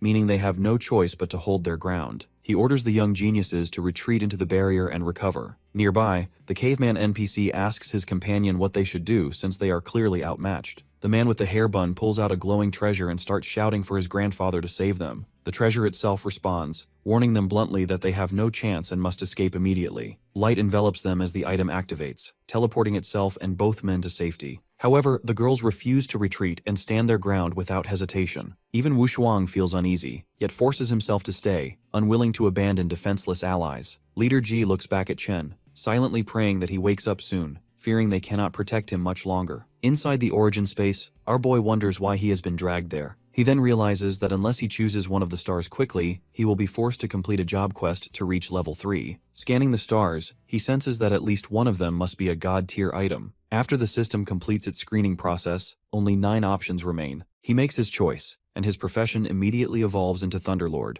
unlocking a set of terrifying abilities. As he feels a domain forming under his control, Chen wonders how it compares to his master's or his sister's. Just then, the discarded stars begin glowing again. The system informs him that his innate ability, Soul Cultivator, has upgraded to the highest tier, granting him an entirely new skill set, which makes him excited. With these abilities, he realizes he could potentially learn the skills of every race in existence. Combined with the insects he breeds, their numbers could easily reach the billions. A woman suddenly appears before him and introduces herself as Chan, which catches him off guard that the third mother insect already has a human form. Back in the real world, the Spider Queen's babies engage with the 9-winged miasma, canceling each other out as 2 disaster-class forces clash. Everyone prepares to deal with the baby spiders, and Sandao erects a defensive barrier around Chen, pouring everything she has into protecting him. The Spider Queen gets irritated and annihilates their resistance with a single overwhelming attack. 9 desperately begs Chen to wake up and stop the monster that has slaughtered so many of her children. At that critical moment, Chen's eyes snap open, and he announces that he successfully reached level 3. He begins by using his newly evolved growth skill, pulling back everyone who was protecting him. They warn him that it is not possible for him to fight solo without them. But he orders the fools to get as far away as possible, because he cannot go all out if they are in the way. Hearing that, the Spider Queen is amused that a mere human thinks he can defeat her. Little Nine asks if he plans on bombing the enemy with her babies again, because that would make her very sad. The Spider Queen taunts him that even the grade 9 Lord of Swords was not able to beat her. He smugly answers back, hoping she keeps underestimating him. The little cultists ask the Queen to stop jesting and finish him off before the Lord of Swords arrives. With that said, he asks Nine to give him a drop of demon blood, confident his body can handle it. Suddenly, the blood courses through his veins and his power immediately rises to the 7th grade. The Spider Queen is shocked to see his transformation, because a 3rd-level human body should instantly explode from so much power. Still unfazed, she shoots her webs to immobilize him, but Chen dodges it completely, going against her ability to predict his movements ahead of time. The only explanation she has is that he also has the ability of foresight, but that should not be possible for a low-grade weakling. He takes advantage of her confusion to strike her with Sasuke's Chidori blade. His lightning has become so powerful that all of the others cover their eyes in pain. Next, he uses Evil Eye, another new skill. The mental attack on the Queen's soul is super effective, because demons are incredibly weak to mental assaults. The Spider Queen starts rampaging to crush him before his evil eye completely consumes her soul. But he zaps around at the speed of lightning, dodging her every attack. Getting desperate, she casts a web all around her so he has nowhere to run off to. She looms right over him, believing there is nowhere he can escape to now. Unfortunately for her, he never planned on running away. Chen counters with his sword and lops off her giant leg in a single slash. The others stare in amazement at the kid whose sword skills are rapidly approaching the level of his master. However, it becomes clear to him that his body cannot handle the demon blood drop's power much longer. He needs to end the fight very fast. He taunts the Spider Queen, calling the legends of her power fake and claiming she was just hiding out of fear all these centuries. That completely pisses her off, and she reveals she did not want to use her trump card on a bug like him until now. She uses her strongest move, domain expansion, making everyone wonder if it is finally over for Chen. But the battle is already decided. Our boy uses his own Thunderlord domain, which is overwhelmingly too strong. The Spider Queen demands to know how his third-rate domain is stronger, but he does not have time to waste on her now. His attack brings her to her knees and she begs for forgiveness, swearing she will never hurt anyone again. He is not taking any chances though. With her soul still intact, she is a very big threat even in her current state. So he orders 9 to watch her carefully and consume her when his lightning makes her vulnerable. At that exact moment, he collapses to the ground because he cannot handle the demon blood anymore. Chan comes out to support him, apologizing for being completely useless in the battle. He tells her not to beat herself up, because her foresight as the time-spring insect was what allowed him to win. Watching from the outside, the others are baffled at how he used domain expansion at his level. Chan is irritated that his rival just vanquished a national-level threat all by himself. He and Wushuang accept defeat for now, being powerless compared to him even though they are at the same level. The scene then shifts to the underground temple in Chujiang City. There, the 7th seed of the ancient deity cult informs her master that there is a serious problem. A 9-wing miasma user is interfering with their plans. Their master refuses to believe it, because such a threat would never be allowed to breed inside the human empire. When the bishop swears that she is not lying, her master starts going completely berserk with rage. The bishop claims she already sent the Spider Queen to clean up the mess, but the demon forcefully grants her some blood, giving the order to exterminate every last 9-winged miasma. The demon also orders them to bring back the Spider Queen's soul, because it is good fodder. Meanwhile, at the Abyss defense line, Wushin is close to finally killing the demon. But the demon laughs, saying the Spider Queen was not their last resort. Suddenly, he receives a warning that a 9th-level threat is approaching Chujiang City. As the demon runs away, it offers him to play a little game of hide-and-seek. If he does not accept, the demons will attack the human city. The fearless general replies that this is the end of the line. He orders his army to rampage through the territory where demons reside, killing any demon they spot for 10 days straight. Demon Commander Chiang is dumbfounded, questioning why he is starting a war over the lives of a few brats. He says he should be afraid of the consequences. Wushin makes it clear he fears nothing, and he will seek vengeance for every genius killed by the demons. Back in Chujiang City, the bishop is surprised that the queen was defeated by Chen's pathetic domain. When they dispel the barrier, the queen thinks she is finally saved. In his normal form, Chen is completely paralyzed in the aura of a 9th-level threat. The 7th bishop introduces herself as Lover and wastes no time starting the extermination. 9 screams to Chen that she is scared, but he tells her to stay hidden no matter what. Everyone feels helpless, only able to watch him get tossed around by the 9th-grade monstrosity. In that moment, he orders Jia to release his captured 9th-level dark beast. The bishop is confused because it should not be possible for a human to summon a behemoth like that. Jia is confident that the dark beast can defeat the bishop, but there is a big problem. It cannot be summoned for more than 10 seconds at a time, or its body will be destroyed. While the bishop is immobilized, his master and senior land solid strikes. Right before the 10 seconds are up, he orders Jia to unsummon the dark beast. Realizing she is at death's door, the bishop begs them to let her go, because she will spill everything. She reveals that there is a deep underground facility. There an altar is created to use the blood of all Chujiang City residents to feed the ancient deity. The cult plans to resurrect their master one day to unleash chaos on the continent. Once Chen confirms there is nothing more she can tell, she swears to accept any punishment if she is lying. But that is not his concern, because he already told Jia to enjoy feasting on her. The Spider Queen tries to run away on seeing that, but his mother insect is already on her way to eat her up. However, spikes emerge from his body all of a sudden. Everyone panics at what to do as the demon blood goes berserk inside his body. Uncle G recognizes this is the blood's side effect, and orders the others to transfer him to the biggest hospital. The others want to help, but he tells them to take care of the monsters. He yells out loud, calling for 9 to come out if she wants to save her master. After she carries her master away, Zhan and Wushuang take care of the monsters. Meanwhile, General Shen makes his way to the underground facility to destroy the ancient demon's altar. They try their best to slay the ghostly creature, but it quietly disappears into a hole to escape.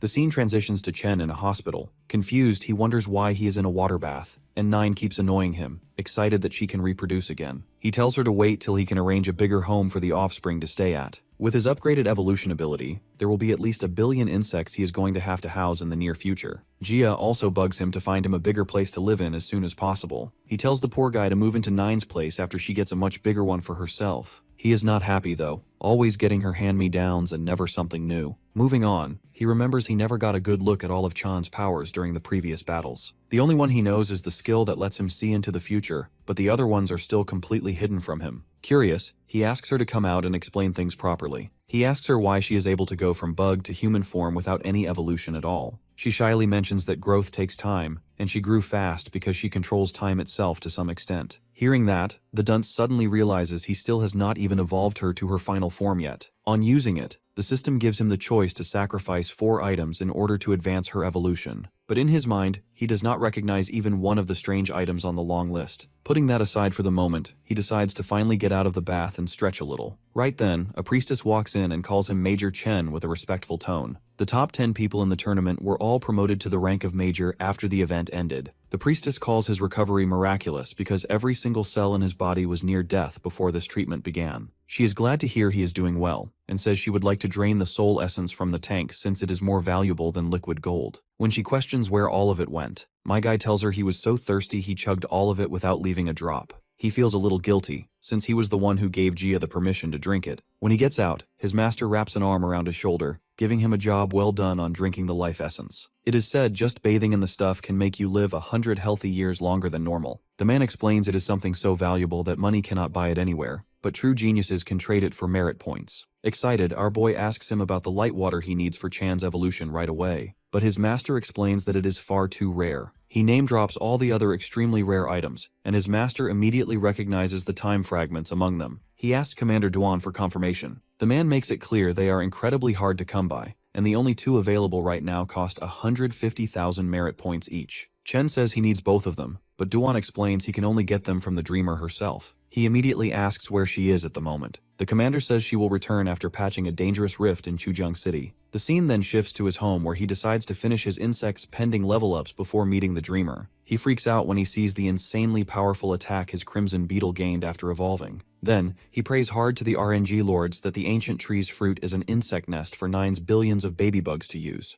The tree comes in clutch, and he congratulates his insects because they just got a brand new house for all the little buggers. With all that finally done, his final task is to consume the rainbow fruit, which asks him if he would like to fuse with it. When he reads the name, he suddenly remembers his master once told him there is an item that promotes a 9th grade genius to the level of a deity. He wastes no time fusing with it, gaining the brand new class called God of War instantly. As he revels in his overwhelming new power, a message informs him that his insects are done reproducing already. At that moment, he hears a knock on the door outside. Commander Duan and his master look quite concerned as they tell him that the dreamer will be living with him for some time now. Before the Blade King can warn him about her personality, the baddie tells the old men to stop stalling and let her inside immediately. Standing outside, the Blade King tells him to quietly obey whatever she says. Right from the very start, she interrogates him, questioning why he suddenly has a godlike aura around him. He pretends it must be the after effect of the demon blood drops he used earlier. She is convinced by his simple excuse because he cannot possibly have such power at his current level. Moving on, she mentions she knows a reliable way he can get the time fragments he is looking for. She tells him about the 3 overseas islands beyond the continent. Hundreds of years ago, the human emperor had a major fallout with the 9th grade legend, the Flame Lord. Because of their disagreement, the Flame Lord and his people left the continent to live permanently on the overseas islands. At that time, he also took the time fragments along with him when he left the continent. Chen asks her if the guy died. She burst his bubble by explaining that masters of the 9th grade can live for thousands of years. The dreamer also warns him not to even think about taking them back by force. The overseas islanders are far too strong. Despite that, the Flame Lord never tried to conquer their nation. They have their own powerful masters like the general protecting them. Still, the Empire is on a losing streak in the tournament held every year between the 2 nations. It got so embarrassing that they stopped participating for the last 50 years entirely. But that changes now that they finally have a strong competitor like him. Our boy quickly realizes he can obtain the time fragments if he actually wins the tournament there. She clarifies that anyone under 30 can participate, so he will be at a clear disadvantage against his seniors. Watching him get way too hyped up, she tells him to stay cautious and remain indoors for a few days. Apparently, many powerful mercenaries from different kingdoms have already been hired to assassinate him. A few days later, an award ceremony is held to celebrate our hero for slaying the national grade threats while only being at the 3rd level. Ignited by his achievement, everyone becomes eager to train in the abyss and push themselves to grow stronger. The former top 2 geniuses Zhan and Wushuang now have common ground. They both know they will never catch up without training like their life depends on it in the abyss. Soon, Commander Duan begins the event by inviting the nation's top grandmasters onto the stage. The first one to make her entrance is the Dreamer.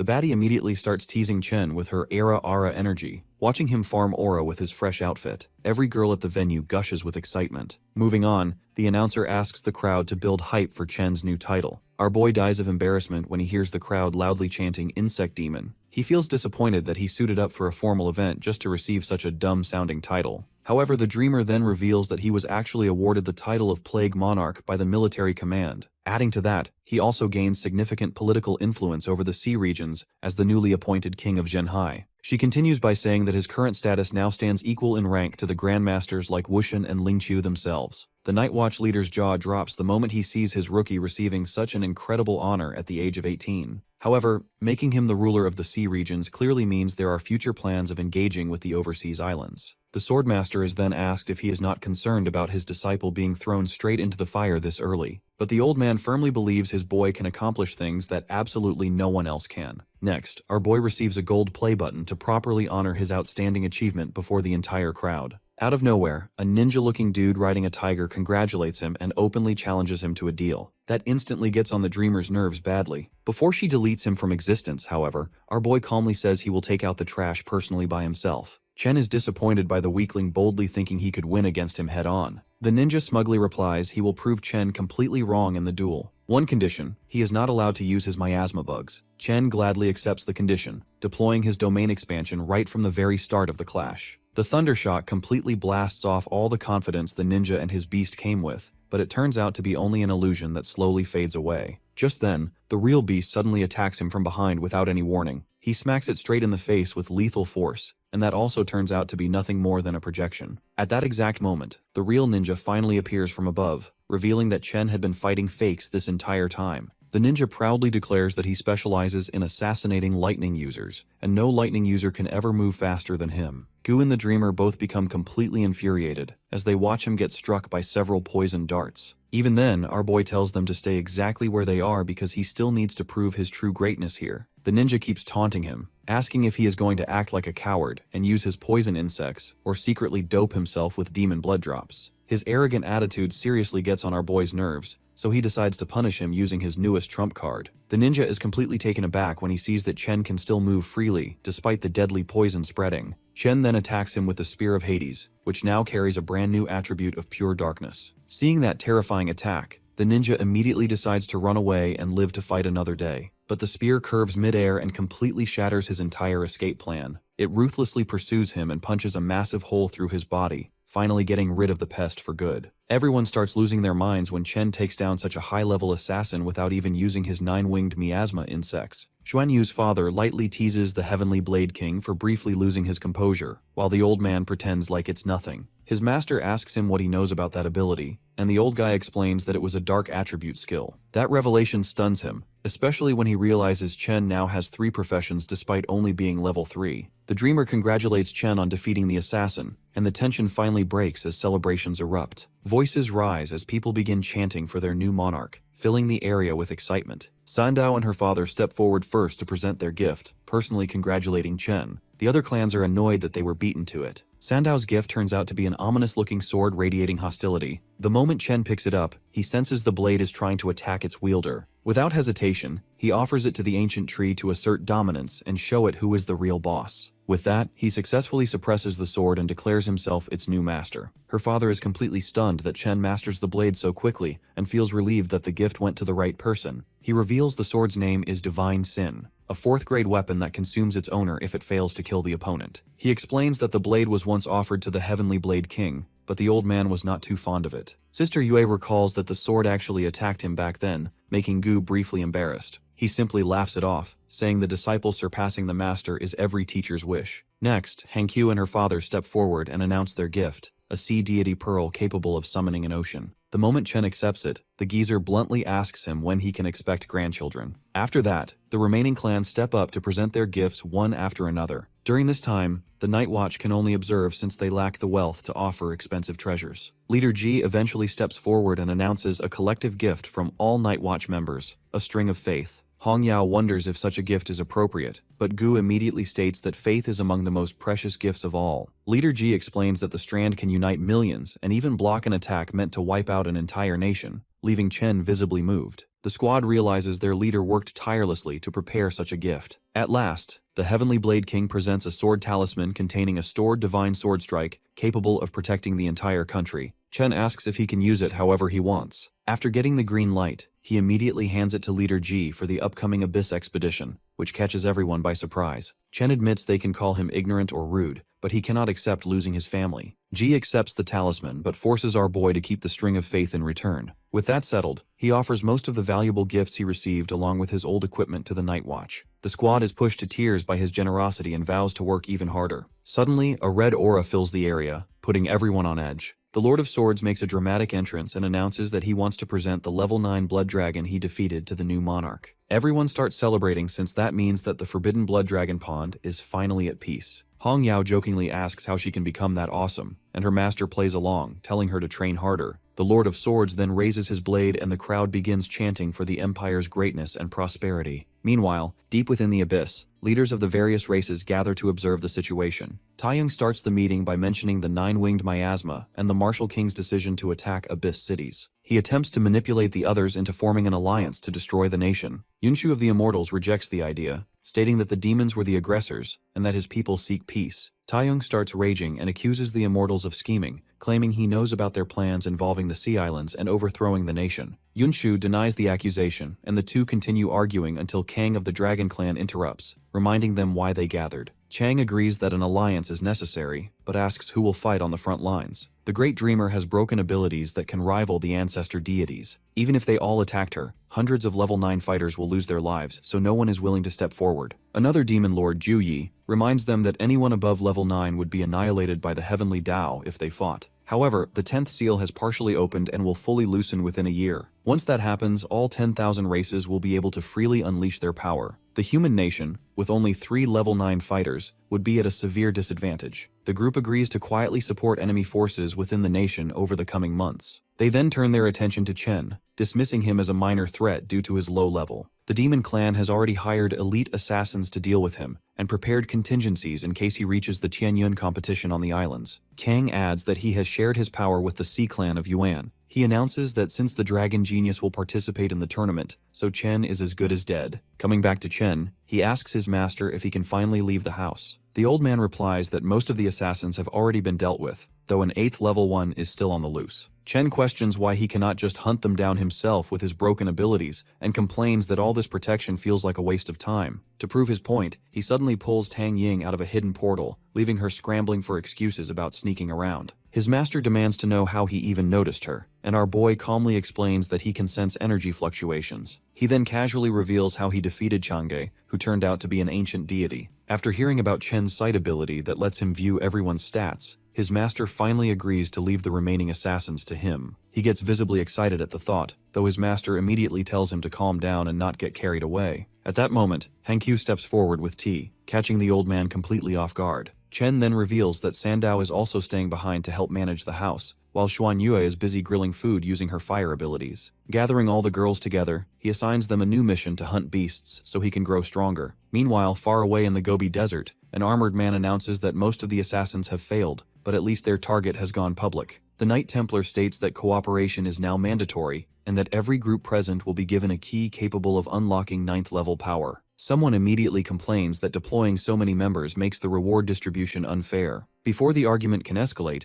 another assassin arrives and announces that, although they deployed fewer forces, the top assassin himself is joining the operation. He adds that this assassin has been an 8th level far longer than the Knight Captain. The man then produces a flute and explains that the plan would have been impossible without it, as it allows control over millions of the 9-winged miasma insects. The knights begin mocking Saito for failing to appear, only for the top assassin to suddenly materialize and execute them on the spot. Saito calmly asks if there are any further objections regarding deployment numbers. The Knight Captain hurriedly apologizes, but Saito dismisses it without concern. The 5th-ranked assassin, Yeon, steps forward and announces that she has already dispatched her top 2 subordinates to lure Chen out. She explains that her frost abilities and the crystal ball can perfectly suppress lightning. Saito confirms that between Yan and his own subordinate, 2 of Chen's abilities will be handled. He then reveals that their target also possesses a dark attribute, prompting the head monk of the Shiva Kingdom to speak up. The monk claims his people can sever Chen's connection to the underworld, preventing him from using dark attribute skills. With that settled, Saito reminds them that they must still avoid alerting top-tier fighters and deal with a 9th-level demon. The Knight Templar then presents a Holy Light Divine Scripture capable of blocking all energy signatures. The tool can hide users inside a mirror world, rendering them completely undetectable. He activates the scripture, stating that even if powerhouses intervene, no traces will be found as long as Chen enters the mirror world. He adds that the same method can be used to trap the 9th-level beast, allowing the Heavenly Tao to erase it once after 10 seconds pass. Saito concludes that as long as Chen's abilities are neutralized, he can finish the job with a single special move. The scene shifts to the Jiangnan main base, where everyone watches in awe as their new monarch finally appears. Chen zooms through the sky, farming aura with his 9-winged miasma. He reasons that the best way to deal with assassins is to lure them out. Nine and Jia peek out, watching nearby schoolchildren, and casually ask when they will attend one themselves. Chen ignores the question and instead tells them they are here to search for a new mother, catching both of them off guard. Using his sight ability, he quickly locates the 2 frost assassins Yan sent. Realizing it would be difficult for them to act in public, he deliberately flies toward a remote area. The older assassin mocks his carefree attitude, stating that if they fail here, they can simply lure him toward the Gobi Desert ambush. The shorter assassin grows impatient and charges ahead, eager to kill Chen herself. After flying for a while, he finally slows down inside a dense forest. Right on cue, the 2 white-haired assassins suddenly appear, with the older one pretending to be injured as if bitten by a snake. Chen sees through the act immediately but decides to play along for amusement. He begins praising the woman's beauty and declares that he will save her no matter what. Pushing the act further, he dramatically announces that he wants to marry her, all while her younger sister sneaks closer from behind. In the next instant, Chen drops the act and smashes the woman across the head. The younger sister instantly realizes that the act is up and switches to plan B. She turns and runs, begging for her life and promising to hand over any treasure Chen wants. Chen quickly deduces that she is leading him toward an ambush. Even so, he follows without hesitation, deciding that wiping them all out at once will be more efficient. The scene shifts to a genius from a previous generation Ding, who is sprinting through a massive monster wave. The wall of sludge rolls behind him without mercy, but the red-haired man is even faster. After finally escaping, Ding explains to his squad that following Chang'e's death, the demon sent another revenge squad, which is why he was forced to lure a desire wave monster into flooding the entire region. However, the enemy survived. A green-haired woman named Yan speaks up, asking if he is not afraid of being consumed by desire and dying on the spot. Ding immediately denies it. Yan then tells the group that they are heading back to Great Xia for the upcoming competition. She admits the island factions are more advanced, but says they still need to save face and participate even if victory is unlikely. Ding recalls hearing rumors about a 9-winged miasma user who possesses dual hacker-level professions. Yan adds that the Martial King personally took an interest in this individual and even rewrote laws for him. Ding praises her intelligence network, and she shoots back that he is not bad himself for being ranked second in his generation. The two quickly fall into bickering. Turning serious, Yan mentions that among his generation, Chen is the only one participating. One of their older geniuses was captured, tortured, and killed by abyss demons. However, another senior genius who once defeated the demon clan's second-ranked powerhouse survived and vanished afterward. That individual has now returned to Pojin City and is scheduled to meet the Martial King to serve as their leader. In Pojin City, Wushin meets the white-haired swordsman and congratulates him on becoming the sword demon. The old man asks whether he believes himself capable of leading,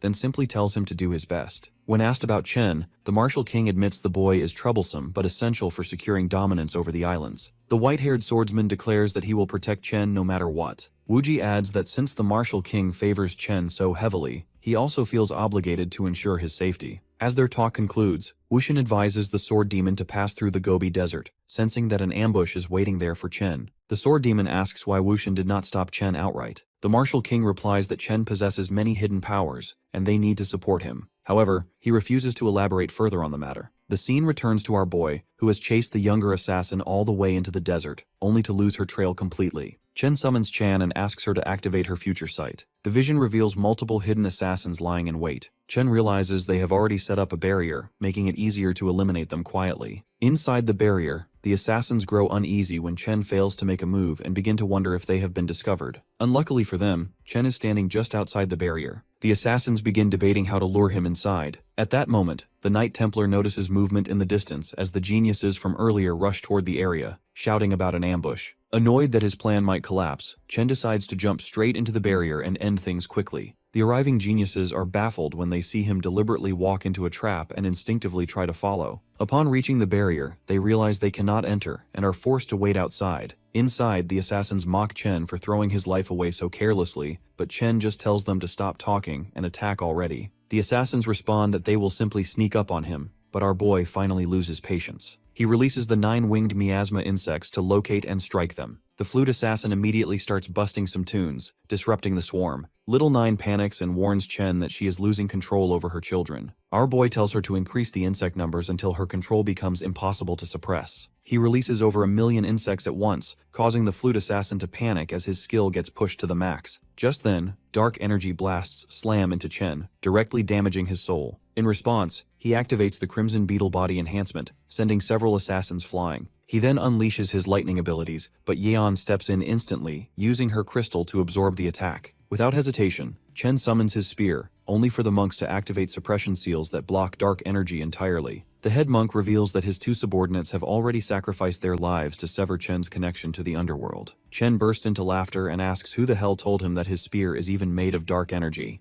Jia grows irritated too from the constant mention of the underworld since he is its lord. Chen releases the Crimson Beetle, who instantly rushes toward the head monk. The bald man panics when he realizes this has nothing to do with dark energy at all. This thing is practically the underworld itself. Out of desperation, he summons a Buddha shield and throws everything into defense. Chen does not slow down and summons even more beetles, forging them directly into his spear. The weapon punches through the shield and pierces straight through the head monk, ending him on the spot. Chen immediately turns his attention to Yeon, who narrowly dodges his strikes as the remaining assassins scramble to shield her. Nearby, the flute assassin is barely holding the swarm back and starts begging for help in sheer panic. At that moment, the knights charge in. Chen recalls some of the beetles to reinforce his body and tanks their attacks head-on. The knights are left stunned when their blows do nothing. Our boy does not let the disrespect slide and begins condensing power into his fist. He unleashes a devastating punch and mocks them for daring to return after suffering a humiliating defeat 4 centuries ago. Looking at the devastation left by the punch, the Knight Templar yells for Saito to carry out the plan already. Just then, Chen senses something wrong and orders the ancient tree to neutralize any curses. Saito starts sweating when his curse fails completely. He realizes that if the next move does not kill Chen, he himself will be in danger. Our boy also understands that the top assassin is about to switch tactics and decides to deal with him first. He summons his 9th level demon, unknowingly stepping straight into their trap as Saito gives the signal. The Knight Templar activates the Holy Light Scripture, opening a portal that drags the demon away instantly. Chen commands it to break free, but it vanishes before it can respond. Ticked off, Chen then decides to deal with the knights and rushes towards them. Seeing no other option, the Knight Templar turns the relic into a mirror shield. Chen's fist collides with the mirror, and the reflected damage sends him flying backward. He quickly realizes that brute force alone will not work. Activating his body enhancement again, he prepares for a different approach. The other assassins breathe in relief as the beetles forming the spear are briefly recalled. Condensing all the beetles' power, Chen charges again. The Knight Templar assumes the boy has lost his mind. This time, our boy barely touches the mirror, and the unexpected lack of impact catches the knight off guard. It is already too late when the dark spear slips around from behind and strikes him from the rear. Chen follows up, shattering the mirror shield into fragments. At the same time, Saito finally understands that the spear is directly linked to Chen's body, and that he is currently vulnerable. He activates his one-shot death ability, freezing Chen in place for an instant. The String of Faith activates automatically, blocking the lethal strike. Chen stares at it in disbelief and wonders who could have unleashed such a terrifying attack. Saito panics for real now, questioning just how many hidden trump cards the kid still has. Annoyed that the precious gift was forced to activate, Chen summons the spear once more. It pierces straight through Yeon, instantly restoring his thunder abilities. He then turns toward the flute assassin and orders Little Nine to stop holding back and release everything. The renewed swarm overwhelms the assassin, who staggers under the pressure and realizes his end has arrived. In a final act of defiance, he detonates himself and screams for Saito to finish the job. The top assassin begins charging his 1,000-piercing sword technique. However, our boy is already prepared as he tells Chan to use her future sight ability again. Using Lightning Step,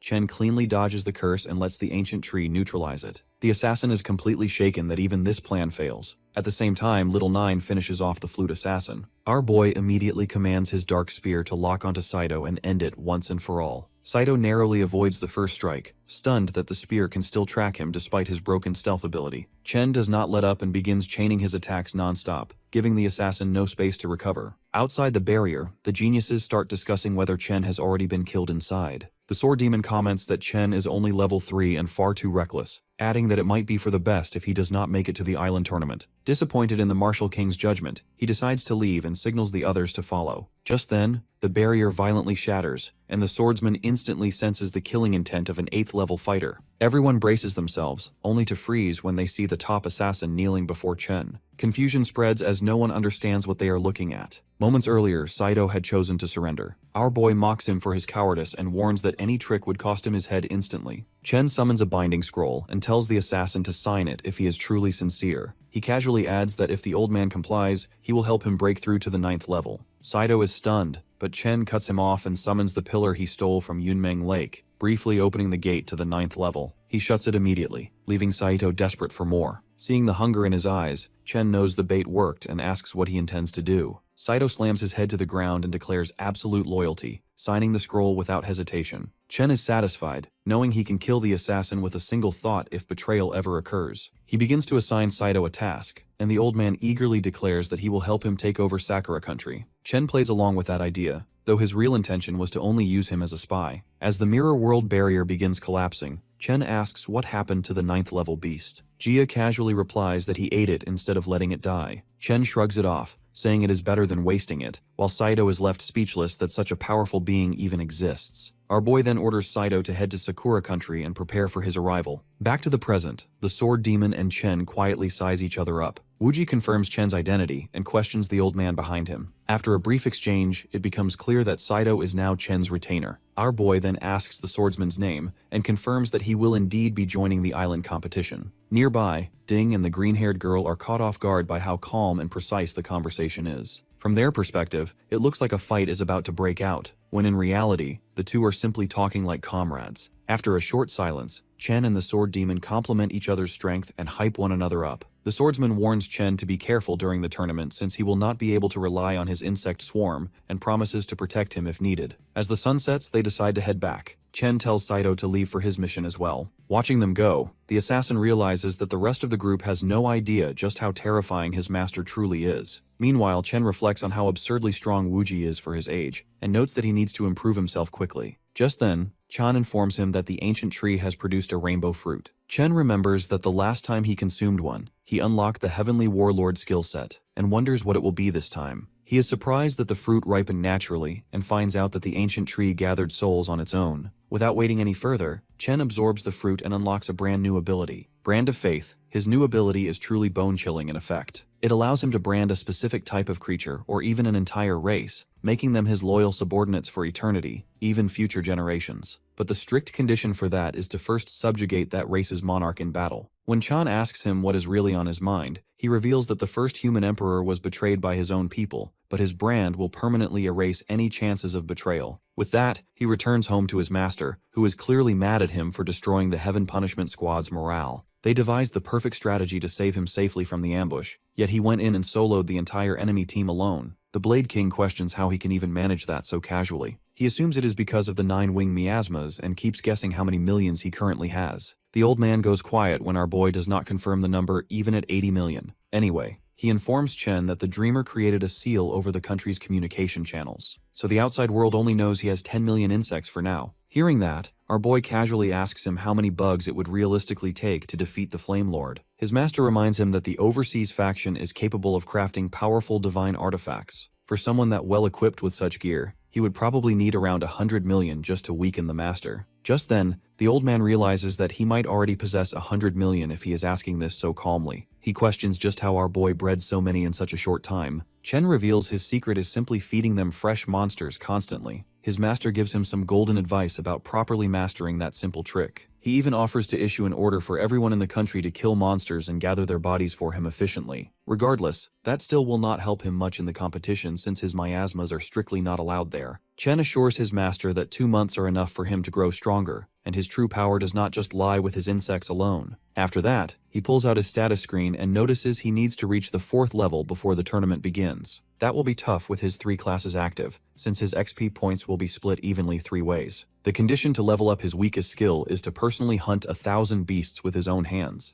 To challenge himself, he wants to complete the level up mission deep in the abyss, where 8th rank monsters like the Spider Queen can be found. The scene then transitions to Magic City, where everyone is gathered for an urgent meeting inside a beautiful garden courtyard. Lingqiu starts the discussion on how to make their region more stable. For that goal, they must reunite with the overseas islanders before another devastating war begins. Negotiations have been attempted several times before, but they all ultimately fell through because of the Flame Lord's stubborn rule. The only realistic way to succeed now is to remove him from power permanently and take over the islands. Wuxian, the Dreamer, and the Lord of Swords realize, however, that none of them can actually defeat him in a fight. That brings them right back to square one again, wondering what the next plan should even be. Wuxian firmly claims there is only one thing they absolutely must do: protect their #1 genius at all costs. Lingqiu openly doubts what a single amateur genius can possibly accomplish. The martial lord explains he personally came to save the boy when he broke a major taboo for a serious reason. It would immediately start a war if news of his miasma wings ever spread outside. Those insects are an infamous scourge that he himself would have ordered to be eradicated without hesitation. He does not reveal the full truth of the matter, because that would result in severe punishment. But a mysterious figure with a butterfly on his shoulder once returned from 10 years in the future timeline. The Dreamer completely loses her composure, because only a 10th grade person can ever travel back through time. She demands to know exactly who that person is, but the martial lord refuses to reveal anything further. The punishment of exposing that secret would mean instant death. With that in mind, he calmly states that the best strategy for them is to simply listen to and support Chen as much as possible. Lingqiu argues they should protect the boy, and he should not participate in the upcoming tournament if he is that valuable. The Dreamer backs him up, knowing that even Sword Demon Wuji cannot save him against the divine artifacts of the island faction. Yet Wuxian firmly refuses their suggestion, saying they absolutely cannot interfere with his destined path forward. If they do, Chen himself would suffer the heavy karmic punishment instead. As he walks away from the meeting, he feels that the Empire is completely safe in Chen's capable hands, and that things are progressing quite well overall. Meanwhile, at one of the overseas islands, all the top academies are gathered together in secrecy. The Flame Lord's first disciple, Yang, gives them one clear goal: to win the tournament with complete and utter dominance. There are quiet whispers among the crowd about whether the Flame Lord's so-called weakest disciple was truly sent to represent his master this time. It is said that the man was once part of the first Emperor's personal guard unit, but the traitor became infamous throughout the continent after his betrayal and later became the Flame Lord's head disciple. So there is little doubt that his master would confidently send him in his own stead. Yang asks if anyone openly disagrees with him, and no one dares to raise a voice. He continues that the plan is to fully mobilize their hidden forces and publicly flex their strength. They will also run a large propaganda campaign to humiliate the human emperor before everyone watching. And lastly, they will send a brutal message by ensuring that Sword Demon Wuji is killed during the competition. These, he firmly claims, are the direct words of the Flame Lord himself. The audience goes wild after they finally learn the true purpose behind the competition.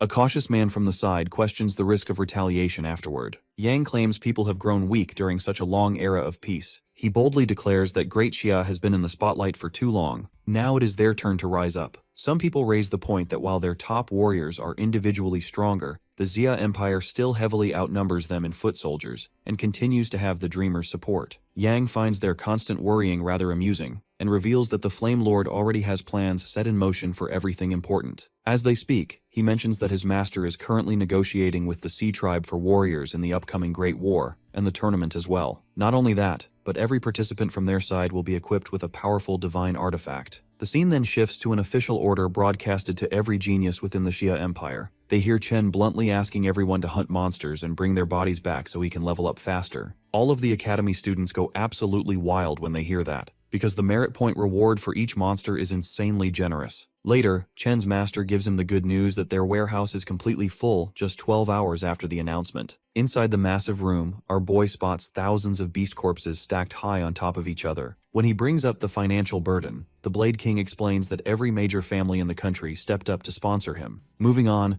Chen orders Little Nine to devour the high-tier corpses first, while the baby bugs swarm in to finish off the leftovers. His master watches the millions of insects he summons in awe. The old man wonders out loud just how much these bugs are about to multiply. Chen immediately bursts his bubble, saying they would need at least 10 times this much meat to make that happen. But the Blade King is sharp. He estimates they should hit the required number within a month or so. Our boy then adds that he won't be able to house the swarm if they breed again at that scale. That's why he plans to use the abyss itself as a home base. Gu suggests dispatching an army to clear the place out first, but Chen shuts that down. He wants to clear it on his own, without letting the insects lift a leg to help. His master naturally worries about him, but Chen claims it'll serve as a perfect practice run under the same conditions as the upcoming tournament. Plus, it's not like he doesn't have other aces up his sleeve. Right then, Little Nine pops up and says she wants to tag along. He's genuinely surprised she would rather stick with him than stay behind with a mountain of food. Gia pops out too, demanding to know when he's getting his promised buffet. Our boy tries to shut him up with some divine demon blood, but the little rascal calls him a terrible father who makes fake promises and neglects his own kids. Truth be told, he would gladly march the boy straight into the treasury, also grabbing the tiger soul saber. But the treasury's locked down tight, and there's no telling what kind of danger is still inside. The scene then cuts to the dreamer, who is visibly cranky. She was abruptly dragged out of her precious beauty sleep by Ling Q. He informs her that the overseas islanders have already kicked off a propaganda campaign against them. Hearing that, she drops the sleepy act and turns deadly serious about punishing anyone who dares smear the Empire's name. Ling Q then moves on to the next item on the agenda. Under the cover of ordering massive beast hunts for Chen, the Empire is quietly stockpiling weapons and supplies. That way, their enemies stay completely in the dark, never realizing they're steadily gearing up for war. On the other hand, our boy is busy grinding deep in the abyss. Right in the middle of his farming session, Little Nine gets worried about him and scares all the beasties away. He pats the cutie on the head, telling her to relax and trust in his abilities. In only 15 days, he racks up a kill count of 900. The condition to hunt 1,000 monsters gets completed soon after, unlocking his second-class promotion quest. The requirement is pretty simple: slay 10 third-rank monsters back-to-back within 3 hours. But that's way too easy for a certified Chad like him. So bro sits down and sets up a barbecue, meanwhile telling Little Nine to wipe out all the low-rank trash in the area. 2 months go by in a flash, and he reaches the level with rank 6 beasts. At that point, taking down a Crimson Scorpion alone pushes him to the limit. He is forced to pull out every trick in his arsenal, but it's all worth it. He clears the third promotion quest and reaches the very nice level of 69. Chen is slightly surprised his class grows stronger without evolving, probably because the Tyrannical Martial Master is already the peak class in its domain. Chen honestly wants to keep farming, but the tournament is coming up. On his way out, he lets Nine feast on every monster in sight. Back on the surface, his master stares at him buck naked. He asks if the abyss bullied him so badly that it even took his clothes. Our boy plays along, not about to explain they were shredded because the martial master class triples his muscle mass. Moving on, Gu proudly announces that the mountain of monster corpses they gathered will definitely shock him. The old man even brags that some species might have gone extinct at this rate. But when the two of them peek inside the storage warehouse, they're met with nothing but empty space. As the swarm grows faster, their appetite scales with it. No amount of hunting seems enough. Chen simply calls the insects back, looking satisfied. They've stockpiled enough food to reproduce several more times, just like the hive he established in the abyss. He confidently tells his master that hitting 100 million bugs won't be a problem after this. The old man is stunned, imagining even the Flame Lord struggling against numbers like that. What he doesn't realize is that's only the tip of the iceberg. Chen still hasn't used his creator skill, which multiplies the number of insects produced in a single batch. Once that kicks in, the swarm will explode in size. That's exactly why he asks his master to seal off all public access to the abyss. Only a dungeon has enough space to house that many 9-winged miasmas. Deep in the abyss, our boy kicks off the breeding process, unleashing an enormous swarm that swirls through the cavern like a hurricane. All of a sudden, a violent urge to devour anything and everything floods his mind. He wonders if the bugs are trying to push him over the edge and make him lose control. Chan warns him that if he loses control, the swarm won't hesitate to eat him alive. But the pressure disappears soon, as Nine steps in and quite smacks some sense into her little buggers. With the breeding complete, he now commands a staggering 80 billion insects. He orders a portion of them to remain inside the hive. The rest move out the abyss, devouring everything in sight. Now with an army of killer insects prepared, he's more confident than ever that the Flame Lord and his precious islands are about to go down.